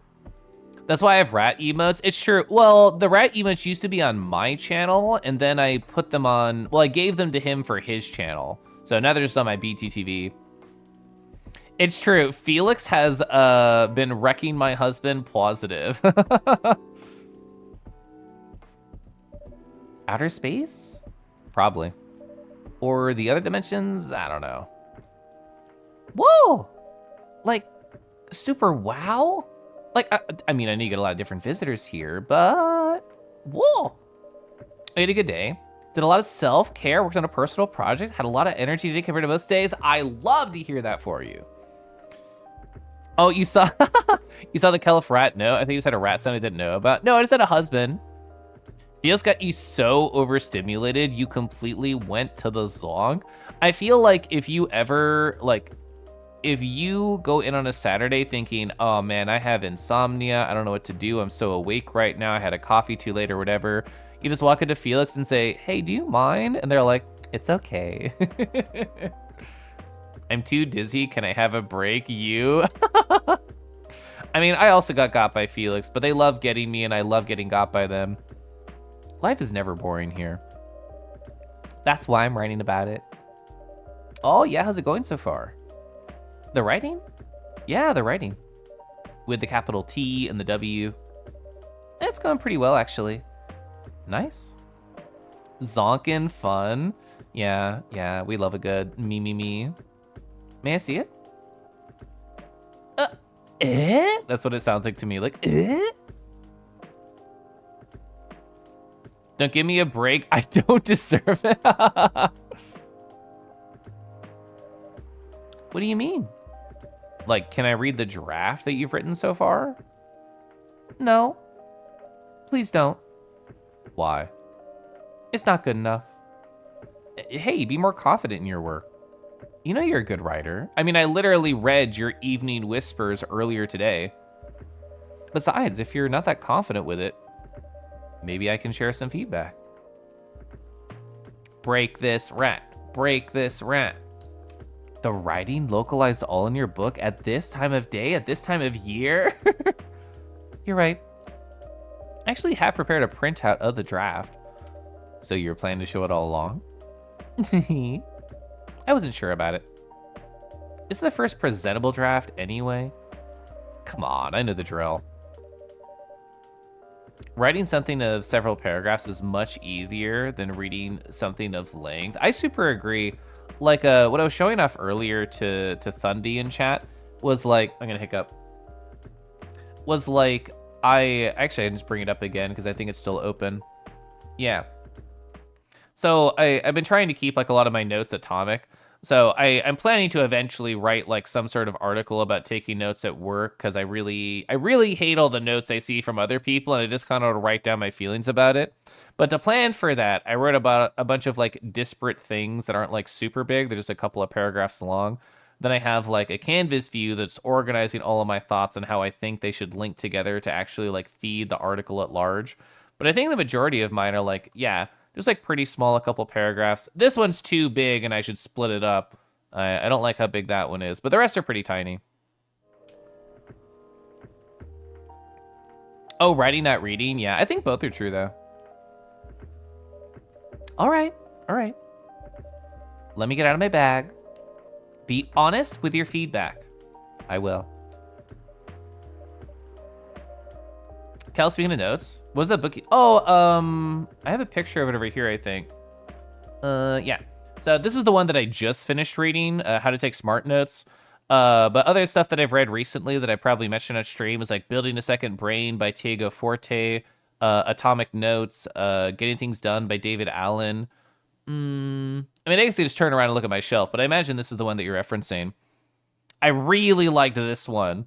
Like, I'm gonna go look at a message really quick because it's related to this, and then I can read that part.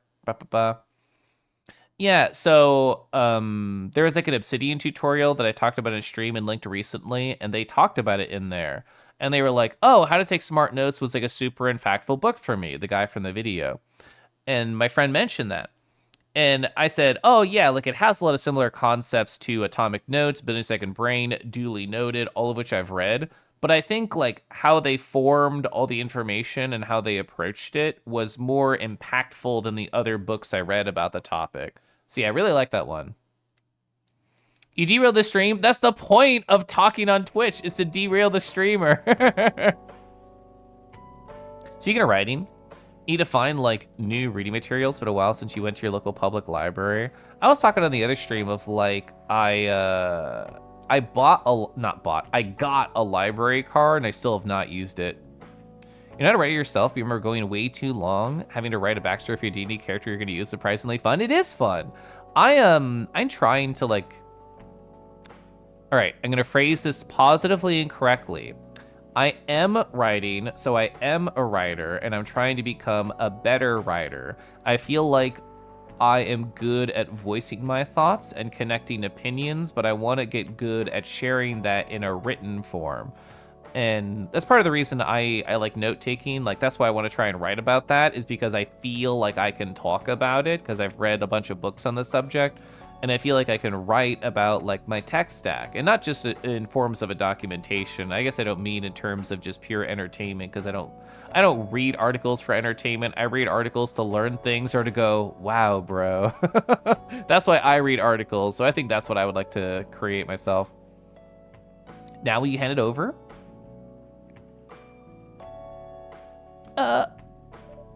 It's okay, Freya.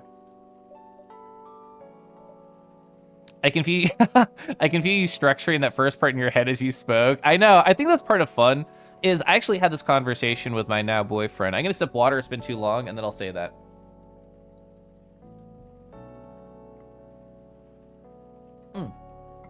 But like, I had I had this conversation with my now boyfriend a couple Saturdays ago as we were just chatting. And I talked about how I have become unfortunately aware at how often filler words are present in not only mine and others' speech, and I do not like it. This is a couple weeks ago. I've kind of been better at ignoring it now.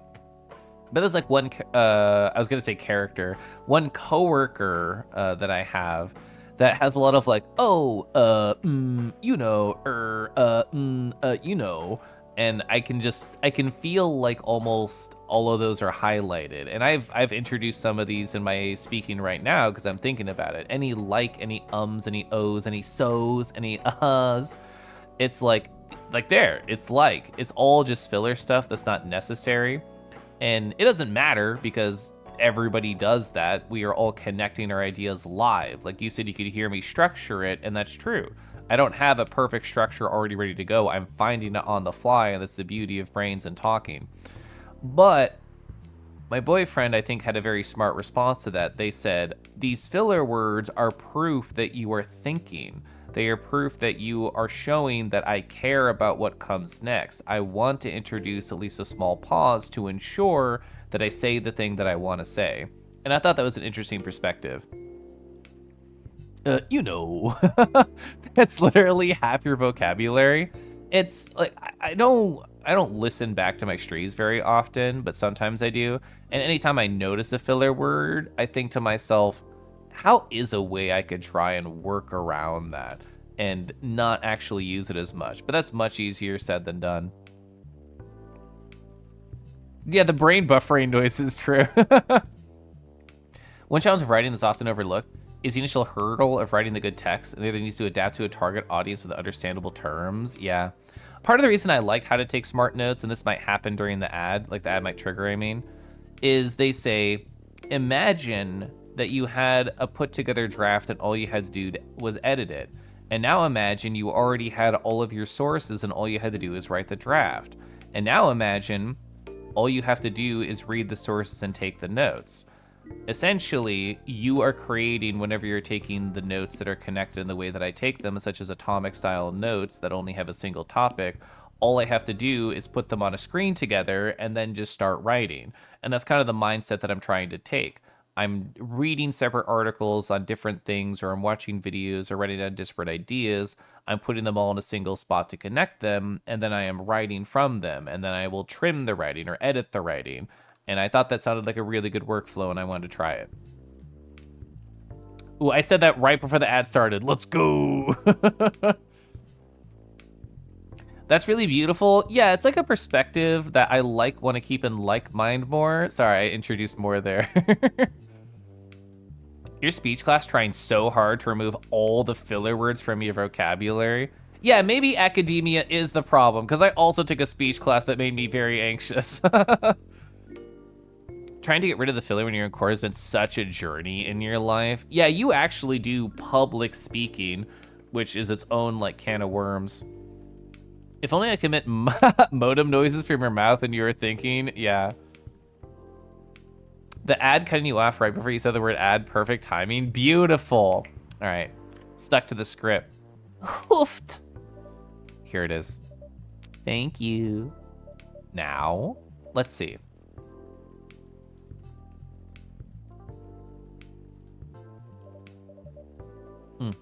I will wait for the ad to be done. I'm gonna sip my tea.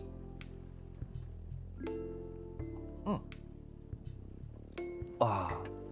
I haven't made this tea in a while. It's just called raspberry leaf. So not even the raspberries, just the leaf of the raspberry plant. And it's delightfully gentle. What I thought was very funny, I did not realize this when I picked it out of the store. It has a good for pregnant women tag on it. And so many people I know on Twitch.tv have like an exclamation point pregnancy test command on their stream. And one day I walked into a stream that had it, which was Lupin's. And I told Lupin, I just had a tea that says good for pregnant women. I'm gonna roll so high on my exclamation point pregnancy test. And I got like a 24%. I felt so bad. I thought it was such a good bit. I thought serendipity would push me over the edge.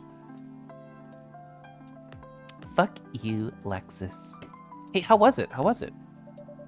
Let me read at my own pace, okay?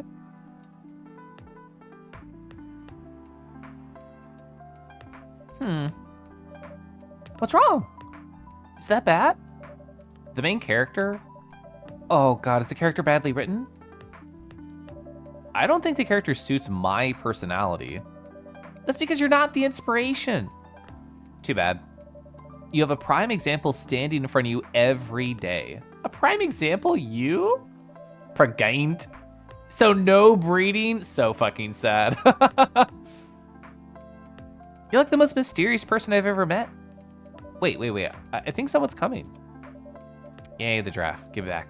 Oh, not done. I'm not done. I don't like the squelches. Oh, hi, you're wet. Welcome. Would you like to drink here or take away, miss? Here, please. What would you like? Or maybe you'd like to sit down first before deciding? Oh, I'll order right away. Hey, no need to hurry. Take your time. Is it okay if you order something a bit complicated? You can order wherever you like, as long as we have the ingredients. If that's the case, do you know? Oh, I do know masala chai. Yeah, the tea with the spices. Yeah, I'd like to order a masala chai then, please. The tea with the spices. So the only spice we really have would it be ginger and cinnamon? I actually don't know the spices that are in masala chai. I don't think it's actually in here, is it? Yeah, because this would be the tea one, so it wouldn't be there. That was fortuitous. Boing. What? I feel like there is cinnamon in there. I don't know if there would be ginger. Well, normally when I see masala chai, there's milk in it, but that's like after the fact. Cardamom? I don't think I have cardamom here. So from the game's perspective, I don't know what that would be. Ginger is in it. Tea, cinnamon, ginger. I don't think I've tried this combination before. I think the only tea drink I've successfully done, like as a named one, is the chai here. You got 5 tries? That is true. Let's try this out. Let's try tea, cinnamon, ginger, go.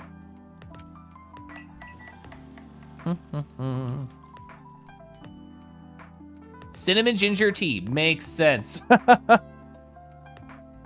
right, we're gonna trash it. Whoosh. Well, it's gonna be in my app, yeah?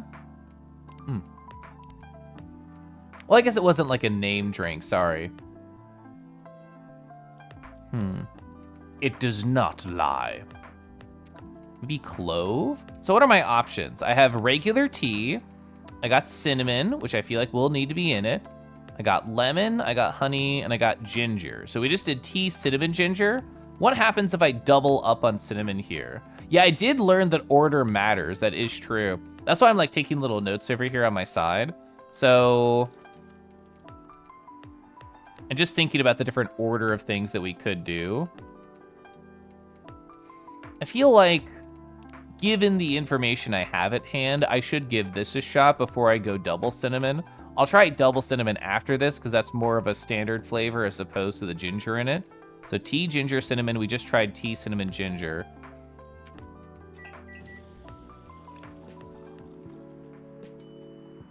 Hey, masala chai, let's go. Okay, perfect.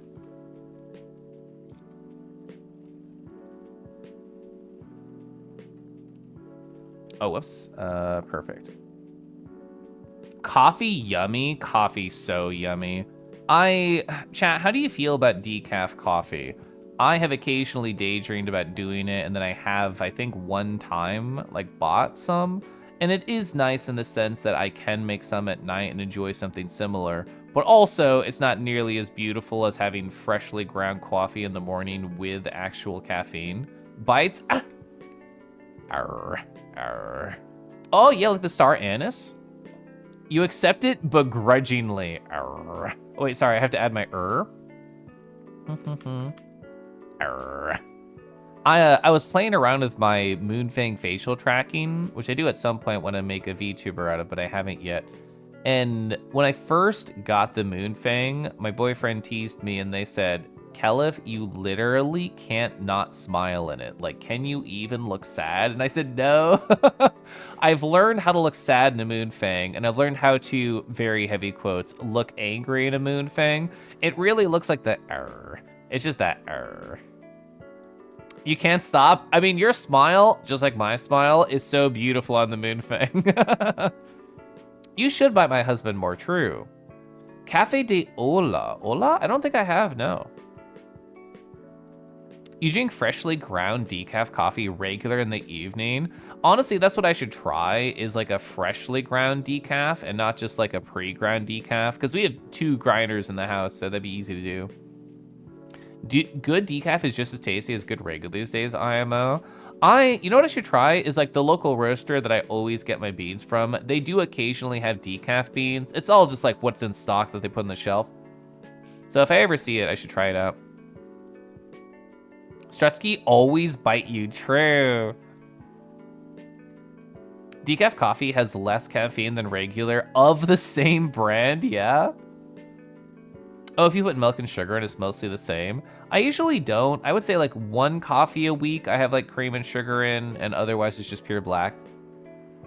Oh, you're a real coffee bitch. You got all the gadgets. The next time you bite my husband, you should also ask about his coffee setup. He has a Flair 58 manual press espresso machine and like other fancy coffee tools. How many Moonfang mods can we fit around Scuffles? We'll need testing. Minimum, I know we could get 4 going. So Cafe de Ola is a Mexican spice coffee. Oh, cinnamon and what is that? Piloncillo? Raw dark sugar. Honestly, that sounds like a banger. I would love to try that. Derek, so I thought of you earlier today because I was watching Lemon Stream, and on Lemon Stream, they had Tarble on, and they were working on a design thing together. And I know you mentioned, you were saying Tarble was really cool, and this is my first time seeing Tarble like on a stream with a voice and not just in a chat. And I thought, Derek was correct. I mean, I already knew you were correct because you have good opinions and we share similar vibes about people. So I was like, yes, I do like Tarble now. I've experienced a Tarble. You've got a Niche Zero and a Linnea Micra. I'm sure my husband knows what those are. I don't. I'm unaware. You have to avoid sugar to have the straight black. You can have the you can taste the lack of caffeine. Yeah. Make your coffee with cream and sugar. You can tolerate it black. Honestly, the last 2 weeks where I usually do it on Friday, where I have coffee with cream and sugar, where I did not enjoy it as much as my black coffee. I feel like I've crossed the precipice. Oh, you're very jealous of the Linnea Micra? The coffee talk is reminding you of the ASMR espresso making shorts with a bunch of advanced tools you were enamored of with like a week. There's a lot of really pretty stuff out there. I almost clicked trash. I always wanted the accept to be on the left. I don't know why.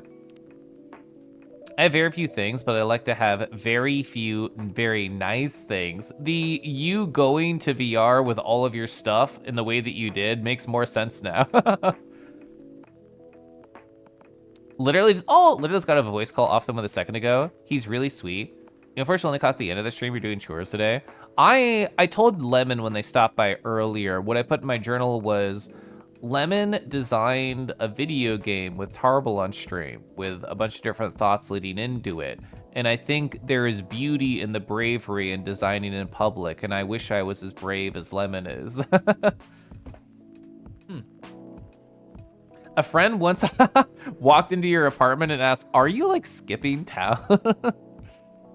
Patch for getting bed. Thank you for the emotional lurking on your part tonight. Thank you, Theo. Thank you for being sweet. Apparently, I even learned people spray their... True, yeah. My husband has done that before, spraying their beans for grinding. Tips you'll never use because you don't like coffee. What do you like, Haisha, aside from boys? Your coworker gives you a fellow ode, a Stag kettle, a V60 pour-over cone, and a Breville Barista espresso machine. That's an awesome coworker. I believe this is the drink you were talking about. Girls? Oh, let's see. Let's go. From the looks of it, I think so. Let's give it a taste. I love a good masala chai. Her nails are pretty, I just noticed. This? Is it bad, miss? Oh no, it's really good. The Breville Bambino is such a cute workhorse. I love that combo of words, cute workhorse. Happy Pride. But the time we kept the stream, it was mostly a philosophical discussion, or sorry, conversation about visual novels and game genre. You missed the actual design part. Honestly, they got into the philosophical pretty quickly. So the start, of course, was like, oh my god, Tarble, you're adorable, and like streamiversary stuff. And then it was Lemon talking about A, the inspiration for the game, B, sort of the visual design element, and then it became a conversation about the why. And I left before the why was over, but the why was interesting is, oh, what are inspirations? Why do I care about this? What is like the message behind this? What is the flow of like the design? Like, how are people going to be playing this? Baisha. Change your name to this for Pride Month. Sadly, I think there's what, a 2-month cooldown on changing your name back, so you'll have to be prideful next month too. Oh, you want an affogato at night? I love affogatos. I should purchase more ice cream just for affogato stuff. It just brought back some memories. I hope they're good ones. Oh, they certainly are. They certainly are. Huh? Oh. Hey, where were we? Oh, whoops. Oh. The main character. The character feels very you? You bet. If the readers know me, they'll notice right away. Is that okay? Sure, why not? It sounds so narcissistic. Hey, don't worry about it. They won't notice it unless they know me personally. And having the main character think like me makes it easier to write. If you say so. Sorry. Well, I was actually hoping that's the Toma to chill. Masala chai, spiced tea from Southern Asia. I love a good masala chai. What cafe is this where young trendy people just come and yap with the barista at a long bar and so few customers, and also it's only open from like, what, 10 p.m. to midnight? It's okay, July starts with J. It's basically June 2. That is true. Do you say something? Yes. Sorry for interrupting. Are you a fiction writer? Yes, I am. Chat, even though I talked about getting into writing, I purely only imagine getting into nonfiction, like essentially the knowledge worker side of me, the PKM, the personal knowledge management side of me, is how can I organize my thoughts and feelings about things, not necessarily character writing. That doesn't interest me. Happy Pride, Happy Pride, 3. So this is like your job, right? More of a passion project. I love being filled with passion and projects. That sounds so cool. Well, yeah, but I only write small scale fiction. Oh, so no large dragons, just tiny dragons? Short series for the newspaper. Or nonfiction stories about people in the town. She's writing a novel right now. In fact, I was just reading the draft of it. Hey. Well, how many books have you written? Well, this would be my first book if I finished it. I always wanted to be a fiction writer, but conjuring words is hard. I'm a writer. And even I can't use complex words like conjure. Conjure's not that hard of a word. A lot of people have said my vocabulary is uncommon. What do you do? What's your name again? Oh, pardon me. My name is Aqua. I see. So this is Aqua's drink. What do you write about? Horny animal people mostly. Gosh, I love horny animal people. Small scale fiction would be a really cute thing to call a story about micros. True. Oh, sorry. I can look at your Toma to chill. Aqua. Oh, R&D student? Wait, I missed the whole thing. R&D student at University in Seattle, which is where we are. Researcher by day, aspiring indie dev at night. I hope they connect with the orc on the right, Myrtle. I'm remembering her name because they're also a game dev. I hope they talk about it and Myrtle like chimes up. You would have gone for eloquent, my dear. Oh, I do remember that now, Kiba. Yeah, your local roastery is a pinball arcade, which is awesome.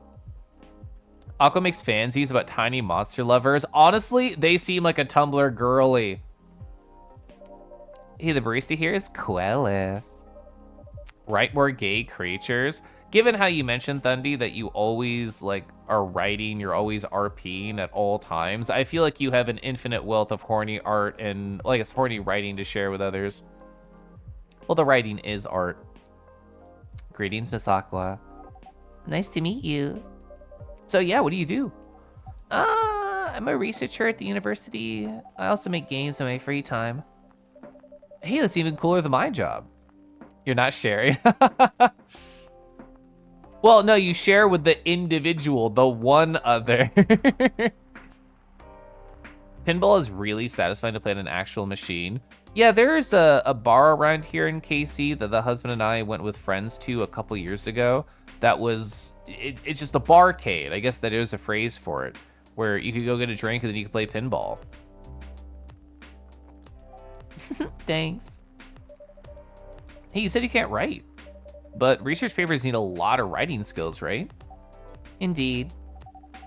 That's descriptive writing, not narrative writing. Oh, you're more like me? What kind of fields are you researching, by the way? I focus on computer graphics. Coffee plus pinball plus Strutsky is not a safe combination.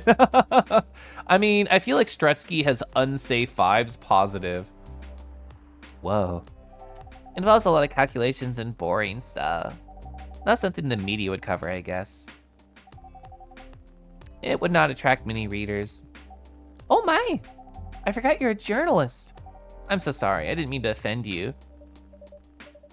Oh, come on, you have to worry about everything. Chat, I'm constantly worried about things. I'm masking it very well, I hope. It's all right. Excuse me for interrupting. Yeah? You said you're a researcher in computer graphics, yeah? Well, that's right. Did you write a paper on the latest fluid rendering technique for 3D environments? I believe one of the contributors is also named Aqua. Oh, yeah, that's me. Did you read it? I did. It was pretty important for the project we're working on. I keep covering the person on the right, whoever's over there, and I feel bad about it, so I'm squishing. I'll do it here. Good night, Kelvin Chat. Good night, Bristle. Oh, may I ask what kind of project that is? Oh, it's a video game series called Full Metal Conflict. I saw it in your Toma to Chill. Are you kidding me? You work on FMC? Oh, sorry. I got a bit too excited all of a sudden. Do you write fan fiction for MFC? Please tell me. Simply put yourself in the vacant chair. I would cover Aqua's dialogue and probably Freya's, but that's very funny. I mean, I could stand in the chair. Actually, that's easier. All right, let me do this. Let me do this. All right. Don't be. It's nice when you meet someone who likes the things you worked on. I love that series so much. My name's Aqua, by the way. So let's see. We have Freya, Final Fantasy IX reference. Aqua, I'm assuming Kingdom Hearts reference. Gonna crash unsafely. Can you just crash into me? Can I be your cushion? It's actually so cute. Oh, you know an artist that draws a lot for FC? That's cute. My name is Myrtle. What do you do on the project? Well, I'm one of the technical artists. Oh, no wonder. Yeah, I don't want to intrude on your discussion any further, but could I ask for your business card or something? Calf and I just began a tangle of Moonfang limbs, just like a regular Friday. Like, oh, true. I could be like the micro, just witnessing everything and just narrating it off. True. I could be the Caliph on the shelf. Me and my friends had something we want to discuss. We submitted queries through your department's contact form, but we haven't received any replies. Oh, yeah, that happens a lot. The form sends queries to another department, and sometimes it takes them a bit to respond. Tiny critter, hi. Pardon us for that. Of course, should have expected it. A fly on the wall. I don't have my card with me right now, but can we swap email addresses if you want? Sure. Here's my email. Got it. The Full Metal Conflict series you two are talking about, is it the same series that's getting a movie adaptation soon? Yeah, that one. To be honest, I hated the idea of turning the game into a movie. Nonetheless, Hollywood. But they got the budget for the flashy visuals, but I doubt they'll do the series justice. Why? Because some games tell their stories in a unique way, and some stories can only be told through this medium. I can't believe that is Kel to this game. They said, we want the sad, quirky indie guy in our game. And FMC is no exception to that. Interesting. Do you play video games? Well, not much. Yeah, you should be writing, not gaming. I usually play weird, obscure art games. Hi, bestie. Freya, talk to me. The type of game you might see in an art gallery. Really? That's weird. Weird positive, not negative. You're not the first to say I'm weird. It's not that. Yeah, Freya has definitely played essays on empathy. Usually people play arty games, are gamers that got bored of the current state of video games. That's true. But I believe art games cater to a whole different market. Yeah, queer animals, compared to mainstream games. Hence, a lot of the players are not gamers, and they're more accessible to play, but harder to perceive. Understanding requires a whole different level of many things. Sorry, I rambled on for a bit too long. If you apologize for info dumping, chat, I'm gonna smack you with my lips and say keep going. But at least that's what I think. Good point. Yeah, it was a really good perspective. I play those types of games thanks to people I hang out with, which are nerds. You're sorry for info dumping? Gets you and gets you and gets you. Promise? Fortnite is your favorite art game? Oh. I'm trying to just think of weird spots I could put my VTuber. You got the look of the arty hipster for sure, yeah. Nailed it. You understand my point about adaptation, yeah? Kinda. Anyways, I need to go back. I'll email you the first thing tomorrow about our question. Well, what time is it? Oh, I need to go home. We can walk to the bus stop together if you want, yeah? I hope it doesn't bother you, Miss Myrtle. Just Myrtle is fine. And of course it won't bother me at all. Shall we go now? Sure. Thank you so much, Quelliv. And you too, Miss Freya. Good luck with the writing. Hey, take care on your way, okay? Will do. See you around, folks. Hey, be careful. It's always raining forever here. It's dangerous. Don't squelch. Stop squelching. Aqua be squelching. Rar live, snoot live. The breeding guide needs to take note of the squelching noises.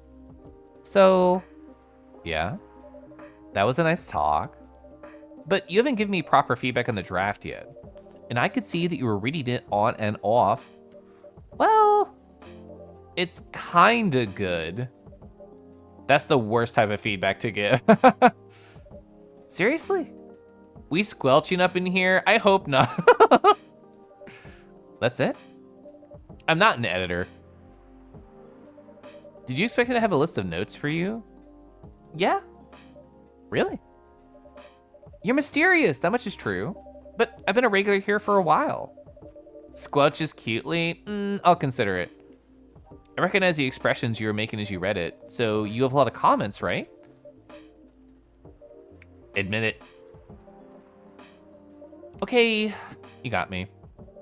But this won't be short, and I will be really honest about it. Well, the night is young. Bring it on. Okay. Let's start with the beginning. The beginning, the beginning, the beginning. All right, I'm gonna take some notes about what happened. Spanish Sahara. Warm and cozy like a day in Barcelona. Is that like a cinnamon twist? So what do we learn about Aqua? That they are a technical researcher. Yeah, they're doing research about computer graphics. Got to know Myrtle. Company arrangement.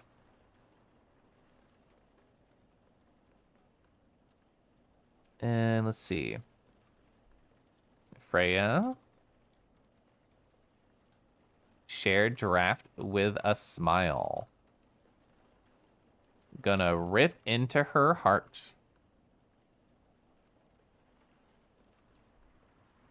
Oh, a churro? A churro Spanish? I thought it was Mexican. Yeah, I've never heard this before. A Spanish Sahara? I haven't had churros in so long. I actually had forgotten, like, just of their existence. Sunday, September 27th, 2020. Sugi, I would love to sip. Thank you.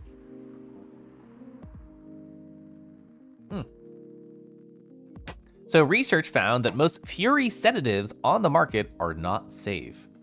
Profile, Morris Lester from Slum to Glum. Pajama-clad 27-year-old actuary found decapitated on his own bed.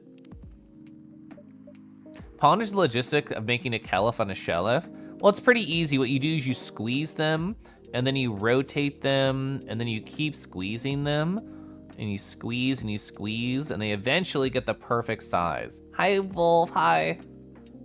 Do you want to order anything else? I'm good for now. I'll order it again once I finish reading this. Rotating? That's how you get Gala to come out of lure. One of the last times I had a churro was an Oreo churro? Interesting. Okay. I'll leave you to whatever that is, your article. Chat, I'm curious. How many of you like actually read either books or articles? Because I feel like for a long time, all I read was either social media posts or Discord or Telegram group chats, and like that was it. I think really only in the last year I've actually been reading books and I've been reading articles that aren't just headlines. Oh, thank you. Yeah, Evening Whispers. We need to be bigger. Summon from your cave ornament. Used to be a big reader. You can't settle to read anymore. I feel like it's gotten a lot harder just in the age of distraction too. A puff?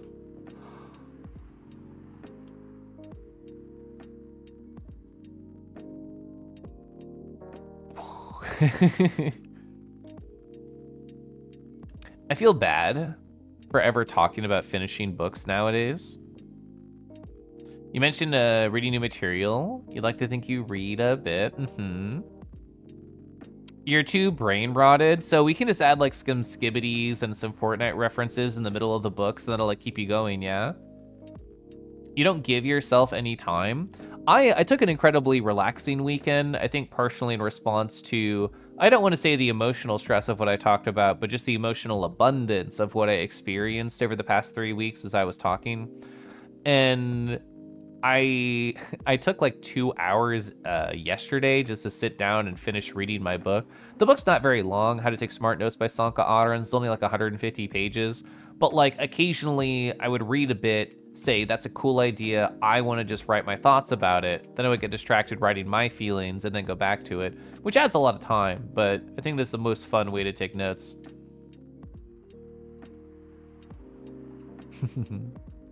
Oh, my husband also wants a puff?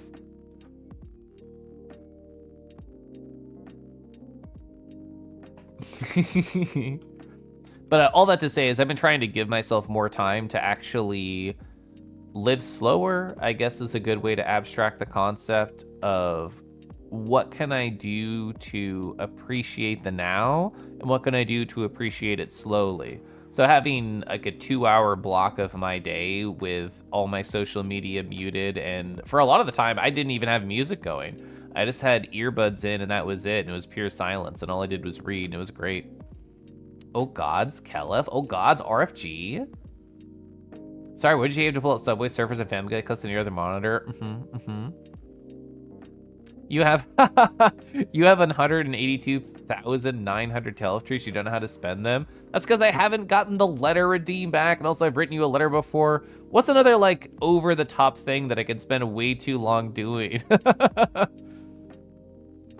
Living slower sounds nice. I've been trying to be more intentional about it for sure. I mean, as I mentioned earlier when Jovi was here, the idea of if I'm not in the moment of what I'm doing, I usually feel worse about myself. If I am distracted, if I'm not an actual appreciator of whatever I'm working on, I don't like it as much. I'm too busy thinking about the messages or the notifications or whatever. But living slower hopefully will be a good way to try and do that. Take your husband out to dinner, but only redeemable if you're married. There's a lot of qualifiers here. The isolation sphere redeem. Yeah, what would I do? I could just turn off the this and the this. Yeah, here you are. Woo, woo. Anyway, let's actually read this. Cyberpunk Love Hotel by Freya. Room service. Get this order to room 512. The order came around 10:30 p.m. I was doing nothing. Or in other words, I was waiting for an order to come. I was tasked to take a bottle of wine and a pack of condoms. Yes, sometimes guests really do ask for things like this. Talk about being unprepared. The person in charge that night gave me the requested items and let me out of the room to deliver them. From there, I went to the lobby and waited for the elevator to arrive. While I was waiting, a guest came in behind me and pressed the button to call the elevator. He looked at me in awe. I looked back at him, showing him the smile hotel management taught me. He smiled back. We got into the elevator. He pressed the button for the 3rd floor. Silence filled the tiny room as we ascended. The guest pulled out his phone from his pocket and started recording me. This again, I thought. I didn't do anything about it. To be precise, I cannot do anything about it. It is part of the job after all. We reached the 3rd floor. The guest left while still pointing his camera at me. I waited alone until the elevator reached the 5th floor. For a few seconds later, I left the elevator and started moving towards the room 512. When I was in front of the door, I rang the bell to let the occupants know I've arrived. It's here, I can hear the muffled voice of a woman. The door opened. The ad on Twitch was getting closer. Hey, look, hon, they really do use a robot to deliver room service. The woman shouted to her partner. It was so cool, the guy responded, trying to sound interested, though I'm sure he was staring at the woman's butt and couldn't wait to use the stuff they ordered. I want to take a picture of the robot, okay? The woman said in a saccharine, sweet, mildly nauseating tone. Sure, hun. Are you sure it's okay to hug a robot just like that? Turned out the man could use his big brain after all. It's fine. I saw they even have a robot you can have sex with. I'm sure a simple hug won't matter, said the woman. That's a different model. What's next? You're gonna hug a Terminator? I screamed internally. Say cheese and the 1 and the 2 and the 3 in a flash. It looks so cute. I was hoping it might look more human-like. You don't have the technology for that? I don't want to be human. I don't want to look human. Said the adult woman who still didn't grasp the concept of a look but don't touch. Come on, darling. The robot's got other things to do. Let's just take our order and let's do its work. They took their order and closed the door. Oh, humans. How the hell did your people manage to survive so long in this universe? I wondered as I trundled back down to my room. Nobody plays League of Legends character Trundle. I don't know what you're talking about. Califang redeem, maybe. I would still need to make like the VTuber for it. I definitely grabbed the source accidentally. Why can that even be moved? That should just be locked. I'm locking that. Trundle is a menace. I haven't watched like any League of Legends stuff in a long time. Yeah, the story ended right when the ad hit. It was perfect. As I've been feeling lately, it feels bad surrendering your attention to the day-to-day noise. Yeah, what do you call it? Like distraction culture, interruption culture, I think is how I heard it phrased for working at a job specifically. It's, oh, I can be focused on this thing. Oh, there's this email. Oh, there's this message. Oh, there's this other thing. Oh, there's a new thing, blah, blah, blah. What was the statistic that I saw one time? Every time you get interrupted, it takes like 25 minutes for your brain to actually fully calm down and be ready to absorb new information fully again. Just a little scuffles cut in the corner and a Moonfang leans down and licks him. Now we're just writing your fan fiction on my stream. So for use as RFG, you've always been used to living slower. You're the dedicated would find anything different in the grass of field and hyperfixate on the details. See the petals of a flower fold, so many details and markings insects have. Try and see the individual feathers of a bird perched in a tree. In other words, see the world for each segment rather than the full of its products. I mean, honestly, that's the best way to live RFG is how you typed it out, is to be appreciating of all that what is here for us. Oh, in the future, yeah. Polly Puff is the only character in League I care about. I don't know if I know that character. Trundlebot was a robot in the game Robot Rally. So I'm assuming trundle is like to slowly traipse. I'm gonna look it up. Define trundled. Past tense trundled, with a reference to a vehicle or an occupant's move or cause to move slowly and heavily, an uneven. Yeah, move slow or heavy. Okay, exactly like the character. Ooh, hiccup.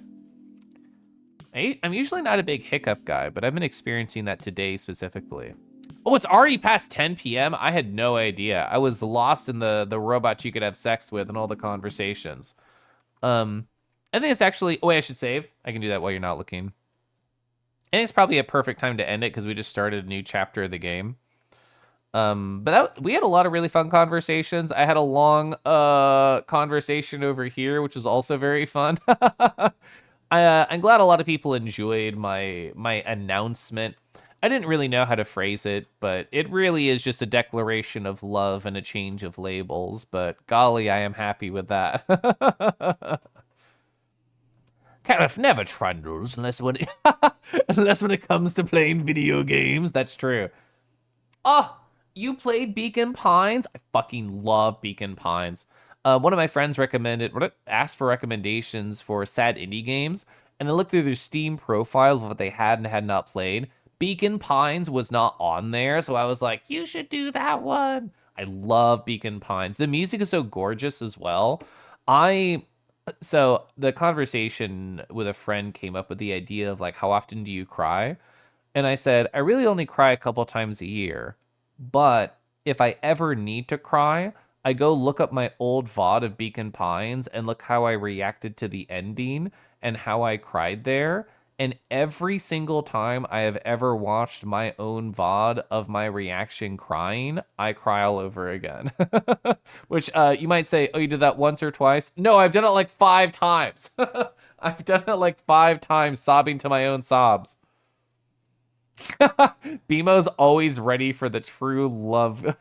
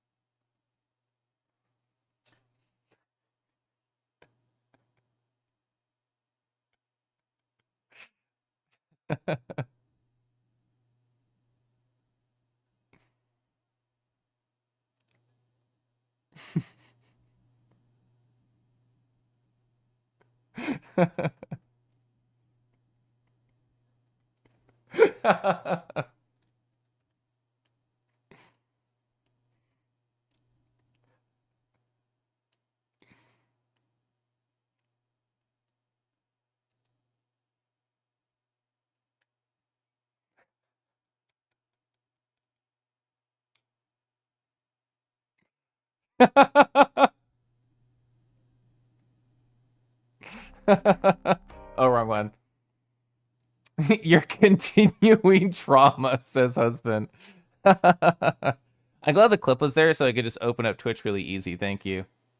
Oh, the I hate that we won. I also like the I hate that we won. I don't really ever look at my old clips very often, but some of them stand out in my brain either way from consuming them a few times, and that one is there. Scuffles is amazing, true. I love my husband. I really enjoyed Beacon Pines. Like, there was a couple of incredible songs in that game too that came in impactful moments between characters. And just the overall story. Oh, the overall story is beautiful. And like the art's gorgeous, the characters are fun. I like the mechanics. I just like everything about Beacon Pines, honestly. I can't think of a guff to have about it. Yeah, Scuffles got overstimulated via the Moonfang Licky's positive.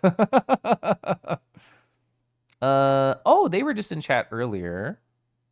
Let's see, is there anybody else who might be a cool raid target? I love this song. I love that it's all talking about it doesn't have to be this way. The idea that you can want change and you can push towards it. It's beautiful. Have a happy June, Kelifru. I believe I absolutely will. I think all the stars have aligned for me. Slash raid. I'm gonna raid Ploppin. Looks like the title is talking about passions and ambitions. It also looks like they're playing Hardcore Minecraft Part 1.02. I like Poppin. their life is also going through transformations too, in a different way than mine. Theirs is more scholastic. Thanks for the stream, Kelef Gallifer. Hi, Galli. Thank you for the stream. Thank you, Discorded. I hope you all have a beautiful night. I'm going to be playing more of Coffee Talk over on Tuesday and Thursday, most likely. I didn't post a schedule for this week. I really just wanted to do my emotional talk. I'll probably put a little soft post in the Discord, just letting people know who didn't see it, because it's very live. It's very, if you stop by, you see. But yeah. Love is beautiful. Life is beautiful. Boys are beautiful. Sigh. I'm gonna go continue to embrace my joy and soon embrace my husband, but I hope life is as kind to all of you as it has been to me in this upcoming week, which tell me all about it on Tuesday or Thursday or whenever you see me next, okay? Good night. Let's go say hi to Plop It.